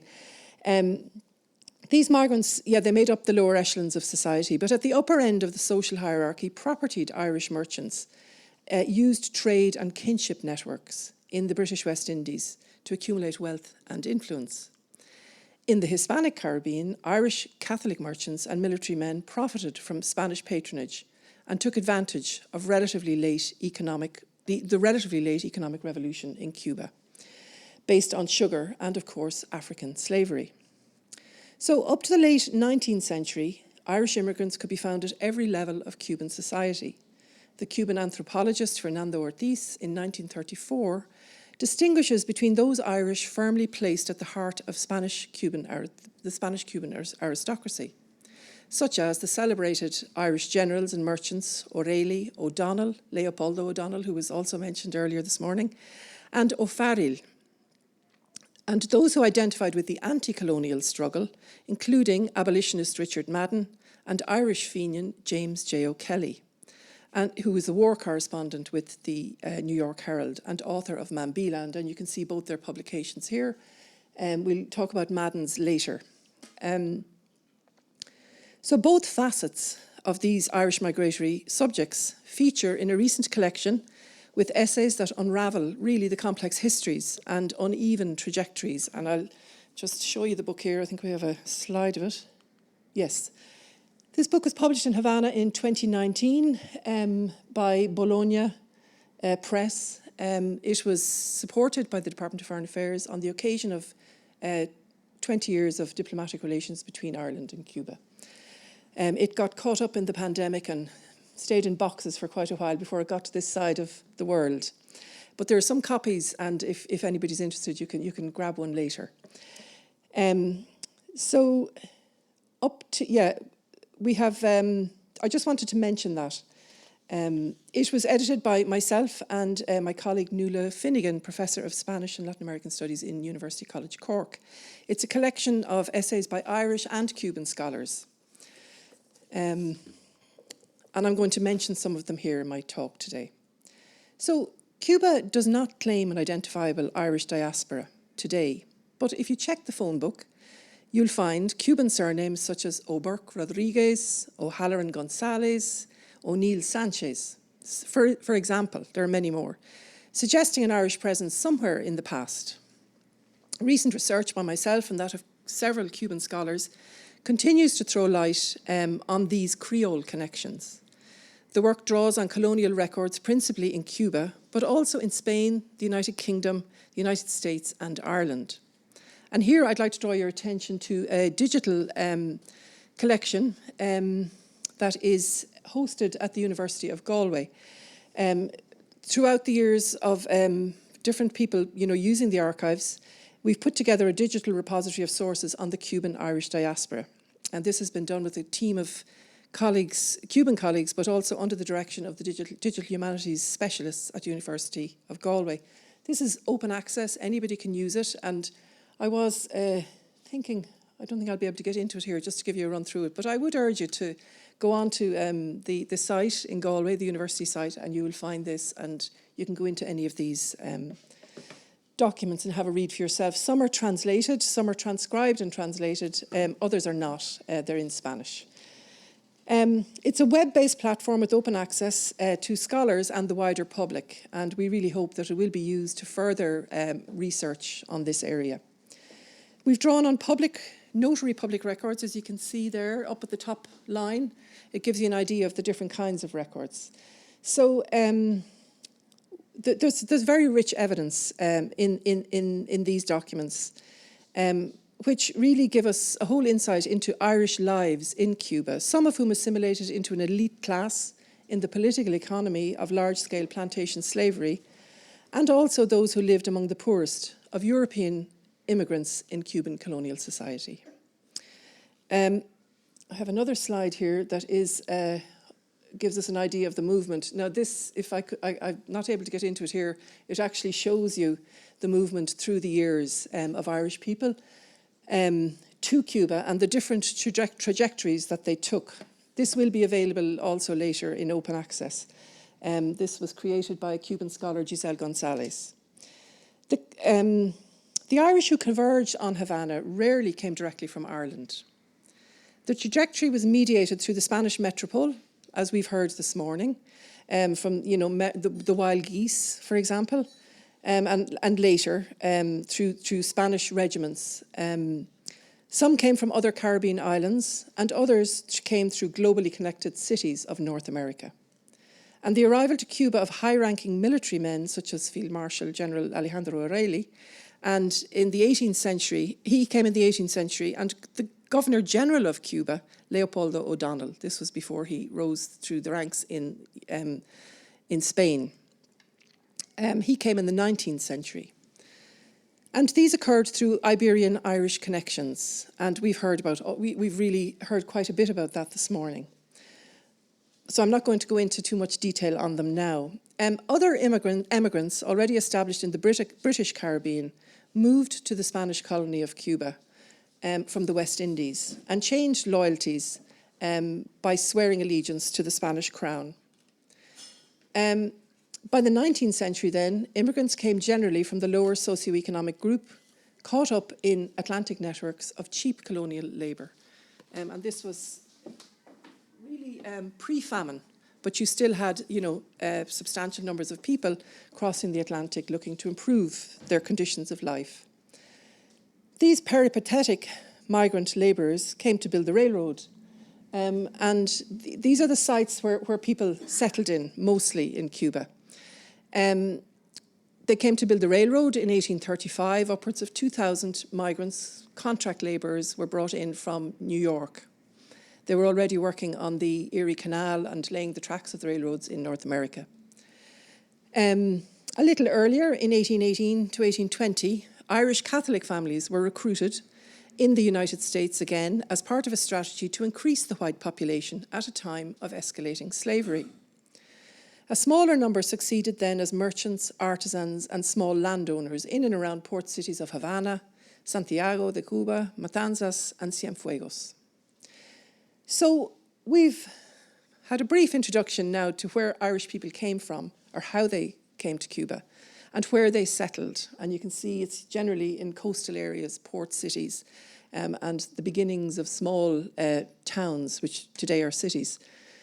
So what I propose to do now is take a closer look at a selection of these individuals and families to give you a picture of their experience and their contribution to the social, economic, political, and cultural formation of Cuba. My findings come from a study of overlapping processes of Irish migration, and this is coming from my own work. I look at overlapping processes of Irish migration and plantation slavery.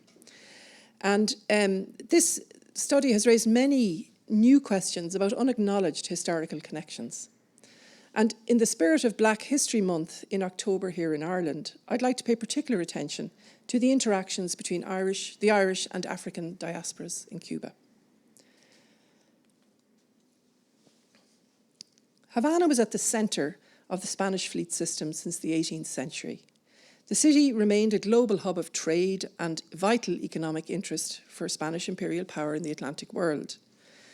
Beyond its strategic importance and global reach, this major port city was a vibrant gateway to the Americas at the centre of trade networks of sugar, coffee, tobacco, and the transatlantic slave trade.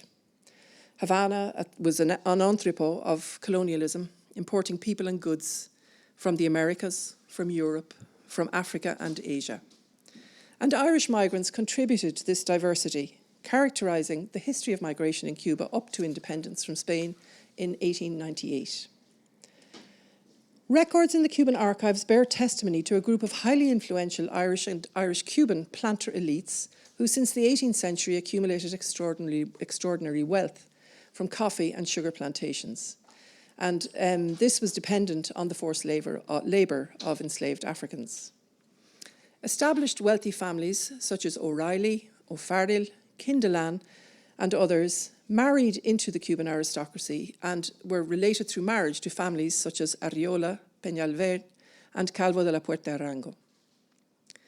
They dominated Havana society and government up to the mid-19th century in a system where office holding, military rank, and wealth converged in the centres of colonial power.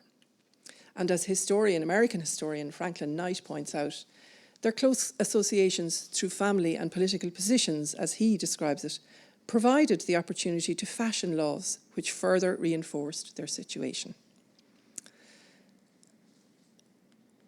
And these are some of the names, the prominent names, Irish names in Cuba. Irish merchants were among those who accumulated wealth, through the Atlantic slave trade in a Caribbean frontier at the time. As Hugh Thomas puts it, every Atlantic-facing people was involved in the trade, and Ireland was no exception in producing merchants who profited from the carriage of millions of people. We'll come to that in a minute. The history of Irish slave ownership in the Hispanic Caribbean, it's still very under-researched, but studies of large and middling planters and owners of sugar mills around Havana, Santiago and Cienfuegos include names that you see here on both sides actually. O'Reilly and O'Donnell and Kinderlan O'Regan, who were military, also had an interest in slave plantations. So other names include Downey, O'Gaban, Kinderlan, Garvey, Cray, O'Nocton, Coppinger, O'Burke and Wright.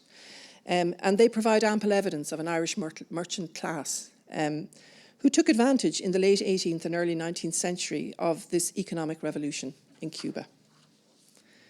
So we're going to look at, first of all, the O'Farrells, who were a very prominent family in Cuba. And O'Farrell was one of the first to come to Cuba, of Irish origin. So he was born on the island of Montserrat to Irish parents from Longford. He arrived in Havana in 1715 as the agent for the British South Sea Company.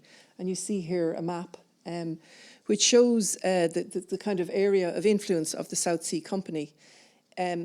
He was the agent with the asiento, or rights to trade and import enslaved Africans to the Spanish colonies. And this was the beginning of opening up the slave trade to Cuba and other parts of South America. Already a plantation owner in the British Caribbean, Ricardo O'Farrell, he brought his technical know-how, his capital and connections to trans-imperial networks with him.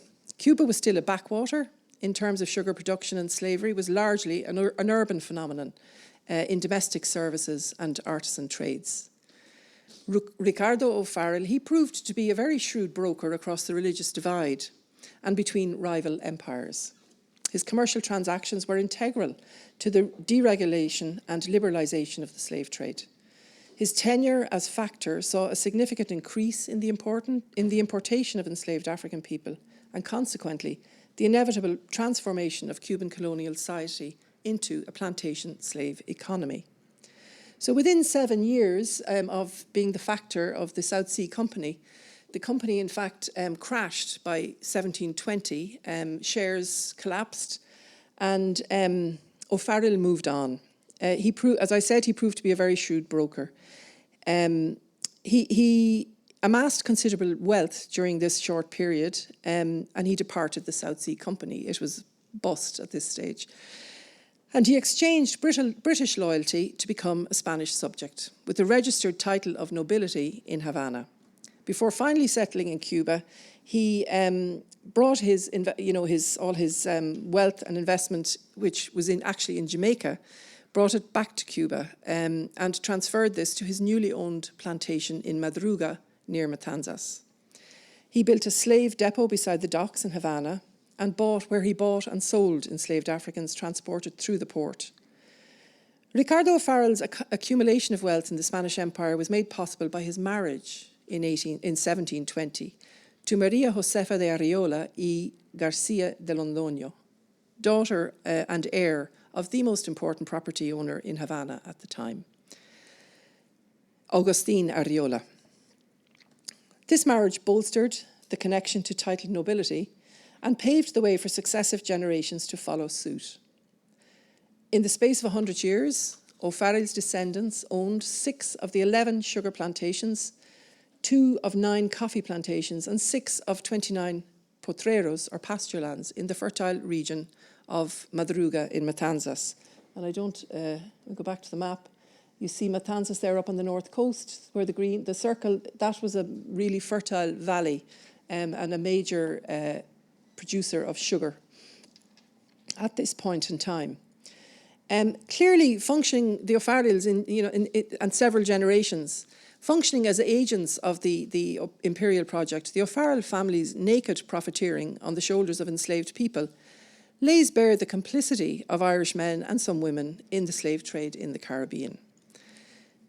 The Irish Cuba O'Farrell family accumulated enormous wealth in the Spanish Antilles to become one of the oldest and most distinguished families at the centre of Cuban aristocracy, and this is how they appear in Cuban historiography. They were part of a planter elite class and played a significant role in sustaining the institution of slavery on the island.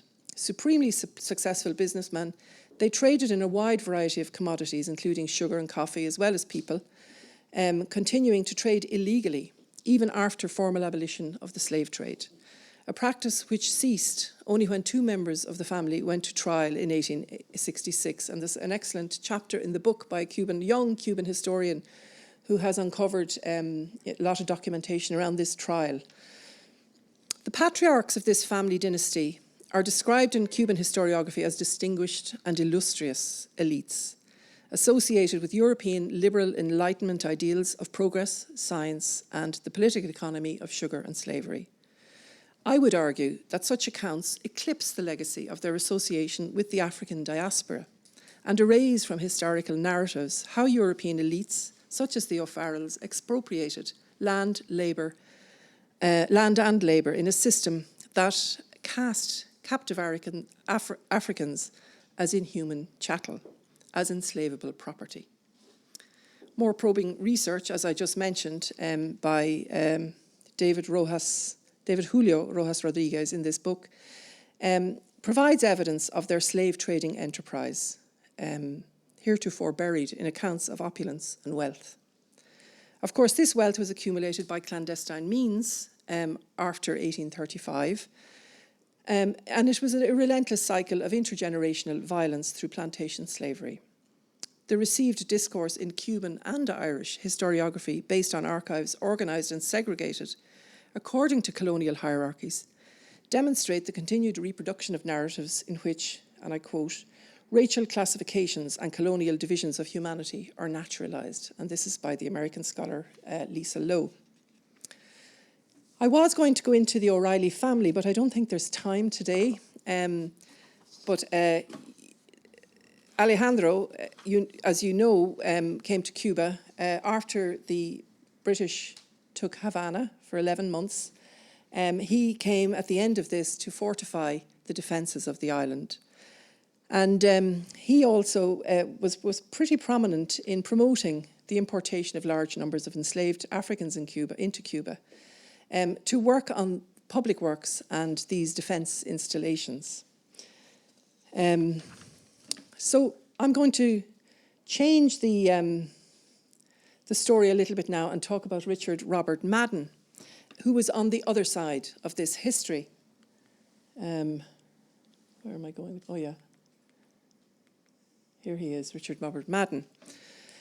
Madden from Dublin came to Cuba around 1835. He started out after the abolition of the slave trade in the British colonies. The slave trade was abolished in 1807. This was the trade, not slavery itself. Madden was one of multiple special magistrates to be dispatched in the so-called sugar colonies of the West Indies to ensure compliance with the 1833 Emancipation Act. He was an Irish medical doctor and one of 6 special magistrates in Jamaica. He landed in 1833. Their arrival, as you can imagine, provoked intense hostility from the plantation owners. On the signing then of the Anglo-Spanish Treaty of 1835 to end the trade in slaves, Madden set sail once again, but this time for Havana, Cuba. And by then, Havana was virtually the centre of the slave trade in the Caribbean. His reputation in Jamaica preceded him, and even before he set foot on the island in the summer of 1836, the Irishman's appointment by the Colonial Office under Lord Glenelg He was appointed as judge, arbiter, and first superintendent of liberated Africans. His arrival, or mention of his arrival, caused a flurry of diplomatic activity between Cuba and Spain. Describing Madden as un hombre peligroso, a dangerous man, based on his abolitionist view and activities in Jamaica, the Captain General, Miguel Tacón, attempted unsuccessfully to block his appointment. Madden was also appointed judge-arbiter on the International Mixed Commission Court for the suppression of the slave trade in Havana under Lord Palmerston this time. In accordance with the anti-slave trade treaties, slaves from condemned vessels were to be liberated and employed as either free labourers or servants. Since he was charged with securing the safety of these emancipados, as they were called, or freed slaves, Madden was set on a collision course with the slaveholding oligarchy. His plan was to transfer the emancipados from captured vessels to British colonies as free labourers, because slavery had ended in the British colonies. Tacón, however, refused to allow the emancipados to come ashore while awaiting a vessel to transport them to the British colonies, on the pretext that they would transmit cholera or some other contagious disease. As Madden quickly pointed out, Tacón had no difficulty allowing enslaved Africans ashore in chains at out-of-the-way places along the Cuban coastline. From the perspective of the Captain General, only emancipated Africans posed a threat to inhabitants, as he called it, pestilential persons, with their capacity to spread, and I quote, a contagion of liberty throughout the island.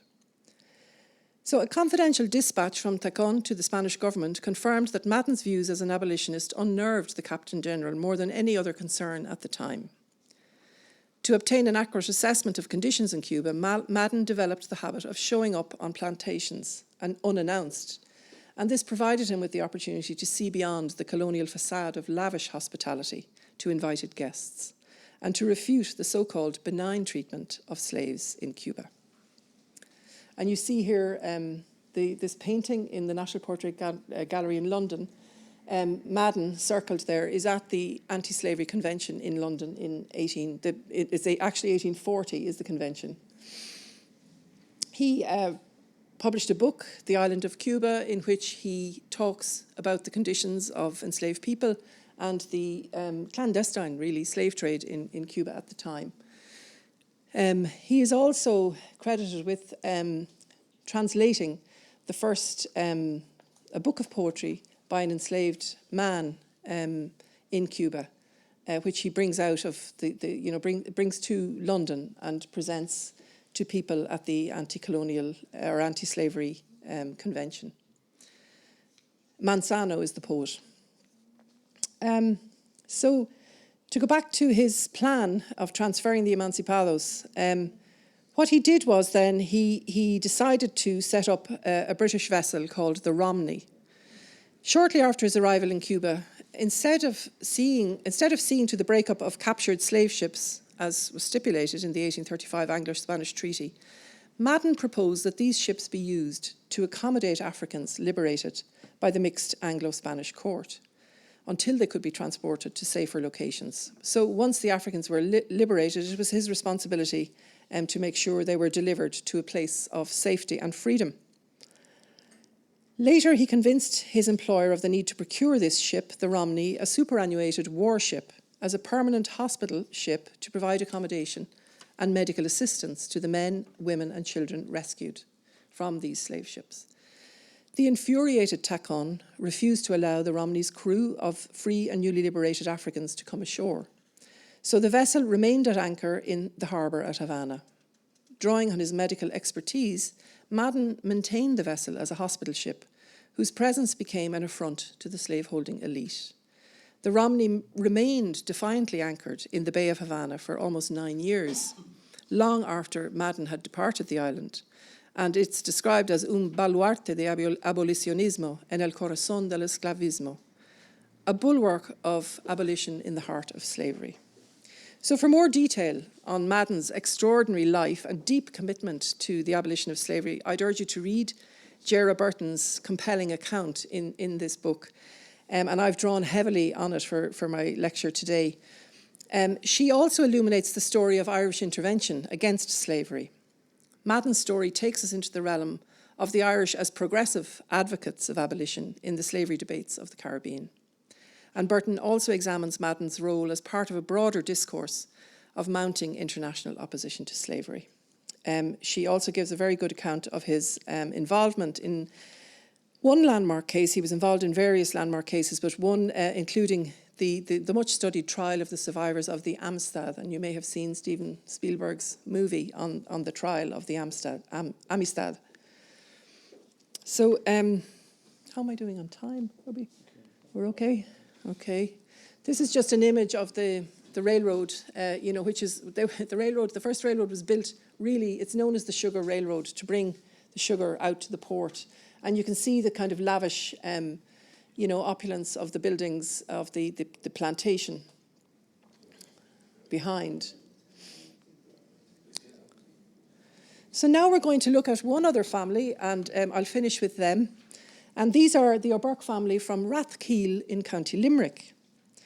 And just to, they were a middle-class Irish planter family by the name of O'Burke, and they settled in Cienfuegos, a port city on the southern coast. We've seen it on the map.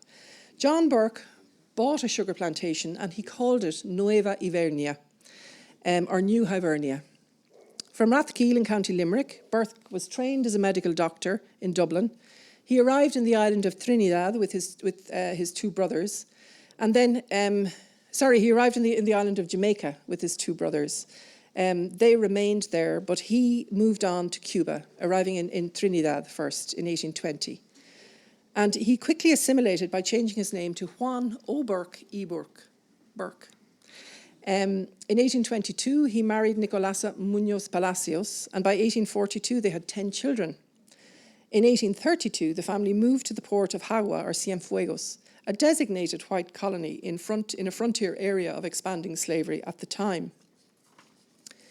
He died suddenly in 1843, leaving the plantation estate and 37 enslaved Africans to his wife and children. This was a sizable inheritance, and although the family eventually sold the estate, they continued to profit from slavery as administrators, investors, or indeed as slave owners. 3 generations of this Irish-Cuban O'Burke family were prominent in the economic and social life of Cienfuegos up to independence in 1898. Juan O'Burke Palacio, or Juan O'Burke Jr., who died in combat in the War of Independence, is remembered for his heroism in the anti-colonial struggle. The family's economic success, it was founded on the business acumen of the original Juan O'Burke, who took every advantage of the opportunities of the expansion of slavery in Cuba in the early decades of the 19th century. So I'm going to look at the O'Burke genealogy in Cuba. Today, and you see the picture down here on the left-hand corner of this slide, O'Burke's. That's actually taken outside the house of the descendants of the original O'Burke in Cienfuegos, and they are very conscious of their Irish origins and have researched their history. Some of this is from their own family archive. So I'm going to talk about 2 women in the O'Burke genealogy, one of Irish origin and the other of African origin. And it goes back to, there's just a map of Cienfuegos, where this is where the O'Burke plantation was in green. I'm going to start with this document, which is the first document I came across to do with the O'Burkes, which is what got me interested in their history. And I found this in the Protocolos Notariales in the archives of Cienfuegos. And that's the original document there. It's Libertad, it's called, freedom, and it is about Marina O'Burke, the daughter of the original Juan O'Burke, who decided to liberate a woman called Matilde O'Burke. Matilde, at the age of 25, bought her freedom, and that was how this was negotiated. While the document says Marina liberated her slave, in fact, the enslaved woman, Matilde, bought her freedom, and that was the legal situation at the time. So these are the 2 women I'm going to speak about. So the colonial archives used to elucidate Irish and African family histories in my study, they're generally organised and segregated to maintain and reproduce colonial narratives in which racial classifications are naturalised. So when investigating such records, really you have to be mindful of the social hierarchies, where the male line is more prominent, women are marginally represented or absent, the records about people with no property are fragmentary, and black histories are submerged or eclipsed by the dominant narratives of white superiority of the time. So therefore, to critically analyse these histories side by side and extrapolate the connections, it requires expanding the search across colonial hierarchies to explore the processes of race, gender and class in the context of family histories. And this means looking at, what were at the time church records, baptism, death, marriage. They were segregated based on race. So you had the books in the parish registries for black people, and you had those for white people. I started out looking at white people, not realising that I was going to find anything in the books for black people. So I started to look at Irish names in the parish registers for libros de blancos o españoles, and in those for blacks are libros de bautismos de pardos y morenos. So the search opens ancestral lineages originating in Ireland, in addition to black diasporic lineages beginning in the Caribbean through slave ownership. Hence, when searching for black and white ancestral lines together, the link is found through slave owners who registered enslaved Africans with Irish surnames, and these surnames became markers of property, markers of human property. The records of the Irish planter family kinships read more clearly because they engage the services of professional genealogists to assert often, particularly with the O'Farrells and the O'Reillys or the O'Reillys, they asserted noble descent with Catholic credentials to establish themselves in the Spanish colonies. But of course the records are much more opaque when it comes to recording kinship ties for black families. So we've seen this this document here, which introduces us to the two women. So just returning to their history of that family quickly, which originated in Rathkeale, County Limerick, Ireland. It connects Ireland, Cuba and Africa. In 1839, the name transferred to African-Cuban lineages when it was first assigned to an African-born woman, Maria Ganga O'Burke, captured in Sierra Leone, West Africa, and illegally sold into slavery on the Nueva Ibernia sugar plantation in Cienfuegos. So between 1839 and 1845, at least 4 adult African-born men were baptised with the O'Burke surname and transcribed and inscribed as property of Juan O'Burke Iburke from Ireland. In the following decades, up to 1870, children born to enslaved women registered with this surname were marked as the property of members of the O'Burke Palacios family. And in the records, I didn't put in a copy here of the baptismal records, but it actually, describes the mother of Matilde, the enslaved woman, when she gave birth to her 3 children while enslaved. It's written Mother Matilde, both mother of the child's name, Maria Elena, por ejemplo, both property of the O'Burke estate. And that's how baptismal registers, that was the convention of inscribing slavery at the time. So the child is registered as the daughter of the black woman Matilde, both slaves of the O'Burke estate. So, for example, a public notary document then filed under O'Burke and labelled Libertad. You can see how, the dominant narrative is of Marina. We don't really know the history of Matilda, and we don't get it. We really have to look for it, which I did. I became intrigued. And I ended up in certainly the parish records for black people, but also in the town of Cruces nearby in Cienfuegos, where Matilde moved to after she gained her freedom. She had to leave her 3 children behind her who were enslaved because they weren't hers. They were the property of somebody else. And in this way, she's denied kinship with her own children because they're property of somebody else. But she goes on then to, she maintains a relationship with the O'Burke family. Marina O'Burke, who previously was her owner, lent her sizable amounts of money, and she invested this money in property and land, and actually became quite a substantial landowner herself, property owner herself. And I have a map here of her.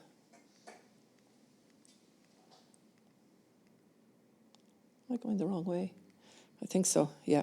Sorry about that.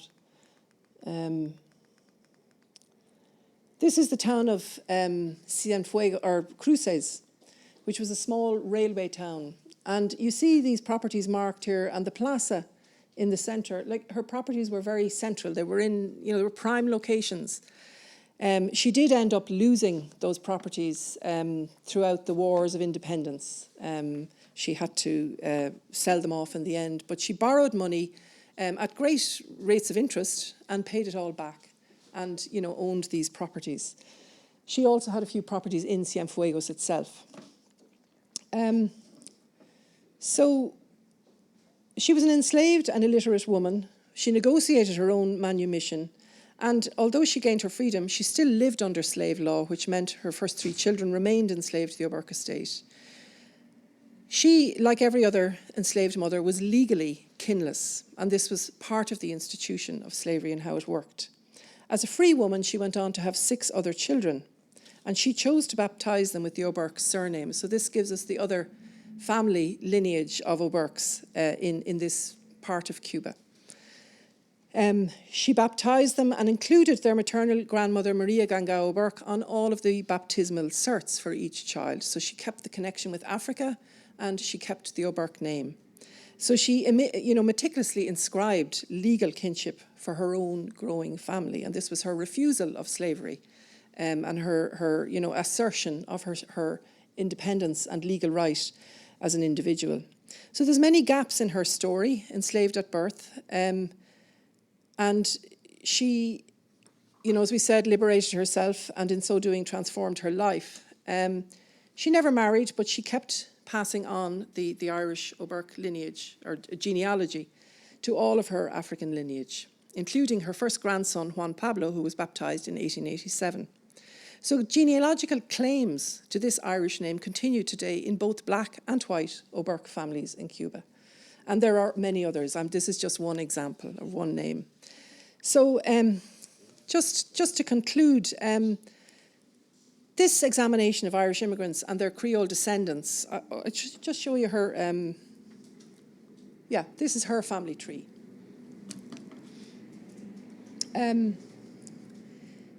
So it's not about framing Irishness as an identity or connecting to a national Irish origin story. Instead, by adopting a transnational approach to understanding Irish migration and ethnicity in the global reach of the Black and Green Atlantic, our reading of colonial archives allow us to contribute to what scholar Alison Donnell calls the explanation of co-belonging in what she describes as the culturally pluralistic and ethnically supple identities of Caribbean people. So our findings support a diverse Irish diaspora connected across class in the context of the colonial capital development that was going on at the time, of planter elites, middle and labouring classes based on ethnicity and race, and arguably religion. There's also a big history of a Quaker, an Irishman who was a Quaker, who went to Cuba, James Jenkinson Wright, and owned one of the largest coffee plantations in Cuba. And you'll find all his letters on the archive in Galway as well. They're taken from the library of the Quakers here in Ireland. So the records consulted open multiple perspectives that allow us to establish previously unacknowledged connections between Irish people and Caribbean people. In pursuing these lines of inquiry, the examination of the assimilation of Irish names in Caribbean history, rather than reinvesting in vertical lines of genealogy, allows us to focus individually and collectively on the possibilities presented by horizontal relations forged out of transnational migration. The search for collective historical belonging across the social and economic processes of racialization, gender, class and plantation slavery in Cuba presents an account that unsettles official narratives and official and national histories of Irish migration persisting through generations to the present. I'll leave it there. I hope I didn't go well over time. Thank you very much. Thank you very much.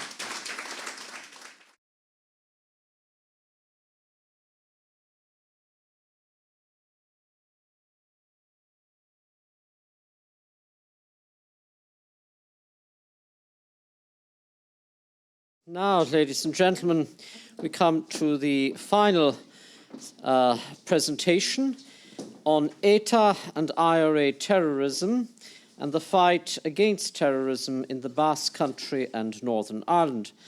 Senor Íñigo Gurruchaga is a very distinguished journalist, correspondent for London Times and also for the Basque newspaper El Correo and for El Diario Vasco and El Norte de Castilla and various other newspapers indeed.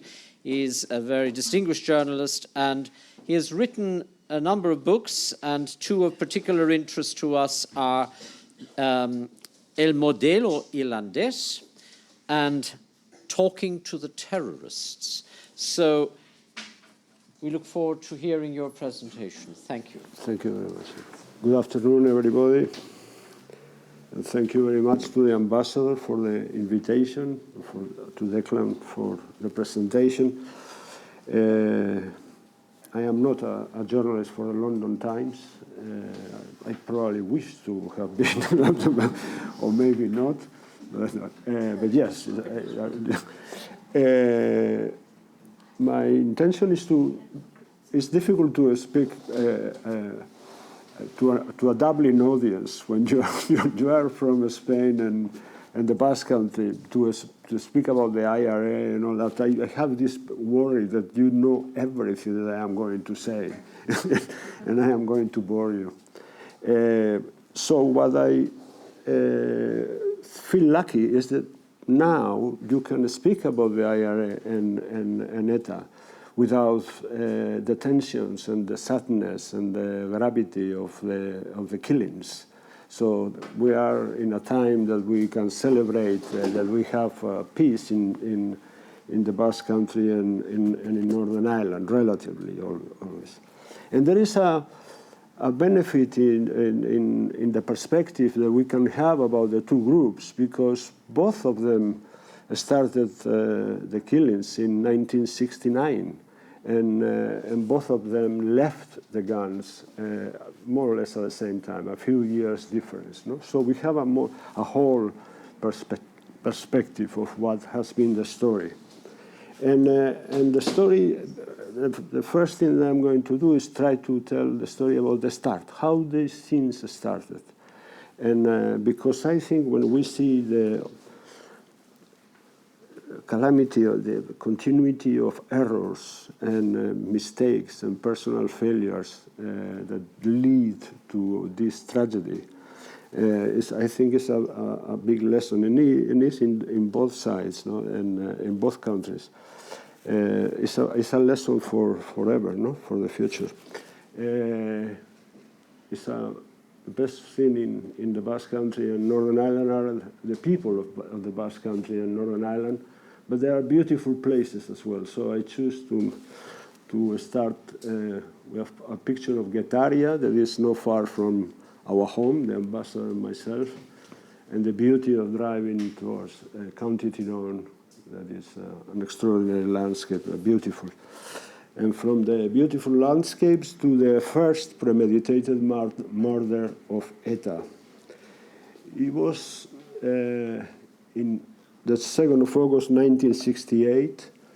The victim is Melitón Manzanas. He was the head of a brigade of social crime at the National Police operating in San Sebastian. People who have looked at his past, he was very well known. He was born in San Sebastian. He was very well known as a torturer, systematic torturer in the police station of San Sebastian. And people who have looked at his history, they discovered that he cooperated with the Gestapo to to intercept the network, the Comet network that in the Second World War smuggled Jews or pilots of the Allies who were trying to go from occupied France to neutral Spain. So he was quite a character, no? And Teo Uriarte, who was a member of ETA at the time, writes in his autobiography, looking back from ETA to the Socialist Party, that the killing of Manzanas was decided by a reduced number of people in an improvised executive, and he was taking the decision of killing Manzanas with excessive silence, he says.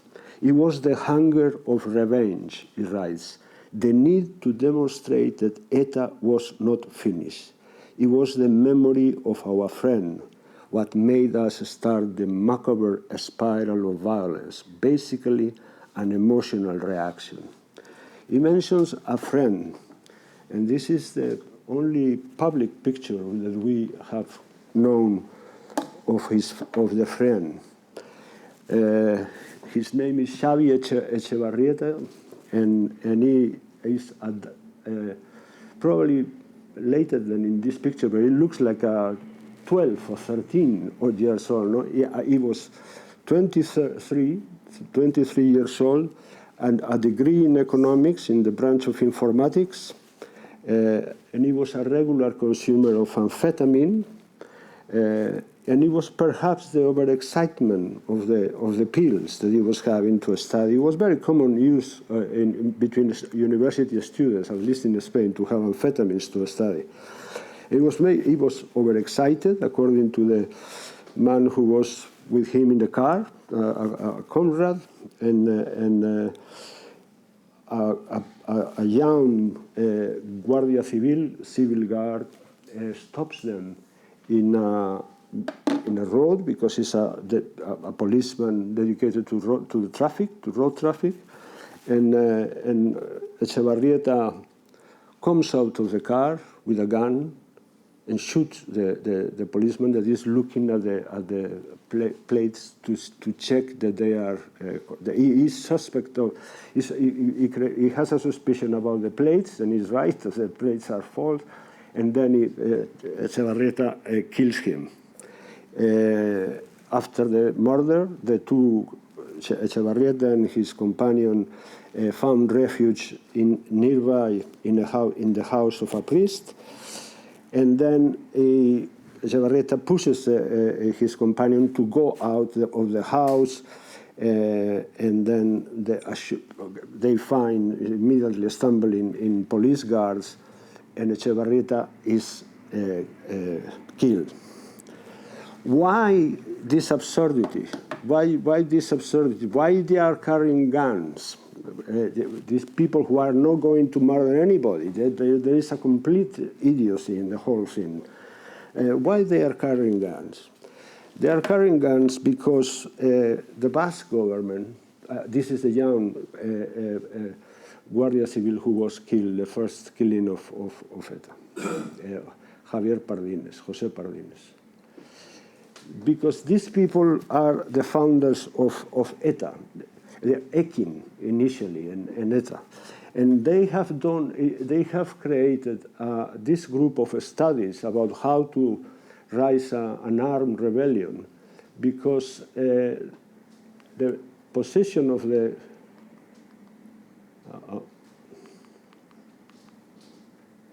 these people are the Basque government in exile, and the Basque government in exile has collapsed.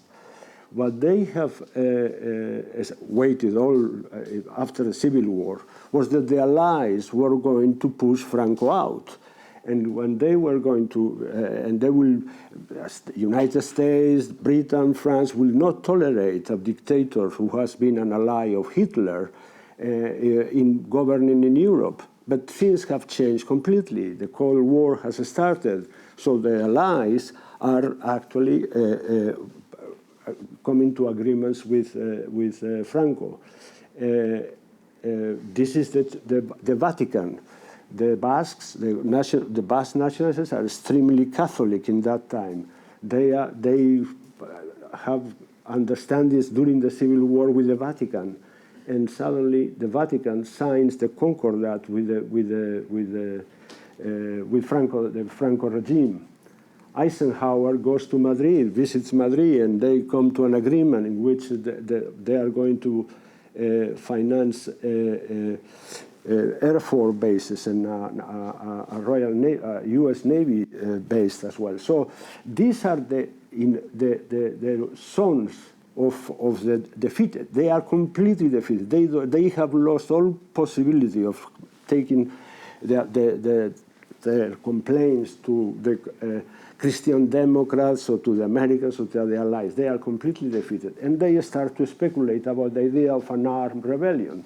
This is a unique photo. I found it in the last few days, but I never seen before a picture of this is basically the group that created a group of studies. They were studying the rebellions of different countries. They studied Algeria and Tunisia.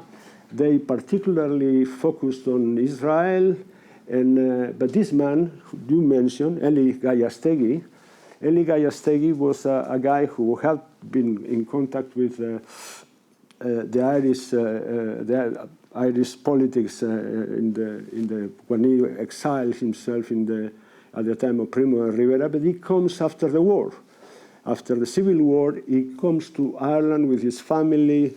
He established a business with an Argentinian Irish, that is Ambrose Martin, and then after he involves himself in politics here, sympathizes of Sinn Féin, sympathizes of Imon de Valera, and then goes to France. After a while, he goes to France, and one of his children abandons the moderate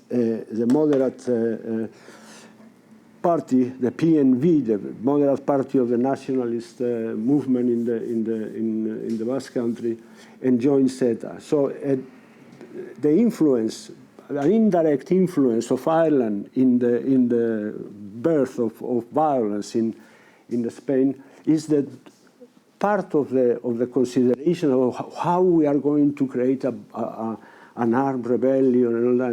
And they take the Irgun example in Israel and the Algerians and all that, and they have the element of Ireland. Ireland is an example of how to do a rebellion, right? The Easter Rising, the Anglo-Irish War.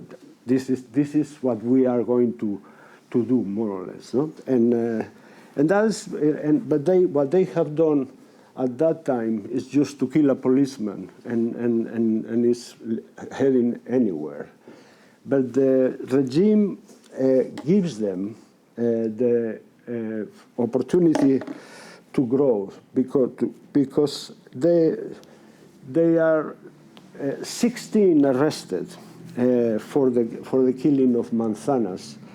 And they are going to be tried in Burgos, in this building, in an open court that is demanded by the Vatican, because the Concordat gave right. Among the 16 arrested, 2 of them were priests.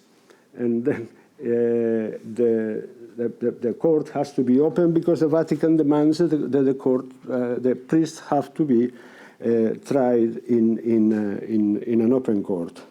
And so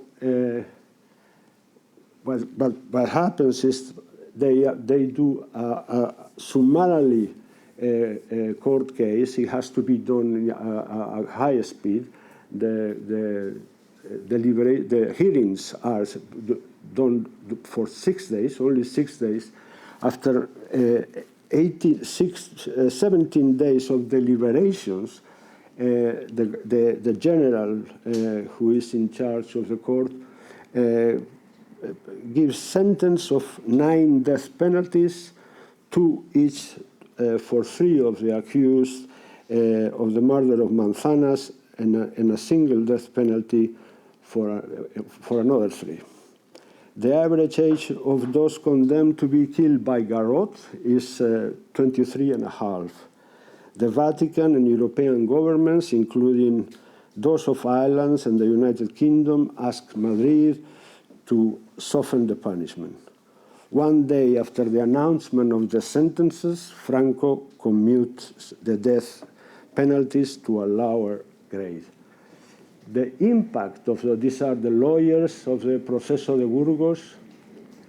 These are the 6 condemned to death penalty. The ones well, 3 are 2 death penalties and another 3.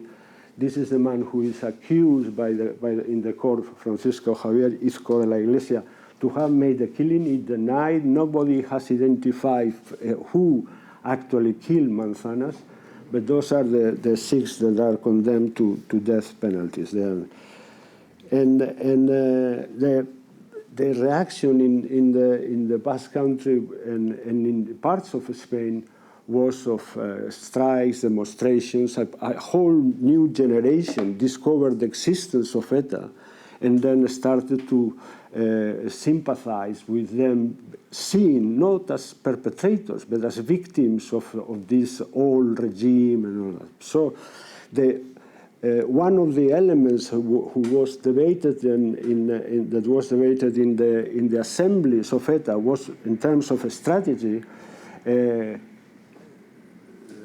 it's not in this picture. One of the members of ETA suggested that the mechanic of action, reaction, action is you make an attack the authorities, the authorities react with excess, and then more people join you, and then you act, and that dynamic is going to create just the path to victory. No, that is the idea. Well, if there is an example of this strategy working, is what happened with after the murder of Manzanas with the trial of the Proceso de Burgos. I was a teenager, you are younger. We were doing the strikes in schools, in secondary schools, and all that all over the Basque Country, complaining about the death penalties to these guys who we didn't know existed before, no? And so that is the effect of the trial creates a political crisis in Spain as well, because there is calls from abroad, from different countries complaining. And this is something that happened one day after the dictator Franco withdraws the sentences and commutes for something that is no death penalty. This is a demonstration in Madrid of support for El Caudillo. Is, according to the press of the day, it was a spontaneous concentration. It's quite gregarious. The Spanish people is quite gregarious, because spontaneously you raise this massive demonstration. No? So this spontaneous demonstration to reassure that the regime was strong. But the population of Spain knew that things were going to change soon, because Franco was showing in all his Christmas messages the frailty of Parkinson, a very heavy movement of Parkinson disease. So it was the final stages of the Franco regime, but this was a crisis, the first probably serious crisis, I think, of the regime in the later stages. No? And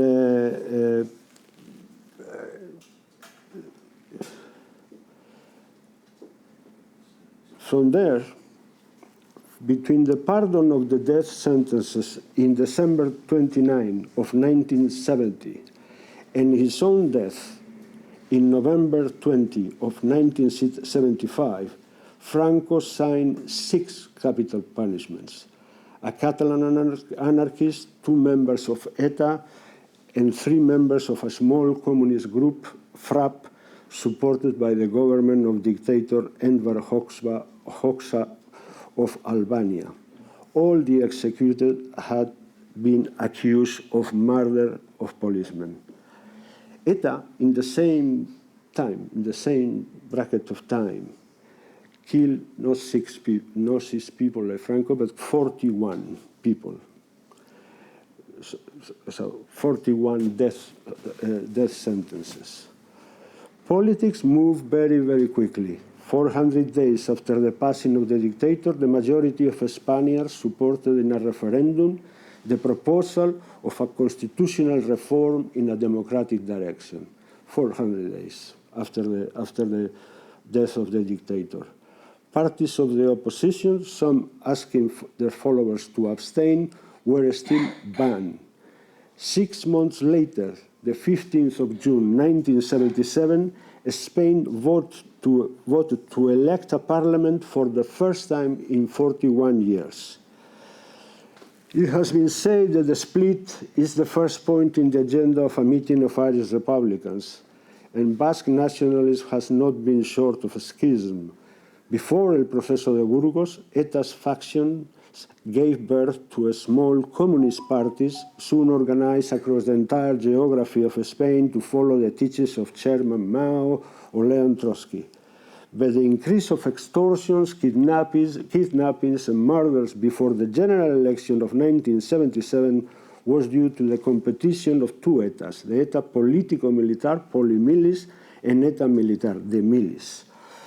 The people arguing about the future of ETA were in their mid-20s. The splits happened because the Polimilis wanted to combine violent actions with participation in politics, and the Milis thought that a political party taking part in the institutional arrangements of the country would inevitably clash with the military branch. Just a week from the vote in June of 1977, I'm sorry, I'm going to get some water. Just weeks before the elections of 1977, all the nationalist parties, the two ETAs, they had a split, an array of small parties, the PNV, the main parties, all get together in a hotel near Biarritz, in Hotel Ciberta, and this is the organizer. The organizer is a former minister of the Basque government in the Civil War, and he organized this meeting in a luxurious. He's an aristocrat, Telesforo de Monzón, and he calls everybody to this hotel in France to look for. He's trying to build a national front, so that all abstain in the elections and create a defiance, a moment of defiance towards the idea of the democratic reform and all that. And they disagree. The PNV says we are going to do the gradualist policy. If we don't go to the elections, we are going to lose, and people are going to vote for other parties, and we are going to do absolutely nothing. And the result is that ETA Militar doesn't participate in the elections. And when the elections come in the Basque Country, the majority, you can look, the PNV is the moderate nationalist party. This is the Socialist Party that is pro-Spanish. It's a Spanish-wide party. This is UCD, is the party of the king, in a way, the party that is managing the transition from dictatorship to democracy. And then you have here the EE is a coalition of the ETA Polimili, Communist Party, blah, blah, blah, blah, blah, and all the small parties. So the moderates have won clearly the elections, and the Milis keep their policy of not participating in any politics. This is the ETA, the Polymilis, the moderate ETA. They were going to dissolve very soon, but there is something that is just extraordinary in those years. In the meeting of Chiberta, of that hotel, the ETA militar, the milice, said that they couldn't participate at all in these elections because the government, the elected after the elections, will never give an amnesty to the prisoners in there. And the government will never give more than crumbs in terms of the autonomy of the Basque country. And they were wrong, completely wrong. The elections were in June. In October, the Spanish government, the parliament, approved an amnesty for everybody, including all the members of ETA with blood crimes that were in prison. There was a moment when there was not a Spanish political prisoner in a Spanish prison, in October 1977. And in terms of the autonomy, the autonomy was given it was agreed in 78, was given in 79. There was a Basque government in 1980, and they got everything wrong. It's the military who follow doing violence. The violence is very notorious because these people who were supposed to be fighting against Franco and for liberty and all that, in 1978, just 1 year after the elections, the year where Spaniards voted for the Constitution, they killed 66 people. The year 1979, when the Spanish Parliament agreed a statute of autonomy with very substantial powers to the three provinces where a majority wanted to be part of autonomous community of the Basque country, they killed 80 people. And in 1980, the population of the provinces of Vizcaya, Gipuzkoa, and Álava elected for the first time ever a Basque government by universal suffrage. Never before has happened such a thing. And the two ETAs killed more people than any year in their whole history. So Spanish democracy was, the Spanish society and the Basque society were loaded with this monstrosity of an organization that was supposed to be in the name of national liberation, was denying liberties, basically. It was applying the death penalty to anyone that was an obstacle to their objectives. No? And in 1982, the ETA militar, the group that was just the only group remaining practicing violence, shooting people basically, or bombing people, say to their militants, the Spanish army and its oligarchy will not be able to maintain stability with a permanent war in the north. Well, they got wrong this as well, because the Spanish government and the Spanish system has been solid, has been challenged by the violence of ETA, but it has been has been solid. The system agreed in the transition of democracy in Spain has been pretty stable. After 850 killings and causing injury to more than 2,500 people, ETA gave up the armed struggle in 2011 without forcing no change in the institutional framework of Spain and the Basque country established that year. So I go now to try to explain, to summarize, really summarize more how the IRA started shooting in 1969 as well.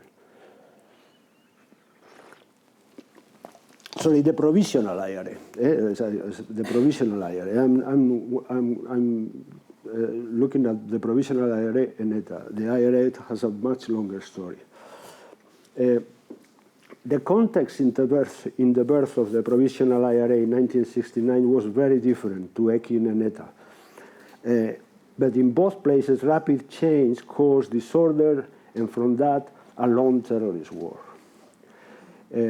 Ineptitude, overconfidence, and fear were notable factors in the crisis of unionism that led to the collapse of his regime and the unleashing of violence. In the early 1960s, unemployment in Belfast industry had gone up, but the wealth of the north of Ireland was still the most effective antidote to the island's unity.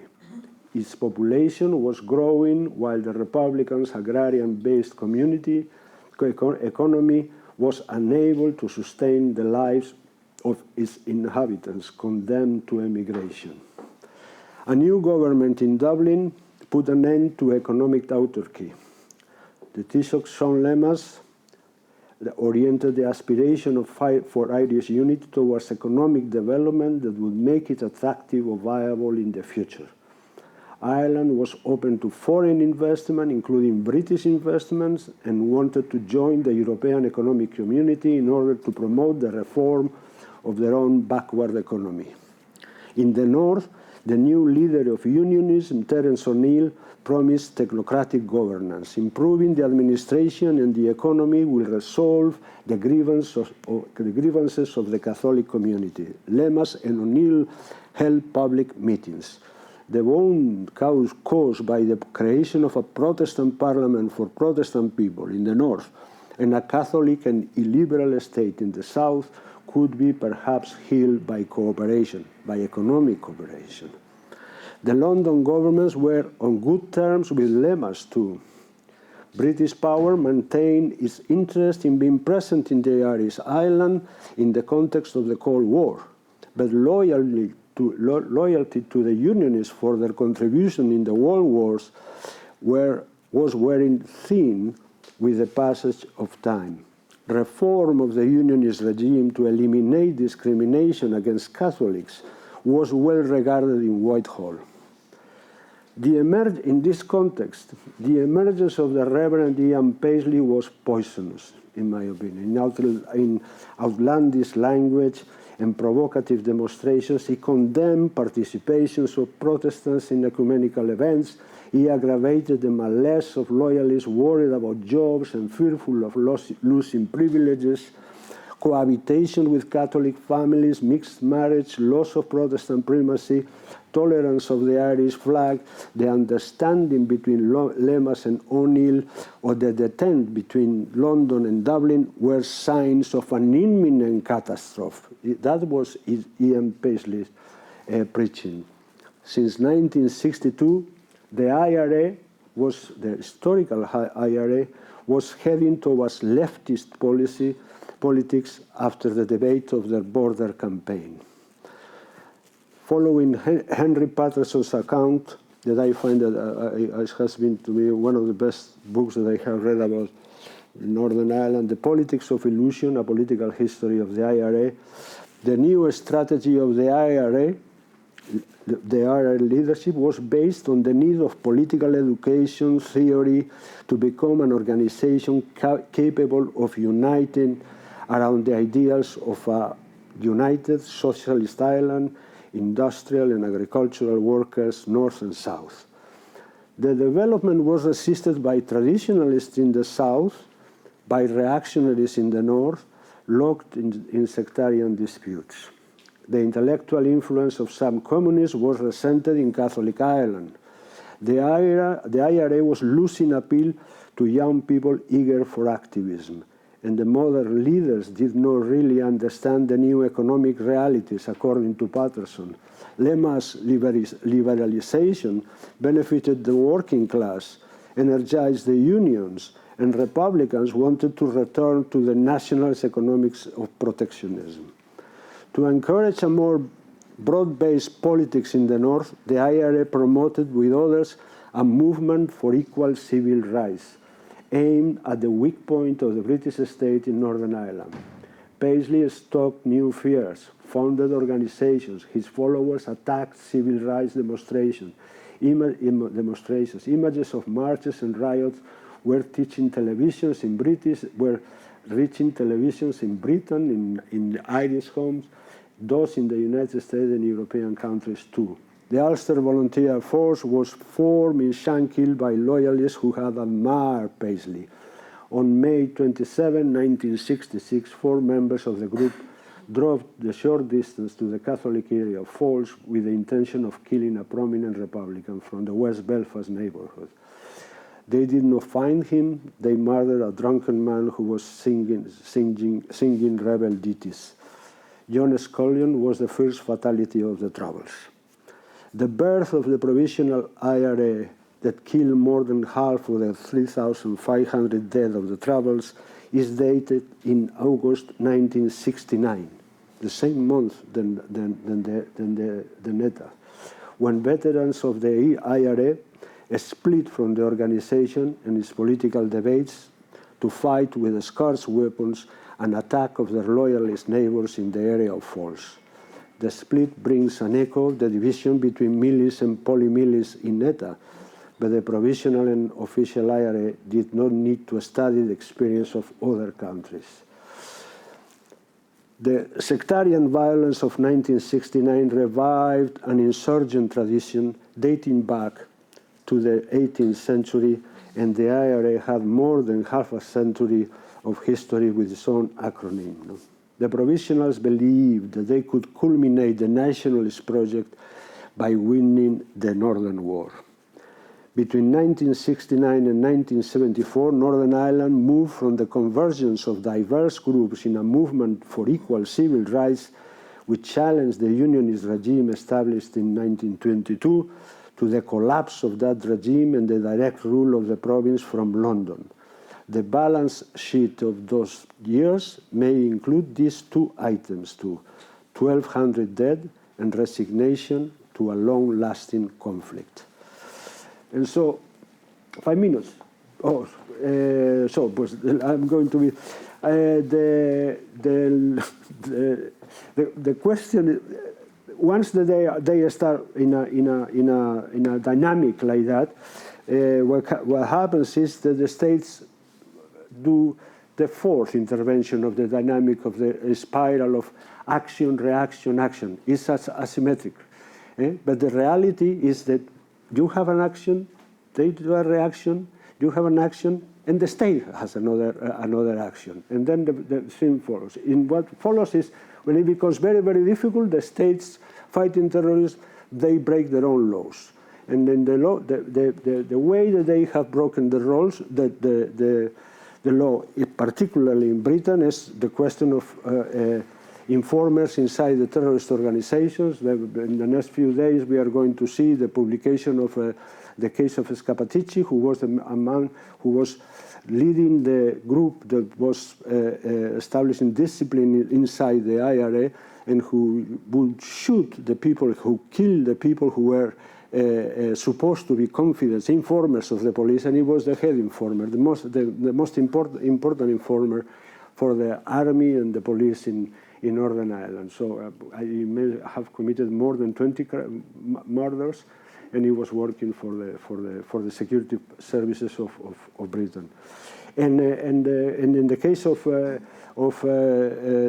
Spain in the Basque Country, we have the phenomenon of the GAL, organized by the state, that is just the execution of a plan who says, well, these governments, particularly the socialist government of the first socialist government of François Mitterrand, were sympathizers of the resistance, the Basque resistance, and all that.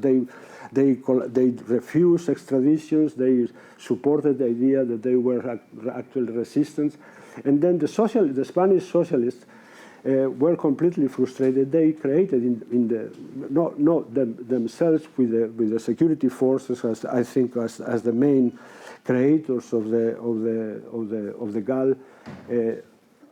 A group that would intervene directly in France to change the policy of asylum. The objective was not to kill the people who they killed that were members of ETA. The objective of GAL, was the execution of a plan to force a change in the policy of asylum by France. And GAL was started in 1983 and finished in 1988 when a conservative minister applied the same policy that the socialists had established, that was the arrest and immediate surrender to the police, to the Spanish police, of members of ETA in France.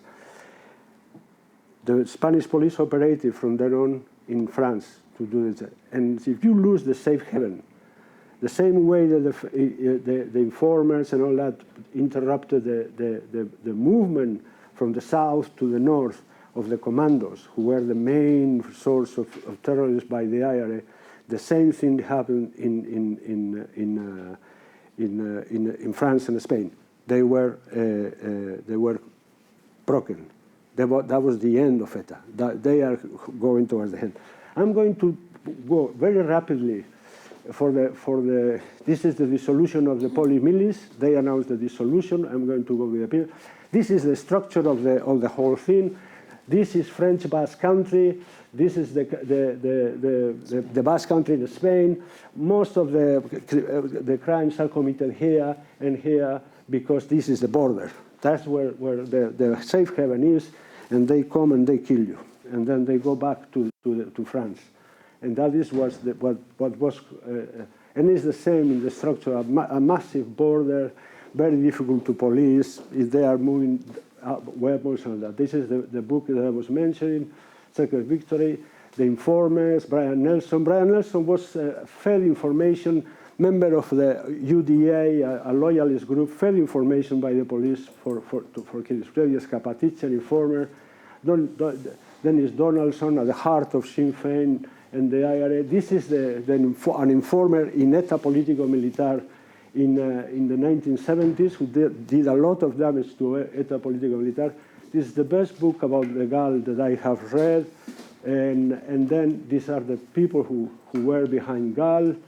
And then I can see I start directly to the final phase of the enormous influence of the Irish in the peace process.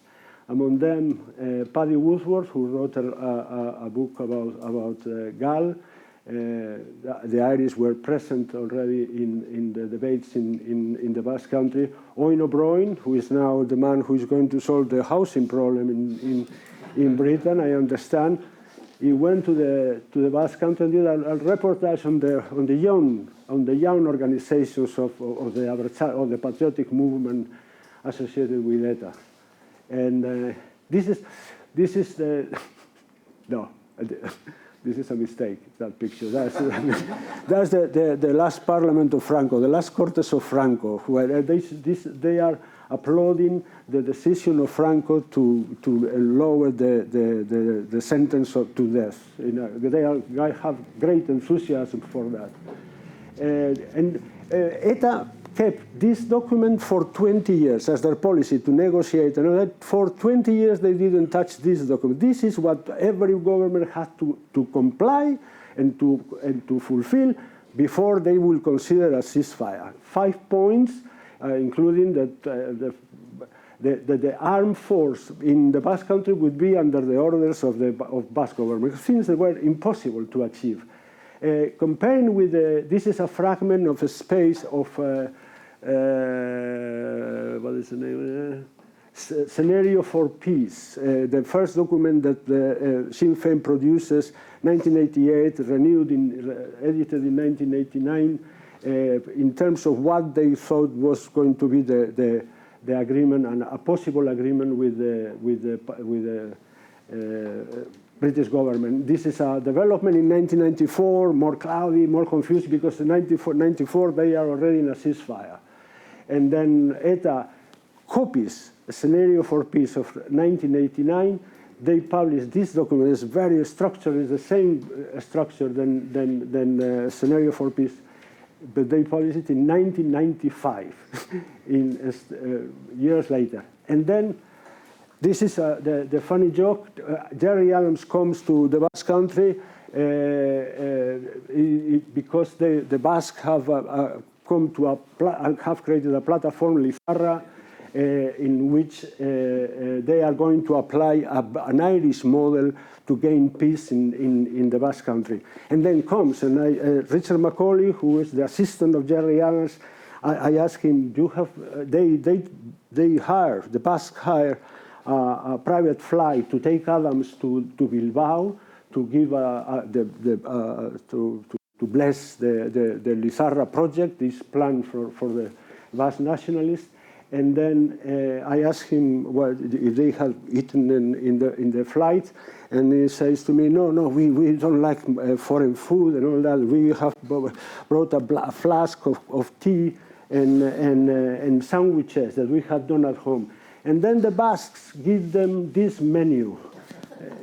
In the meeting of the Basque revolutionaries give them this menu to Gerry Adams and Richard Macaulay and Pat Rice. No? It's a grotesque difference. This is the Lizarra platform, and then the end of the meeting, the Spanish government congratulates Adams with and the things that he says in this meeting, because he says, for example, that if the governments of France and Spain think that they can help, they are happy to do it, because they don't have, the Irish Republicans, they don't have an historical animosity with the Spaniards or with French. No, so for them, the Spain or France are not the enemy. No? The enemy is the British. And then finally, the end of Eta Militar, of Eta, is produced in something, the way they did it comes at the end, is something that starts with a conversation between two Basque politicians that is similar to the embryonic dialogue of Gerry Adams and John Hume for the Good Friday Agreement. These are the two Basque politicians. This is a socialist, and the other guy is the ex-ETA member who is the politician for the movement. And they reproduce more or less this dialogue without conditions and all that to smooth the end of ETA.